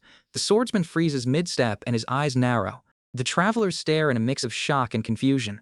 A heavy thud shakes the ground as a figure drops from the cart and lands firmly on both feet. The armed men stumble backward and are caught off guard by the sudden movement. Pang Dogun straightens to his full height, and his broad frame fills the space between the merchants and the attackers. His expression is calm, but his jaw is tight. He asks the swordsman to repeat what he just says. Dogen jerks a thumb toward the barrel behind him and announces plainly that the person they are looking for is in here, meaning himself. The swordsman's eyebrows rise as recognition clicks into place. He mutters that this is the Pang guy, the very target they hunt across the mountain. One of the armed men shouts at Dogen that he is caught and orders him to come out and surrender. His voice drips with the confidence of a man who believes the fight is already over. Another traveler who is hiding nearby stumbles forward. His face is twisted between anger and bewilderment. He demands to know what the hell Dogen thinks he is doing and revealing himself like this. Dogen does not flinch. He glances over his shoulder at the group and states flatly that it is fine. His voice carries a weight that silences every other sound in the clearing. The traveler grabs Dogen by the arm and shakes him. He shouts that Dogen only decides to come out now that everyone is about to die. His face is flushed crimson with rage and his knuckles whiten around Dogen's sleeve. Dogen says nothing. His lips press into a thin line and his gaze drops to the ground. The silence between them speaks louder than any excuse. The swordsman watches the exchange with amusement dancing behind his eyes. He remarks that Dogen would not have had the slightest chance of survival if he tries to run. He calls him a fool for throwing away his only opportunity. Dogen lifts his chin and fires back without missing a beat. He points out that if he dies fleeing, then the swordsman would have killed everyone here anyway. Then he asks mockingly whether the swordsman is going to accuse him of pretending to be a hero now. Dogen squares his shoulders and declares in a voice loud enough for every person on that mountain path to hear that Peng Dogen may not be a hero. But he is not so villainous as to let innocent people die in his behalf. He turns to the merchants and thanks them for their help. He tells them to please keep running and not look back. He adds that he is their debtor and that if a fool like him can still be of use, then it would be wrong not to try. One of the travelers reaches out a trembling hand and protests. He says that Dogen cannot just throw his life away. Dogen shakes his head once and replies that he is fine. A faint, tired smile crosses his face for the first time. Dogen exhales slowly through his nose and admits aloud that he cannot run from these people forever anyway. Two of the travelers exchange a glance and turn to leave. One of them calls back wishing Dogen good luck. The other simply says they are going. A young man in blue grabs one of the departing travelers by the arm and tells them to wait. He insists that they cannot just leave like this and asks what they are even thinking about. The travelers protest that going back means walking straight through the armed men. They argue among themselves about whether it is worth the risk. One man points out that the swordsman's group is obviously going to kill everyone regardless. The young man in blue explains that the Peng clan's reputation carries weight in this region. He warns that if the group gets caught by the swordsman's faction later, then they will be hunted down just as thoroughly. He points out that the attackers will comb every route on the mountain once they finish here. He presses further and notes that the searchers will eventually give up on chasing Dogen and move to raid the surrounding areas instead. That means the travelers are just as much at risk whether they stay or flee. He concludes that it is obvious the swordsman's men will not simply let them walk away. The gravity of his logic settles across every face in the group. Dogen blinks and admits with disarming honesty that the young man is right and that he himself does not think that far ahead. He scratches the back of his neck and concedes that the logic makes perfect sense. One of the travelers gapes at him and sputters in disbelief. He asks whether Dogen seriously does not consider any of this. Another traveler loses all composure and screams at Dogen and calls him a crazy fool.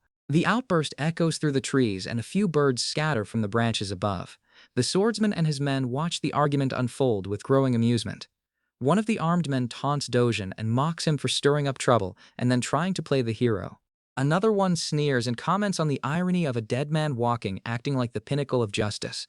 A third remarks that they are sending these travelers off as river ghosts. Another corrects him that river ghosts only appear near water.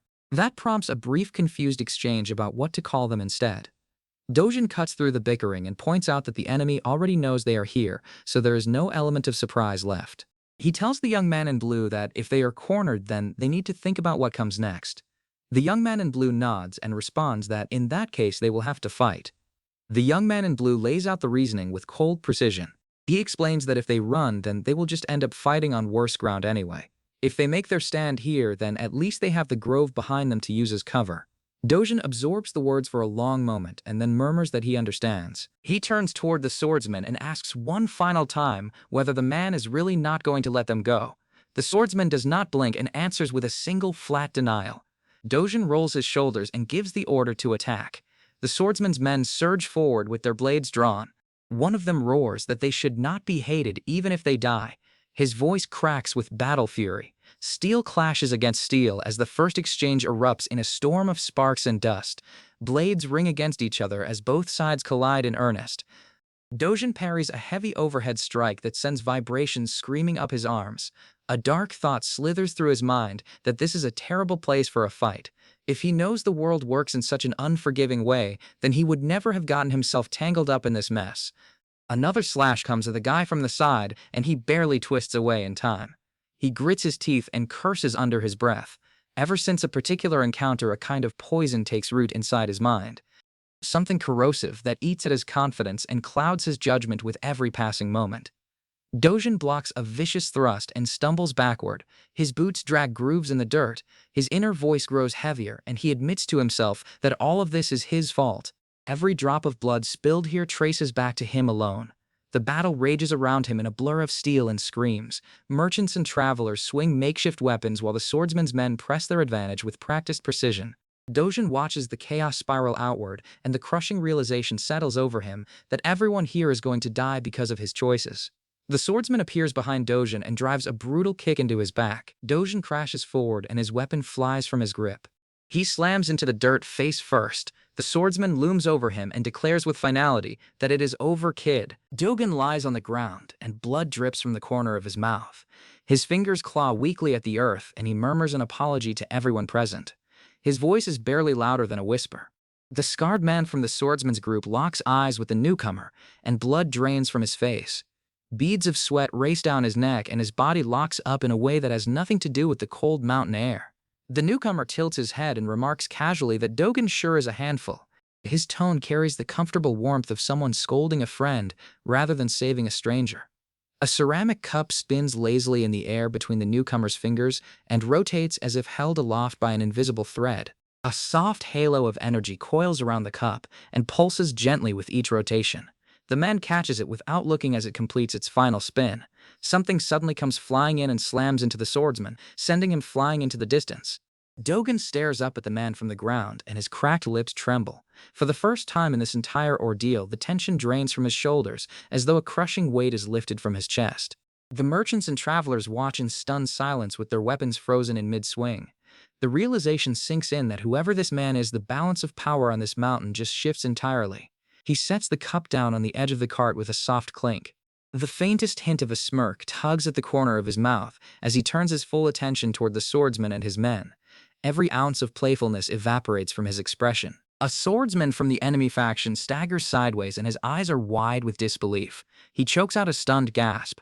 Another man beside him mirrors the shock and cannot process what just happens. The newcomer Hua Yunho stands with his body relaxed and his gaze half-lidded. The chaos around him is nothing more than a mild inconvenience to him. He tilts his head and muses aloud that the thing that knocks the swordsman out is just a bowl. He adds with dry amusement that the man is getting distracted too easily. Our boy flicks his wrist and a ceramic bowl spins through the air in a tight arc. A faint ribbon of pale blue energy trails behind it. The bowl curves impossibly and defies every natural law of trajectory. It slams into another attacker before ricocheting off at an absurd angle. Several of the swordsman's men collapse in quick succession, and each one crumples from the impact of that single spinning bowl. One of the remaining fighters gapes at the carnage and sputters that the young man brings only the energy from the outside. He demands to know how a single person can cause this much damage from the outskirts. He roars that Yunho truly is a martial arts monster. Another of the armed men grits his teeth and swears under his breath. He snarls at the others that Yunho is going to kill every last one of them at this rate, and that standing around watching is no longer an option. Yunho watches from behind the overturned cart, and his jaw hangs open. He mutters to himself in confusion and repeats the question of what Dojin is doing. One of the enemy fighters narrows his eyes and barks that he needs to act now because this is not the time to be cautious. He grips his blade with both hands and steadies his stance. His knuckles whiten around the hilt. The fighter locks his gaze forward and declares through clenched teeth that all he can do right now is activate the Five Tigers Gate-destroying blade. The fighter roars that his goal is to fight as many opponents as he can and launches forward with explosive force. His blade cleaves downward in a devastating overhead strike, and the shockwave from the swing cracks the ground beneath his feet. The young man's eyes snap wide open. A close-up reveals the sharp intensity burning behind those half-lidded lids as the incoming blade races toward him. There is no panic in those eyes, only a cold surgical assessment of the threat. Steel meets steel with a deafening ring that echoes across the mountainside. Sparks shower outward from the point of impact as the fighter's Five Tigers technique collides with Yunho's parry. The force of the clash sends cracks spiderwebbing through the earth beneath both of them. One of the enemy fighters watches the exchange and mutters that this is not a duel, and that there is no need to stand around and observe. He orders the others to rush in and use their numbers. He declares that he is going to end this and charges forward with his blade low and aimed at the guy's flank. Dust kicks up behind his boots as he closes the distance with reckless abandon. A heavy impact lands square against the charging fighter's body. The blow sends him skidding backward through the dirt, and his feet carve deep furrows in the ground as he fights to stay upright. One of the attackers snarls at Dojin and shouts at him to just die already. His voice is ragged with frustration and fury. Meanwhile, the young man in blue who was arguing strategy earlier clings to a tree branch above the battlefield. He screams down at our boy and begs him to come down and help. Yunho glances up at him with a look that borders on bewilderment. The young man in blue stammers that he is a mere member of the Transportation Guild and reminds the guy that fighting is not his job. He demands to know what the hell he is supposed to do in a battle like this. Dogen stares at him for a long beat and then asks flatly why the man is up in a tree if he is not a fighter. The man protests that this is not the time to be quibbling about details. He explains in a panicked rush that some man once tells him that something big is going to happen. The man says he should spread the word ahead of time so people could prepare. He adds that the man also instructs him to go to the nearby Anjuk province first, and that the man promises to catch up with him later. He begs our boy once more to please just help. Yunho's expression flattens as he processes the flood of information. He responds dryly that he does not know what the man is talking about, and that he tends to keep the promises he makes. The young man in blue shifts tactics and pleads that the journey will be lonely if the guy does not come along. He admits that he is not really confident about making it alone either. The young man responds that if Dogen does well, then he will treat our boy to a meal at the next town they find. He holds up 2 fingers and dangles the offer. The young man sweetens the deal and announces that they will eat for 2 whole days. He adds enthusiastically that the guy can eat all he wants, and even offers to foot the bill for everything. The young man clasps his hands together in desperate prayer and shouts at the top of his lungs for Yunho to please help. He punctuates the plea by calling him a donkey. The insult flies out so naturally that it barely registers as offensive. Dogen nearby freezes mid-swing, and his face twists in utter confusion. He blurts out that he has no idea what this conversation is even about. His brain is clearly short-circuiting from the absurdity unfolding in the middle of a life-or-death battle. The young man locks eyes with the young man and asks with deadly seriousness whether Yunho promises. Our boy stares back and answers with a single affirmative. His tone carries the same weight as a blood oath, despite the ridiculous circumstances. Yunho explodes into motion. His blade becomes a blur of silver and azure as he tears through the clearing with devastating speed. Streaks of pale blue energy trail behind each swing and carve luminous arcs through the autumn air. One attacker after another crumples under the onslaught. They are unable to even raise their weapons in time. The impacts land in rapid succession. Steel crashes against steel, and bodies slam into the earth. The sharp crack of breaking wood fills the air as a cart splinters from a deflected energy wave. The entire mountainside trembles under the weight of the young man's assault. Dogen stumbles backward, and his face is ashen with terror. He gasps out a single trembling question and asks what just happens. Another man beside him echoes the shock with a dazed stammer. The dust settles to reveal our boy standing in the center of the clearing and surrounded by fallen enemies. The remaining fighters stare at the destruction in disbelief. One of them whispers with a voice that can barely hold itself together that the guy is a martial arts master. The leader now realizes he's the martial master. Yunho sheathes his blade and turns toward the group of surviving fighters. His expression is unreadable and he says a single word, "Hey." The syllable alone is enough to root every man in place. The lead fighter flinches and stutters back a nervous yes.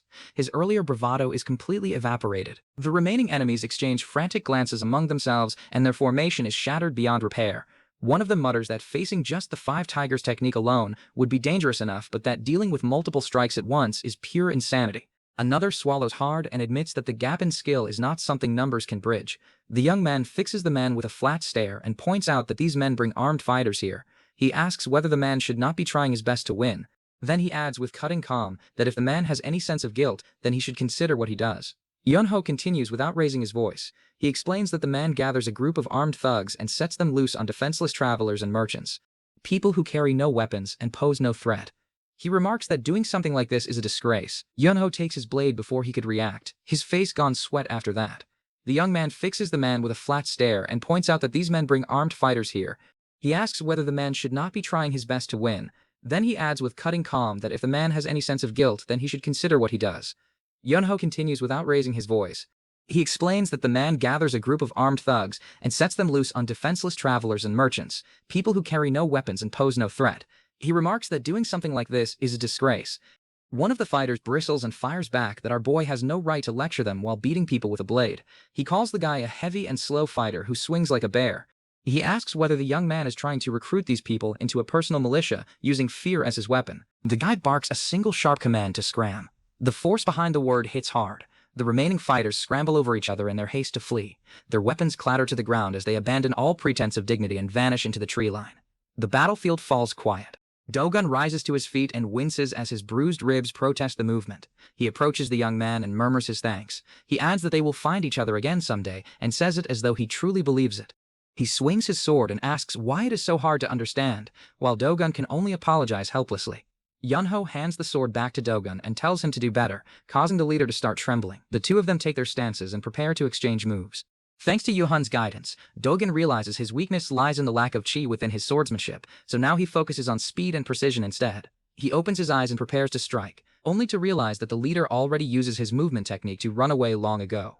Behind them, Yuhan complains about how exhausting it is to teach Dogun. After some time, they finally reach the end of the journey. Yuhan thanks the captain for everything, saying that thanks to them, reaching this place becomes much easier. The captain and everyone behind him clasp their fists and thank Yunho for saving them. They say they never forget this kindness. Meanwhile, Yunho sarcastically asks if verbal thanks are all he gets, leaving the captain standing there speechless. But Yunho is only joking. He says he plans to claim the reward and beat up that Pain Clan bastard. The captain asks why Yunho acts so cold toward him. Because without Yunho, everyone here would already die just for the sake of one person. The captain awkwardly tries to defend the man, saying maybe he has his own reasons or is trying to do something good. But Yunho knows those are nothing but excuses, because his master always says, there's nothing more stupid than risking your life for something unrelated to you. That is why Yunho always makes sure his own life comes first before anyone else. He knows people value justice and all that, but if sacrifices are necessary for this so-called greater good, then he wants no part of it. He says he needs to be happy before others can be happy. In other words, his first priority must always be himself, not anyone else. The captain replies that both the goods and the martial artists of the Swift Dragon Escort Agency are safe. The Venerate Heaven Orthodox Miram Alliance is supposed to handle the Green Forest matter. Hearing that, Yunho finally feels somewhat relieved and says his farewell. After some time, he finally arrives at Nature's Hand Manor. Inside the manor, the scene shifts to a hall draped in the crimson and gold banners of Guangdong's Wei clan. A group of clan members gather in a loose circle and their faces are drawn tight with urgency. One of them declares that they do not have time to deal with anything else right now. His voice is sharp with impatience. Another chimes in and asks where on earth Yunho goes. Yunho's mom stumbles into the hall and his chest heaves and his robes are disheveled from running. She stammers out the word patriarch through labored breaths. Every head in the room snaps toward him. Wei Junghan, the patriarch of the Guangdong Wei clan, sits at the far end of the room. His posture is rigid on the raised platform and his eyes narrow the moment the messenger bursts in. The air in the hall thickens with tension. The messenger drops to one knee and gasps that there is a message. He announces that young Master Wei Yunho sends a letter. The words land in the silence of the hall and everyone feels the weight of them. His dad is completely shocked because after disappearing for so long, Yunho finally shows up again. Nok Gi sits at the head of the council hall, and his expression is unreadable as a messenger kneels before him. The letter from Yunho rests open in his hands, and his eyes scan the contents with careful attention. He murmurs that Yunho is following a simple plan and asks whether the boy is afraid of dying. A voice responds with a flat and unwavering denial. No. The weight of that single word settles across the room. The speaker continues and explains that it might have been better to stay hidden and avoid trouble, but that running is never really an option. He adds that even if he tries to disappear, the situation would not have resolved itself. He states plainly that he is not afraid of death and that he wants to die having lived a useful and purposeful life. Wei Junghan listens in silence, and his jaw is tight and his fingers rest motionless on the armrest. The speaker, now revealed to be Yunho through the letter, urges his father not to worry about things that are unlikely to happen. He tells Junghan to care for himself body by body and soul by soul, and to simply keep standing tall as a strong presence for the family. Junghan closes his eyes and exhales slowly through his nose. His lips move as he whispers a quiet affirmation and acknowledges his son's words. The hall around him is bathed in a cold blue light that makes the patriarch look smaller and older and more human than the legend he is known to be. Junghan opens his eyes again, and his gaze hardens. He remarks under his breath that in the end Yunho is still a useless and ambitious pig. But the insult carries none of its usual bite. Instead, it lands as the words of a father who knows his son is walking into danger and cannot do a single thing to stop him. The scene shifts to a dimly lit chamber where a figure draped in dark robes sits behind a desk piled high with scrolls. A subordinate stands at attention nearby and reports that the target will end up jumping right into the boiling pot of stew. His voice drips with satisfaction at the inevitability of it all. The robed figure smirks and remarks that the eunuch does not know fear. The comment is delivered with casual cruelty. The subordinate adds that the target is still useful and suggests that they continue keeping him alive for the time being. A second voice cuts in from the shadows and acknowledges a new arrival by simply stating that they are here. A newcomer steps into the chamber. He addresses the robed figure and asks what use a single person's existence has if that person cannot even influence the royals on his own. He questions whether it would not be simpler to dispose of the man once his purpose is served. The robed figure waves a hand dismissively and responds that he could do that, but asks how long he would have to play along with this kind of jealousy. He adds that there is something else that needs to be done first. His tone makes it clear that the conversation is not a negotiation. The newcomer tilts his head and asks what the others are doing. The robed figure replies that he does not know the details, but suspects they are getting into various kinds of trouble across the martial field. He mentions the name of a location, Nature's Hand Manor. The words linger in the air. The scene cuts to the exterior of Nature's Hand Manor at night. A figure approaches the front gate and is immediately confronted by a guard who tells the visitor bluntly that this is the wrong place. The guard explains that the recommendation the visitor carries is for the Sacred Hand Manor and not the Nature's Hand Manor. He insists that this establishment is a completely different place. The visitor pauses and identifies himself. He states that he is actually from a nearby escort agency and that he is asked to deliver something. He asks politely whether the manor master is available and notes that if this is truly the wrong location, then he will leave without a fuss. The guard crosses his arms and states flatly that this is not the Sacred Hand Manor and that the person the visitor is looking for is not here. He instructs the visitor to cross the street and go past the alleyway and look for the Sacred Hand Manor. He adds that although the name sounds similar, it is a completely different establishment. The visitor blinks in confusion and mutters under his breath. He asks what the difference even is. His face scrunches with the bewilderment of a man who just hears two nearly identical names referred to two entirely separate places. Just then, a man's voice pierces through the night air from somewhere behind the gate. He cries out desperately and begs someone to please save her wife. He promises to pay back everything and pleads that without help her father will sell her off. The visitor freezes mid-step and glances back toward the gate. His expression shifts as the man's plea registers. The visitor mutters that he supposes there are people in worse situations than his own. He says the word "Mr." under his breath as if addressing someone who is not there.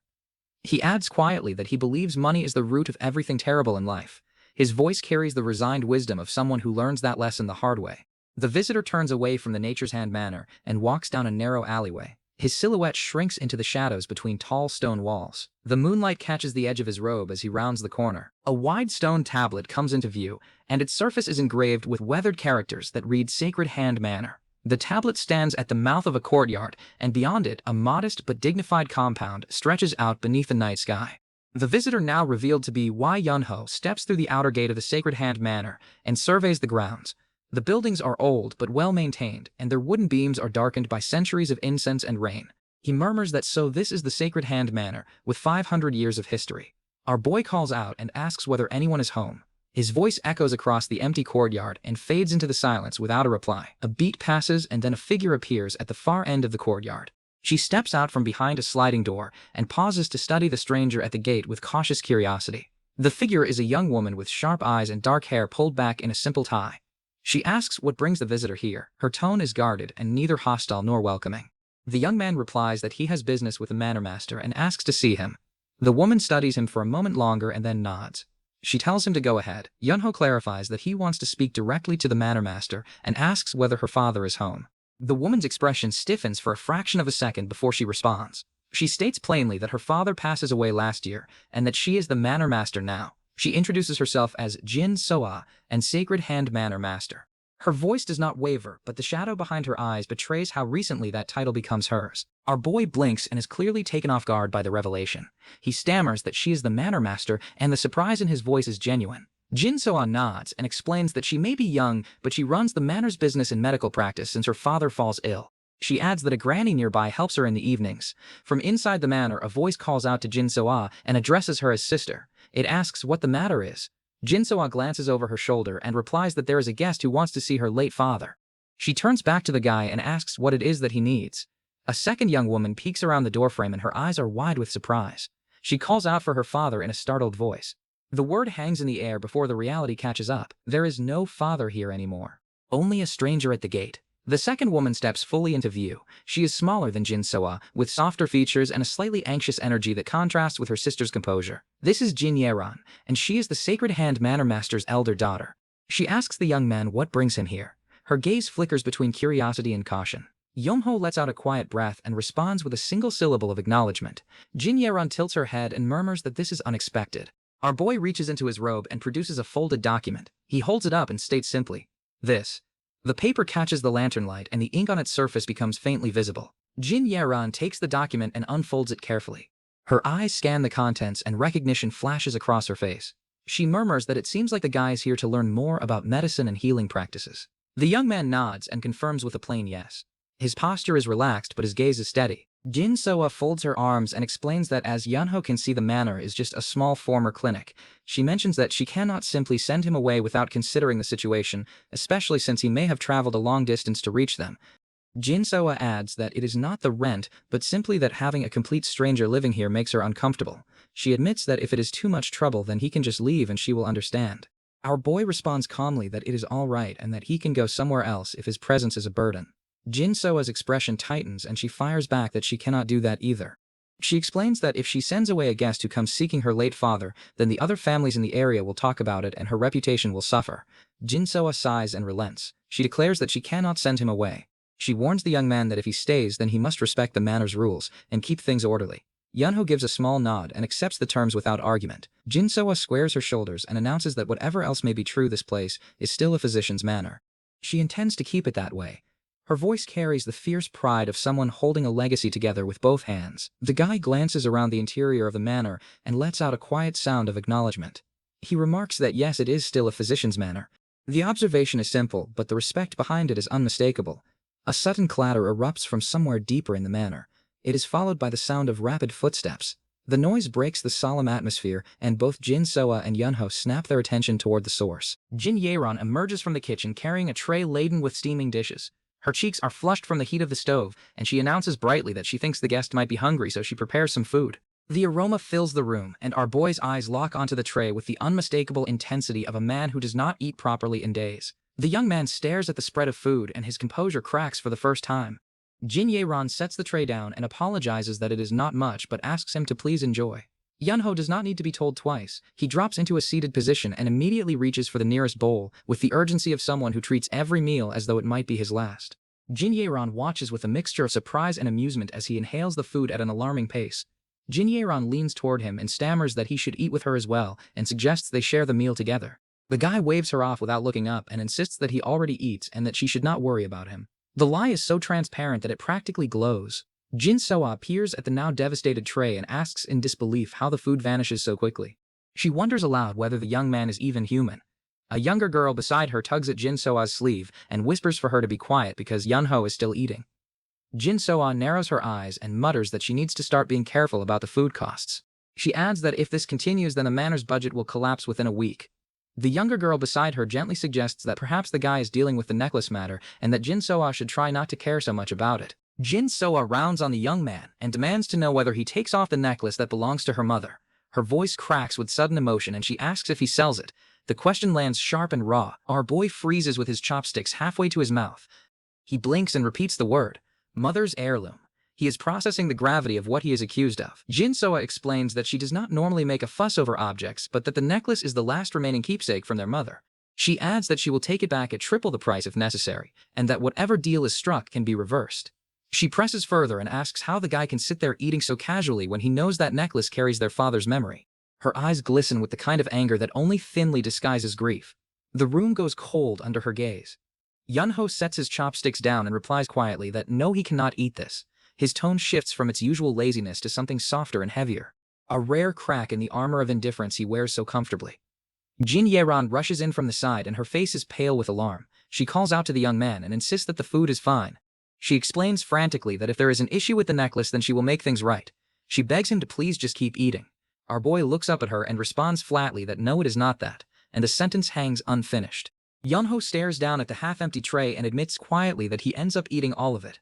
His voice is flat with a guilt that has nothing to do with the food and everything to do with the burden he is placing on this household simply by existing under its roof. The scene shifts to the exterior of a building marked with the sign of the Milky Way Manor. A stout man stands at the entrance and his posture is rigid and his expression is businesslike. The man at the Milky Way Manor asks the young man what brings him here. Yunho responds that he is looking for something. The man furrows his brow and asks what the guy could possibly be talking about. Our boy explains that he is searching for a necklace that the Sacred Hand Manor pawns recently. He asks whether the Milky Way Manor still has it. The man scratches his chin and replies that he is sorry but the Sacred Hand Manor pawns the item instead of selling it. He cannot release it to anyone other than the original customer. The man adds that he is from the Sacred Hand Manor's neighboring district and that he never sees Yunho before. He mentions that the guy only arrives yesterday as if that fact alone disqualifies him from any claim. The young man reaches into his robe and produces something. A token or badge of some kind. He holds it up and asks whether this will change the situation. The man's eyes widen slightly as he examines the item. His posture stiffens with new attention. The man inspects the item closely and mutters that no, this is not enough. He explains that there are more than 3 gold nyang inside the necklace's value, and that the total debt owed to the establishment is closer to 5 silver nyang. He elaborates that the woman who originally pawns the necklace takes 1 silver nyang for it. Our boy listens without interrupting, and his expression darkens with each new detail. The man continues and reveals that the interest rate applied to the loan is 10 times the original amount after more than 3 months. Yunho's eyes narrow as the math sinks in. His jaw tightens at the realization of just how predatory the terms are. The guy repeats the figure back. So a loan at a really high interest rate. His voice carries a cold edge that is not there before. The man shrugs and responds that those are just the rules and that the young man is free to walk away if he does not like them. Yunho asks flatly whether the amount he brings is not enough. The man confirms that unfortunately it is not. He adds that the Sacred Hand Manor will not be able to take the necklace back under these conditions. The man adds with a smirk that he is quite sure he sees every trick in the book and that he does this for years. Our boy stares at him in silence. The gears behind his half-lidded eyes turn at a speed that the man clearly underestimates. The young man reaches deeper into his robe and pulls out a second item. He asks calmly whether the man can take this instead. The man's smirk falters for the first time as his gaze drops to whatever Yunho is holding. The confidence drains from his face in a slow, visible wave. The man leans forward and squints at the item. His expression cycles rapidly from curiosity to confusion to something approaching dread. He stammers that he needs to examine it more closely. He holds the object up to the light and confirms aloud that it is definitely gold. He mutters that he can offer 1 gold nyang for this piece and not a coin more. He adds almost as an afterthought that when the guy comes to pay him back the rate will be triple, 3 gold nyang. His eyes glint with practiced greed. Yunho's expression does not change. He says nothing, but the silence itself presses against the man. A shadowy figure stands in the darkness and his silhouette is barely visible against the dim light. His voice cuts through the silence and he announces that there is a problem. A subordinate delivers the report without flinching. He states plainly that they failed to take over the palace. The shadowy figure presses further and asks whether the palace refuses to listen. The subordinate explains that the royal inspectors do not intervene in the palace, and that there is no longer any influence left to leverage. He adds grimly that they might have to give up on the plan entirely. The figure absorbs the information in silence. Then he lets out a calm and measured response, and murmurs that he sees. The conversation shifts to another matter. Someone notes that there is a smaller problem involving the Pang clan. He remarks that the clan is not acting on their own accord. It seems as though the opposition comes from the Jungmu Alliance rather than the Pang clan themselves. Another voice chimes in that it does not appear as though the Jungmu Alliance notices anything significant. They likely dismiss the entire ordeal as nothing more than a light bandit raid. A towering figure cloaked in a faint blue aura strides forward with his back turned as he walks away from the others. He remarks that all kinds of trouble continue to pile up without end, but that the key lies in how they choose to resolve each one. The subordinate behind him lowers his head and responds that he understands. The scene shifts. A voice speaks with quiet confidence and notes that the matters with the physicians are going smoothly. The same applies to all other fronts. The speaker declares that it is almost time to tie the knot. The figure continues with growing intensity. He recounts the hardships they endure ever since he returns. But those struggles are not in vain. They build their strength and accumulate a formidable arsenal behind the scenes. He proclaims that they will soon be able to make their debut in the Murim and show the people just how terrifying their sword truly is. The night sky stretches wide above a lone figure who stands at the center of a brilliant pillar of light. The beam pierces the heavens and casts a cold blue glow across the landscape around him. The moonlight frames the silhouette with an almost divine radiance. 2 faces freeze in raw disbelief at the bottom of the frame. One of them stammers that this is something beyond what they expect. The other one chokes out the words in pure shock and identifies the figure as a royal inspector. Wai Yunho sits across from a trembling man and his expression is bored and unimpressed. He asks flatly whether the total amounts to 3 gold nyang. The man on the receiving end of that question nearly chokes on his own breath. Panic floods every inch of his face as the realization crashes into him. The man throws himself to the ground without a shred of dignity left. His forehead slams against the floor as he begs for mercy. He cries out that he is sorry and that he does not recognize who the young man is. Our boy does not let up. He asks what exactly he is supposed to fix about the fact that this man refuses to acknowledge his identity earlier, and whether an absurd interest rate like this is supposed to be reasonable. The moneylender stammers that the interest rate he requests is admittedly a bit high. The moneylender scrambles to justify himself. He explains that so many people pawn their items and never come back to reclaim them. He insists he has no choice but to charge higher rates to make up for the losses. The young man narrows his eyes and calculates aloud. He asks whether with compound interest the moneylender's profit comes to only 4.5%. The moneylender repeats the number back under his breath. Yunho leans forward with a dangerous edge in his voice and asks what the annual interest rate actually is. The moneylender swallows hard and admits in a wavering voice that it is not much, 80% at most. The guy's expression shifts to barely contained disbelief. He repeats the figure and asks if the man seriously just says 80% yearly, not even 40 or 50. He mutters that these are dirty times. The moneylender tries to deflect and argues that it is not much if one considers the value of the item. He claims that white jade is worth at least 10 silver nyang, so the interest rate is justified. Our boy catches the lie instantly. He leans in and points out that just moments ago the moneylender claims the jade is worth only 1 silver nyang, and now suddenly it is worth 10. The moneylender's face contorts into a mask of panic and fury as the walls close in around him. Sweat pours down his temples and his eyes blow wide. The moneylender loses all composure and screams for someone to lock the doors.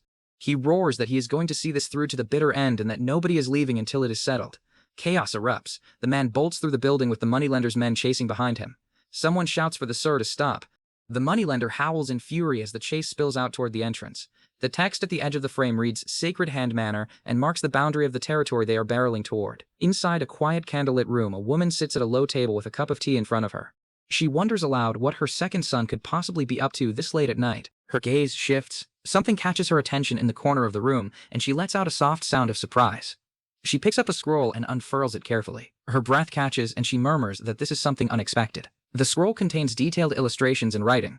Its contents are clearly significant. A faint, ethereal glow shimmers in the darkness of the room. The atmosphere is suddenly heavier and more still. The woman's face is revealed in the soft light. This is Han Sang-ah, and she is the matriarch of the Guangdong-Wei clan. Her lips part as a single word escapes them in a whisper. She calls out for her mother.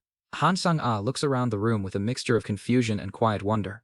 She asks who could have possibly left this scroll here. The frame drops to a man standing in the shadows outside. He mutters under his breath and hopes that whatever his mother finds is just the food he leaves and nothing more. The scene transitions to a grand building draped in red banners. Text identifies the location as the Sacred Hand Manor, and specifically the office belonging to the Sungjubu Alliance's Joint Investigation Division. A man sits cross-legged at the center of the room, and his posture is rigid. He wears a deep crimson martial uniform, and his face carries the kind of calm authority that makes the air around him feel heavier. Candles flicker on either side of him and cast long shadows across the wooden floor. Across from him, a nervous man fidgets and asks why he is brought here. He insists that he does nothing wrong. Then he pauses and reconsiders. He quietly admits that he actually does quite a lot of wrong things. The man in red lets out a quiet sigh, the kind that carries more exhaustion than anger. His voice drops low and firm, and he tells the visitor to have a seat. The visitor yelps in surprise and scrambles to obey. His body jerks as though the command itself strikes him physically. The man is in crimson as Ji Hyun and Vice Commander of the Sungjubu Alliance's Joint Investigation Division. The visitor sitting across from him fidgets and wonders silently why the Joint Investigation Agency would possibly want to see someone like him. Ji Hyun cuts straight to the point. He states that he hears everything about what happens at the Green Forest, and asks whether the visitor encounters the 10 Swords of Green Forest. The visitor stiffens as the name lands hard. The visitor's face drains of color. He repeats the name back in a cracked voice, and asks if Ji Hyun truly means the 10 Swords of Green Forest. Ji Hyun confirms it without hesitation. He explains that those are the ones pursuing the visitor, and adds that it is a great fortune that he survives the encounter. He pauses briefly and murmurs that it is no wonder things unfold the way they do. Ji Hyun shifts the conversation forward and promises to take care of the business with the Joint Investigation Agency on the visitor's behalf. He notes that thanks to the visitor's involvement, they now have the leverage to expose a much bigger matter. However, the real issue is the young man who steps in to help during that situation. Ji Hyun explains that the problem revolves around a young man connected to the Green Forest's inner workings. He notes that the inner council of Green Forest is built on extremely talented individuals, and that it would not have been easy for just anyone to interfere. But that particular individual not only intervenes but walks away unscathed. That is remarkable in itself. Ji Hyun leans forward and asks whether the visitor manages to catch the young man's name. The visitor nods and responds that the name is Wai Yunho. Ji Hyun repeats the name under his breath and his eyes narrow as the gears behind them begin to turn. The weight of recognition flickers across his face, though he does not say what he is thinking just yet. Ji Hyun speaks slowly and asks for confirmation that this Wai Yunho is truly the second son of the Guangdong-Wei clan. He remarks that possessing such martial prowess at only 5 years of training is extraordinary. Ji Hyun continues and notes that the eldest son of the Wei clan is already the greatest rising star in the Jungmu Alliance. He muses aloud that the Guangdong-Wei clan might very well be the lords at the center of this chaos. Both sons wield this level of power. Ji-hyun asks whether the young man mentions where he is heading next. The visitor responds that Yunho says he is going to the Sacred Hand Manor. Ji-hyun's brow furrows. He finds it strange that someone who clearly settles in one place for 5 years would now be heading toward Hubei instead of returning to Guangdong. The decision does not follow the expected pattern, and Ji-hyun senses something deeper at play. Ji-hyun's tone sharpens. He declares that he needs more information on this Yunho, but adds that the visitor is the only person alive who knows what the young man actually looks like. Ji-hyun fixes the visitor with a steady gaze and asks directly whether he is willing to help. He adds a single word afterward and softens the demand into something closer to a request. Please? The visitor drops to his knees without hesitation and bows deeply. He affirms with full conviction that he will help. A close-up captures Ji-hyun's face. His eyes are sharp and his jaw is tight. A vein pulses faintly along his temple. Whatever thoughts race through his mind, they carry the weight of something far larger than a simple investigation. Ji-hyun's lips move as he speaks under his breath. He declares that he must see Yunho again. The name leaves his mouth with a resolve that will not bend. The scene shifts abruptly. Yunho lies sprawled on a tree branch, and his body is limp and his mouth is slightly open. He is predictably napping. Below the tree, a man in a red and black martial uniform stands with his arms crossed. He stares up at the sleeping figure on the branch, and notes that our boy is lying on the roof without a shred of shame for quite some time. The man debates with himself. He insists there is no way the young man could simply be sleeping up there, and guesses that he must be performing some kind of advanced martial arts meditation. Another voice nearby disagrees entirely, and bets that Yunho is just being lazy and napping on the branch as always. Just then a shout pierces through the quiet from the front gate. Someone calls out loudly and asks whether anyone is home. Their voice carries urgency. A group of men stumble through the entrance and carry bloodied and broken workers on their backs. One of them shouts that these are workers from the quarry who are seriously injured when a boulder collapses on top of them. The sight is grim, with dust and dried blood caking their clothes and open wounds still weeping. The men set the injured workers down and plead for help. One of them explains that they bring over the ones who are still alive and admits that they have no money. That is precisely why they come here instead of anywhere else. His voice breaks as he begs them to please help. Jin Soa stands frozen in place, and her round eyes are wide and her lips are parted. A single muttered curse slips out as the scale of the emergency registers across her face. Before Jin Soa can move, a sharp voice cuts through the air. Jin Yeran storms into the frame and demands to know what Jin Soa thinks she is doing standing there. Without waiting for an answer, Jin Yeran barks an order to bring the patients inside immediately. Jin Soa snaps out of her shock and cries out for her sister.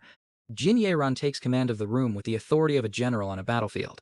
She orders everyone to categorize the patients and send the non-urgent cases to the rooms and examine the urgent ones first. The workers scramble to follow her instructions. Someone shouts back in acknowledgement and calls her sister and confirms the orders. Jin Yeran continues issuing commands without pause. She directs 2 specific patients to be sent to the rooms and orders hot water to be prepared. Amidst the chaos, a silent figure stands off to the side. Yunho watches the scene unfold without a word. His expression is unreadable and his lips are pressed together in a thin line. The guy blinks and tilts his head. He asks aloud what exactly is going on. Jin Yeran does not spare him a glance. She shouts for the urgent cases to be laid down on the floor. Her hands already move toward the nearest patient as she drops to her knees. The action erupts. Jin Yeran is already on the ground beside a patient with her sleeves rolled up. Her fingers press into critical points along the injured man's body. The urgency in her movements is electric, and each motion is precise and deliberate. Jin Yeran's hands become a blur. Her fingers fly across the patient's body and insert needles with breathtaking speed. She strikes acupuncture points in rapid succession. The sound effects crack through the air, and each needle placement is executed with surgical precision. Blood erupts from the wound site as the treatment takes hold. The patient's body convulses briefly as the pressure releases, and dark crimson pours across the wooden surface beneath him. Jin Yeran does not flinch. Jin Yeran lifts her head and snaps at the man standing behind her. She demands to know why he does not attend to the other patients yet. She asks if he intends to let them all die while standing around doing nothing. The man jolts and stammers that he will get to it right away. One of the workers on the ground calls out weakly. His voice is barely above a whisper. He pleads that he needs help with the others. His hand trembles as he reaches out. Our boy stares at the chaos surrounding him, and his gaze lands on the injured workers scattered across the floor. The weight of what is happening presses down on him. For the first time, the lazy sovereign looks genuinely unsettled. A desperate cry for help rings out across the room. Someone stumbles toward the young man and drags an injured man behind him. His face is twisted with panic. Jin Yeran turns toward Yunho and points out that he should know at least the basics of acupuncture points given that he learns martial arts. She orders him to take care of the patient in front of him and to do it now. The guy scratches the back of his head and admits with visible discomfort that he does not exactly learn acupuncture properly and is not entirely sure what to do. He asks what exactly is expected of him. Jin Yeran does not waste a second on sympathy. She fires off instructions and tells our boy to stimulate the Tianzi acupoint halfway and the Zhongfu acupoint fully. Yunho fumbles with the patient and presses his fingers into what he believes are the correct locations. Jin Yaran watches from across the room and immediately corrects him. She snaps that what he is pressing is absolutely not the Zhongfu acupoint. She demands to know how someone who claims to have studied martial arts cannot even locate a basic pressure point. Jin Yaran's patience wears razor thin. She barks that the point is lower and orders the young man to go back and do it again. Her voice carries a sharpness that could cut bone. The look in her eyes makes it abundantly clear that failure is not an option. The guy grumbles under his breath that he already tells her he does not know these things well. Then his expression shifts. He pauses and remarks that the patient seems to be breathing. A hint of surprise creeps into his voice. He leans closer with his ear near the patient's mouth. He listens carefully and the room falls quiet for just a moment as our boy processes what he is hearing. Jin Yaran explains from across the room that the patient's airways are simply blocked with phlegm. She instructs the young man to make the man cough up the blood and mucus. Then, without missing a beat, she adds that since they are in a hurry, he should just inhale it out with his mouth. Yunho recoils. His face twists in horror and he asks if she is serious. He demands to know whether she actually expects him to put his mouth on this old man's face. He desperately asks whether there is any other way. Jin Yaran fires back without an ounce of hesitation and tells him there is no other option. If he does not do it, the man will die. The guy's shoulders drop in defeat. He mutters that all he needs to do is suck out whatever is stuck in the man's throat. Then he asks why she could not have just said that from the beginning.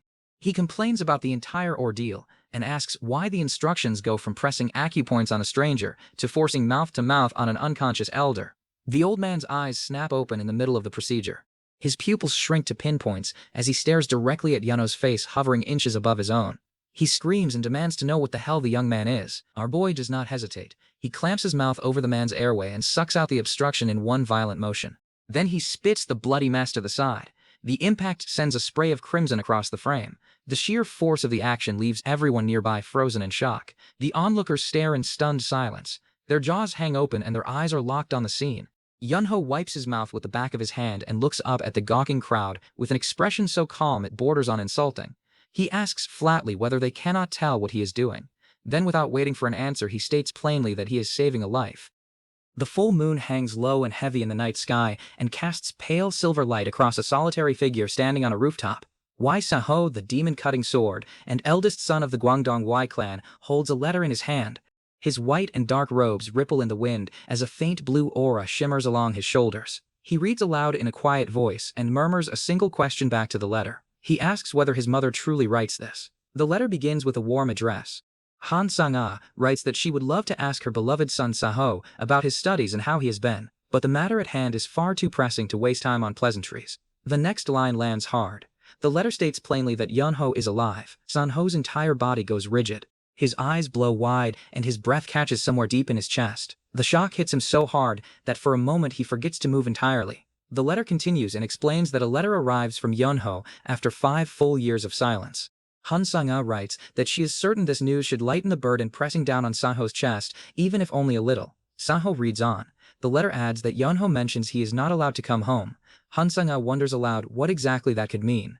She also asks what kind of letter it is and searches for any detail that might explain his absence. The letter reveals the parents' decision. Han Sang-ah writes that she and Wei Jianghan make up their minds to go look for Yunho right away. She explains that she is sending this letter to Sanho before they depart so he is not left in the dark. A group of figures walks along a path beneath the open sky. The letter explains that Yunho's letter comes from the Kaifeng branch of the Hao sect, so the parents are headed to Kaifeng. The world around Sanho seems to fall away. He stands alone in a vast quiet landscape, and the only thought running through his mind crystallizes into 2 simple words. He is alive. Sanho catches himself. He clenches his jaw and forces the emotion down. He reminds himself that now is not the time to let feelings take over. His focus sharpens as the name of the destination registers. He repeats it under his breath and asks himself about Kaifeng. The realization settles in. Sanho notes quietly that Kaifeng is where Zhang Il is. The implications of that connection begin to take shape behind his narrowing eyes.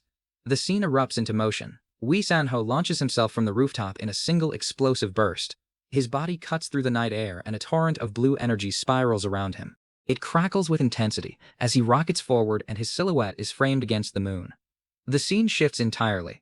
Inside a dimly lit room at the Sacred Hand Manor, Jin Yaran sits across from Wei Yunho. She fixes him with a flat stare and asks whether he is a physician. The young man answers simply that he is. Jin Yaran shakes her head and clarifies that she does not mean it that way. She presses further and questions how he can call himself a physician when he does not even treat patients properly. Our boy scratches the back of his neck and admits that she has a point. He concedes that his help is only a little useful. Yeonho's eyes narrow and he fires back. He asks what she means by a little, and reminds her that he saves an entire patient on his own. Jin Ye-ran pauses and reconsiders. She reluctantly admits that he is greatly helpful before catching herself and settling on the word all right. The guy leans back and shifts the conversation. He tells Jin Ye-ran to set all of that aside and asks her directly where she thinks their biggest problem lies. Jin Ye-ran tilts her head and responds that there are so many problems she hardly knows where to begin. Then she asks why he wants to know. The young man answers without hesitation. He tells her that he wants to restore the Sacred Hand Manor to its former glory. That is precisely why he wants to hear an honest opinion from an outsider like himself. Jin Ye-ran considers the question carefully. She admits that there are countless problems plaguing the manor, but if she has to pick the single biggest one, then it would be something specific. She pauses. Our boy waits. Then Yeonho delivers the answer with the weight of a verdict. Money. Yeonho blinks and repeats the word back to her. He sounds almost disappointed. Jin Ye-ran does not waver and confirms it a second time with the same flat certainty. Money. The guy pushes back. He argues that medicine is a fundamental pillar of any physician's household and asks whether the money issue is really just a secondary concern rather than the root cause. Jin Ye-ran tells him to look at it from the very beginning and asks what exactly becomes of his family's estate.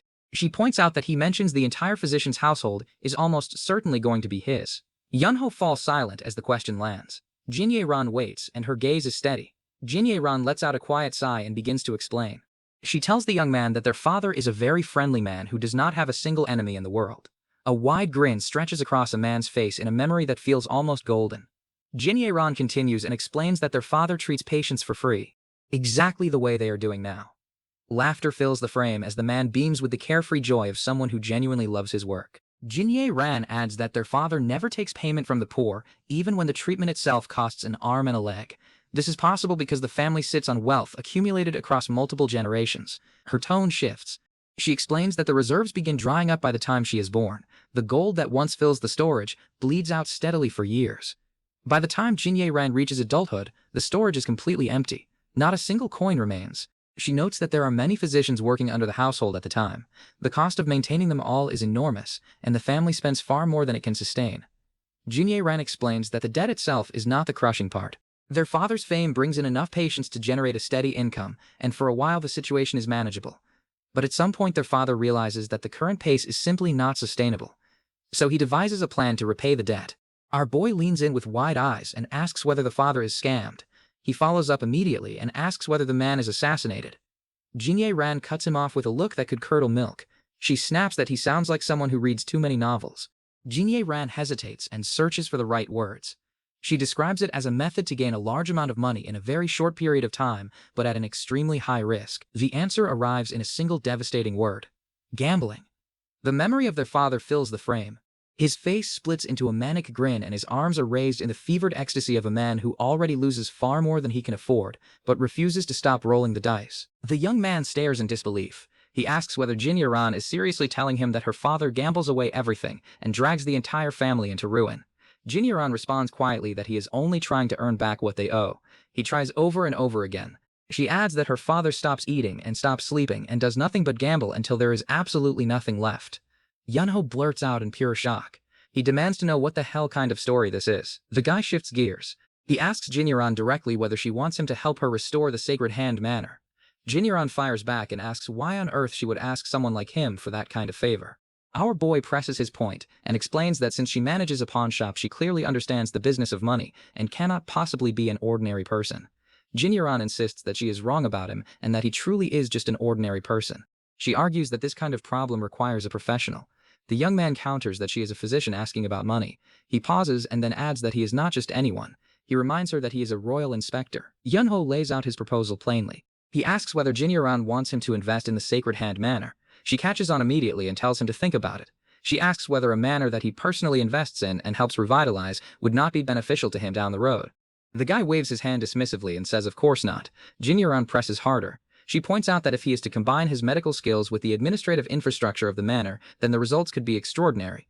She lets the idea hang in the air and waits for it to take root. Our boy stares at her with an expression that hovers somewhere between curiosity and reluctant admiration. The gears behind his eyes are turning, and for the first time he does not immediately dismiss the idea. The young man admits reluctantly that the plan would definitely bring in money, but he adds flatly that he does not want to work with the loan shark. Jin Yeran fires back that he has no choice since the moneylender is the only person with the funds to support them right now. She reminds him that despite his complaints he is not exactly wealthy himself. Yunho protests and asks what he does that is so terrible. Jin Yeran answers without blinking.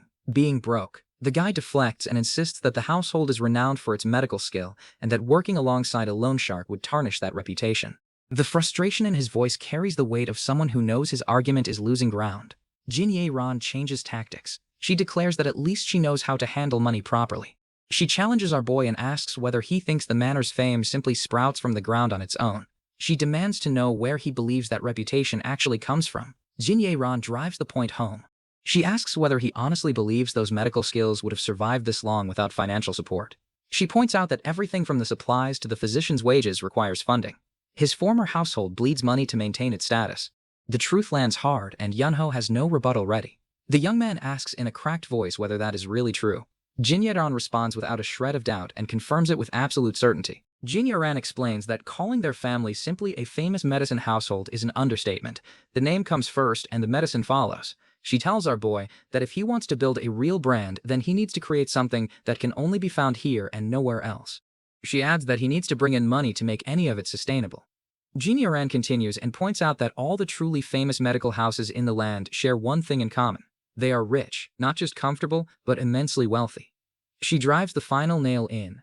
Patients do not spend money just because a physician is skilled. They spend because they trust the institution behind the physician, and that trust costs real gold to build and maintain. She looks at the guy and asks if he understands. Something shifts behind Yunho's eyes. His lips part slightly, and a single quiet sound escapes him. The realization finally clicks into place. The young man murmurs that he probably spends all his time thinking about treating patients for free, and never once considers what it actually takes to keep the doors open. Our boy reflects silently, and the weight of what he learns presses down on him. Time moves forward. Jin Yeran muses that she feels as though new things keep happening ever since the young man arrives. The moneylender nearby mutters that everything is now being put on an account. His tone is equal parts resignation and irritation. The front gate of the manor explodes inward. A booming voice shatters the calm as a massive figure storms through the entrance. He roars that he tells them to come and that he is done waiting. Yunho jolts upright and his eyes dart toward the commotion. He asks aloud what is happening now. His body already tenses even before his brain catches up. The massive figure barrels deeper into the manor grounds and bellows for someone to let him speak to the owner. He demands to know where Jin Yeran is. His voice thunders across the courtyard as he shouts the name of the Samong mastercraft. This is the intruder as JWA Geol and known by the title Black Earth. He is a mountain of a man and broad-shouldered and thick-necked. His face is carved from stone, and his eyes carry the lazy menace of someone who breaks people before and will do so again without losing sleep over it.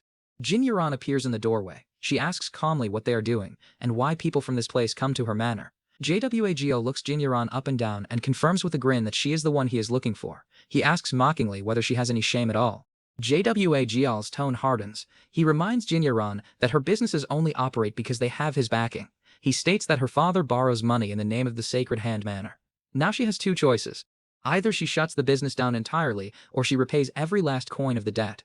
Someone nearby steps forward and urges Jin Yeran to come talk to them if there is a problem. Another voice asks what the patients do to deserve being caught up in this mess.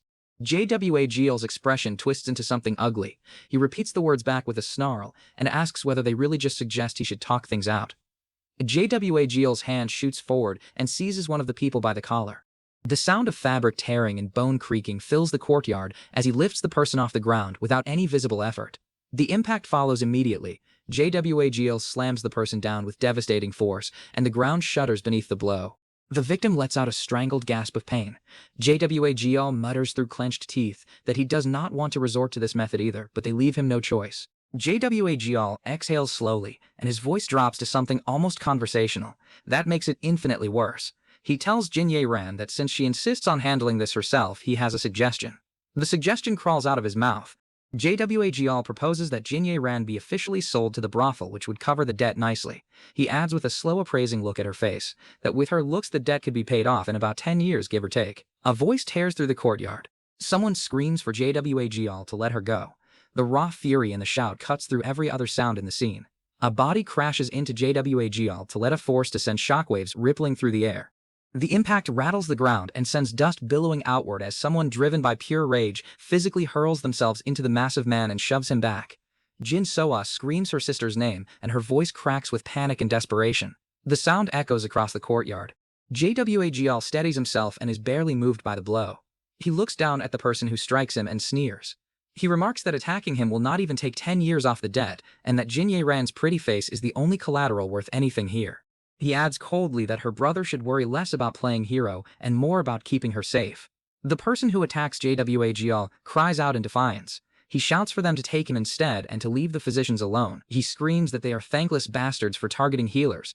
Desperation takes hold completely. The man grabs onto JWAGL's men and snarls that he is going to die anyway, so he might as well take them with him when he goes. A scuffle erupts, bodies twist and collide as the confrontation spirals toward violence.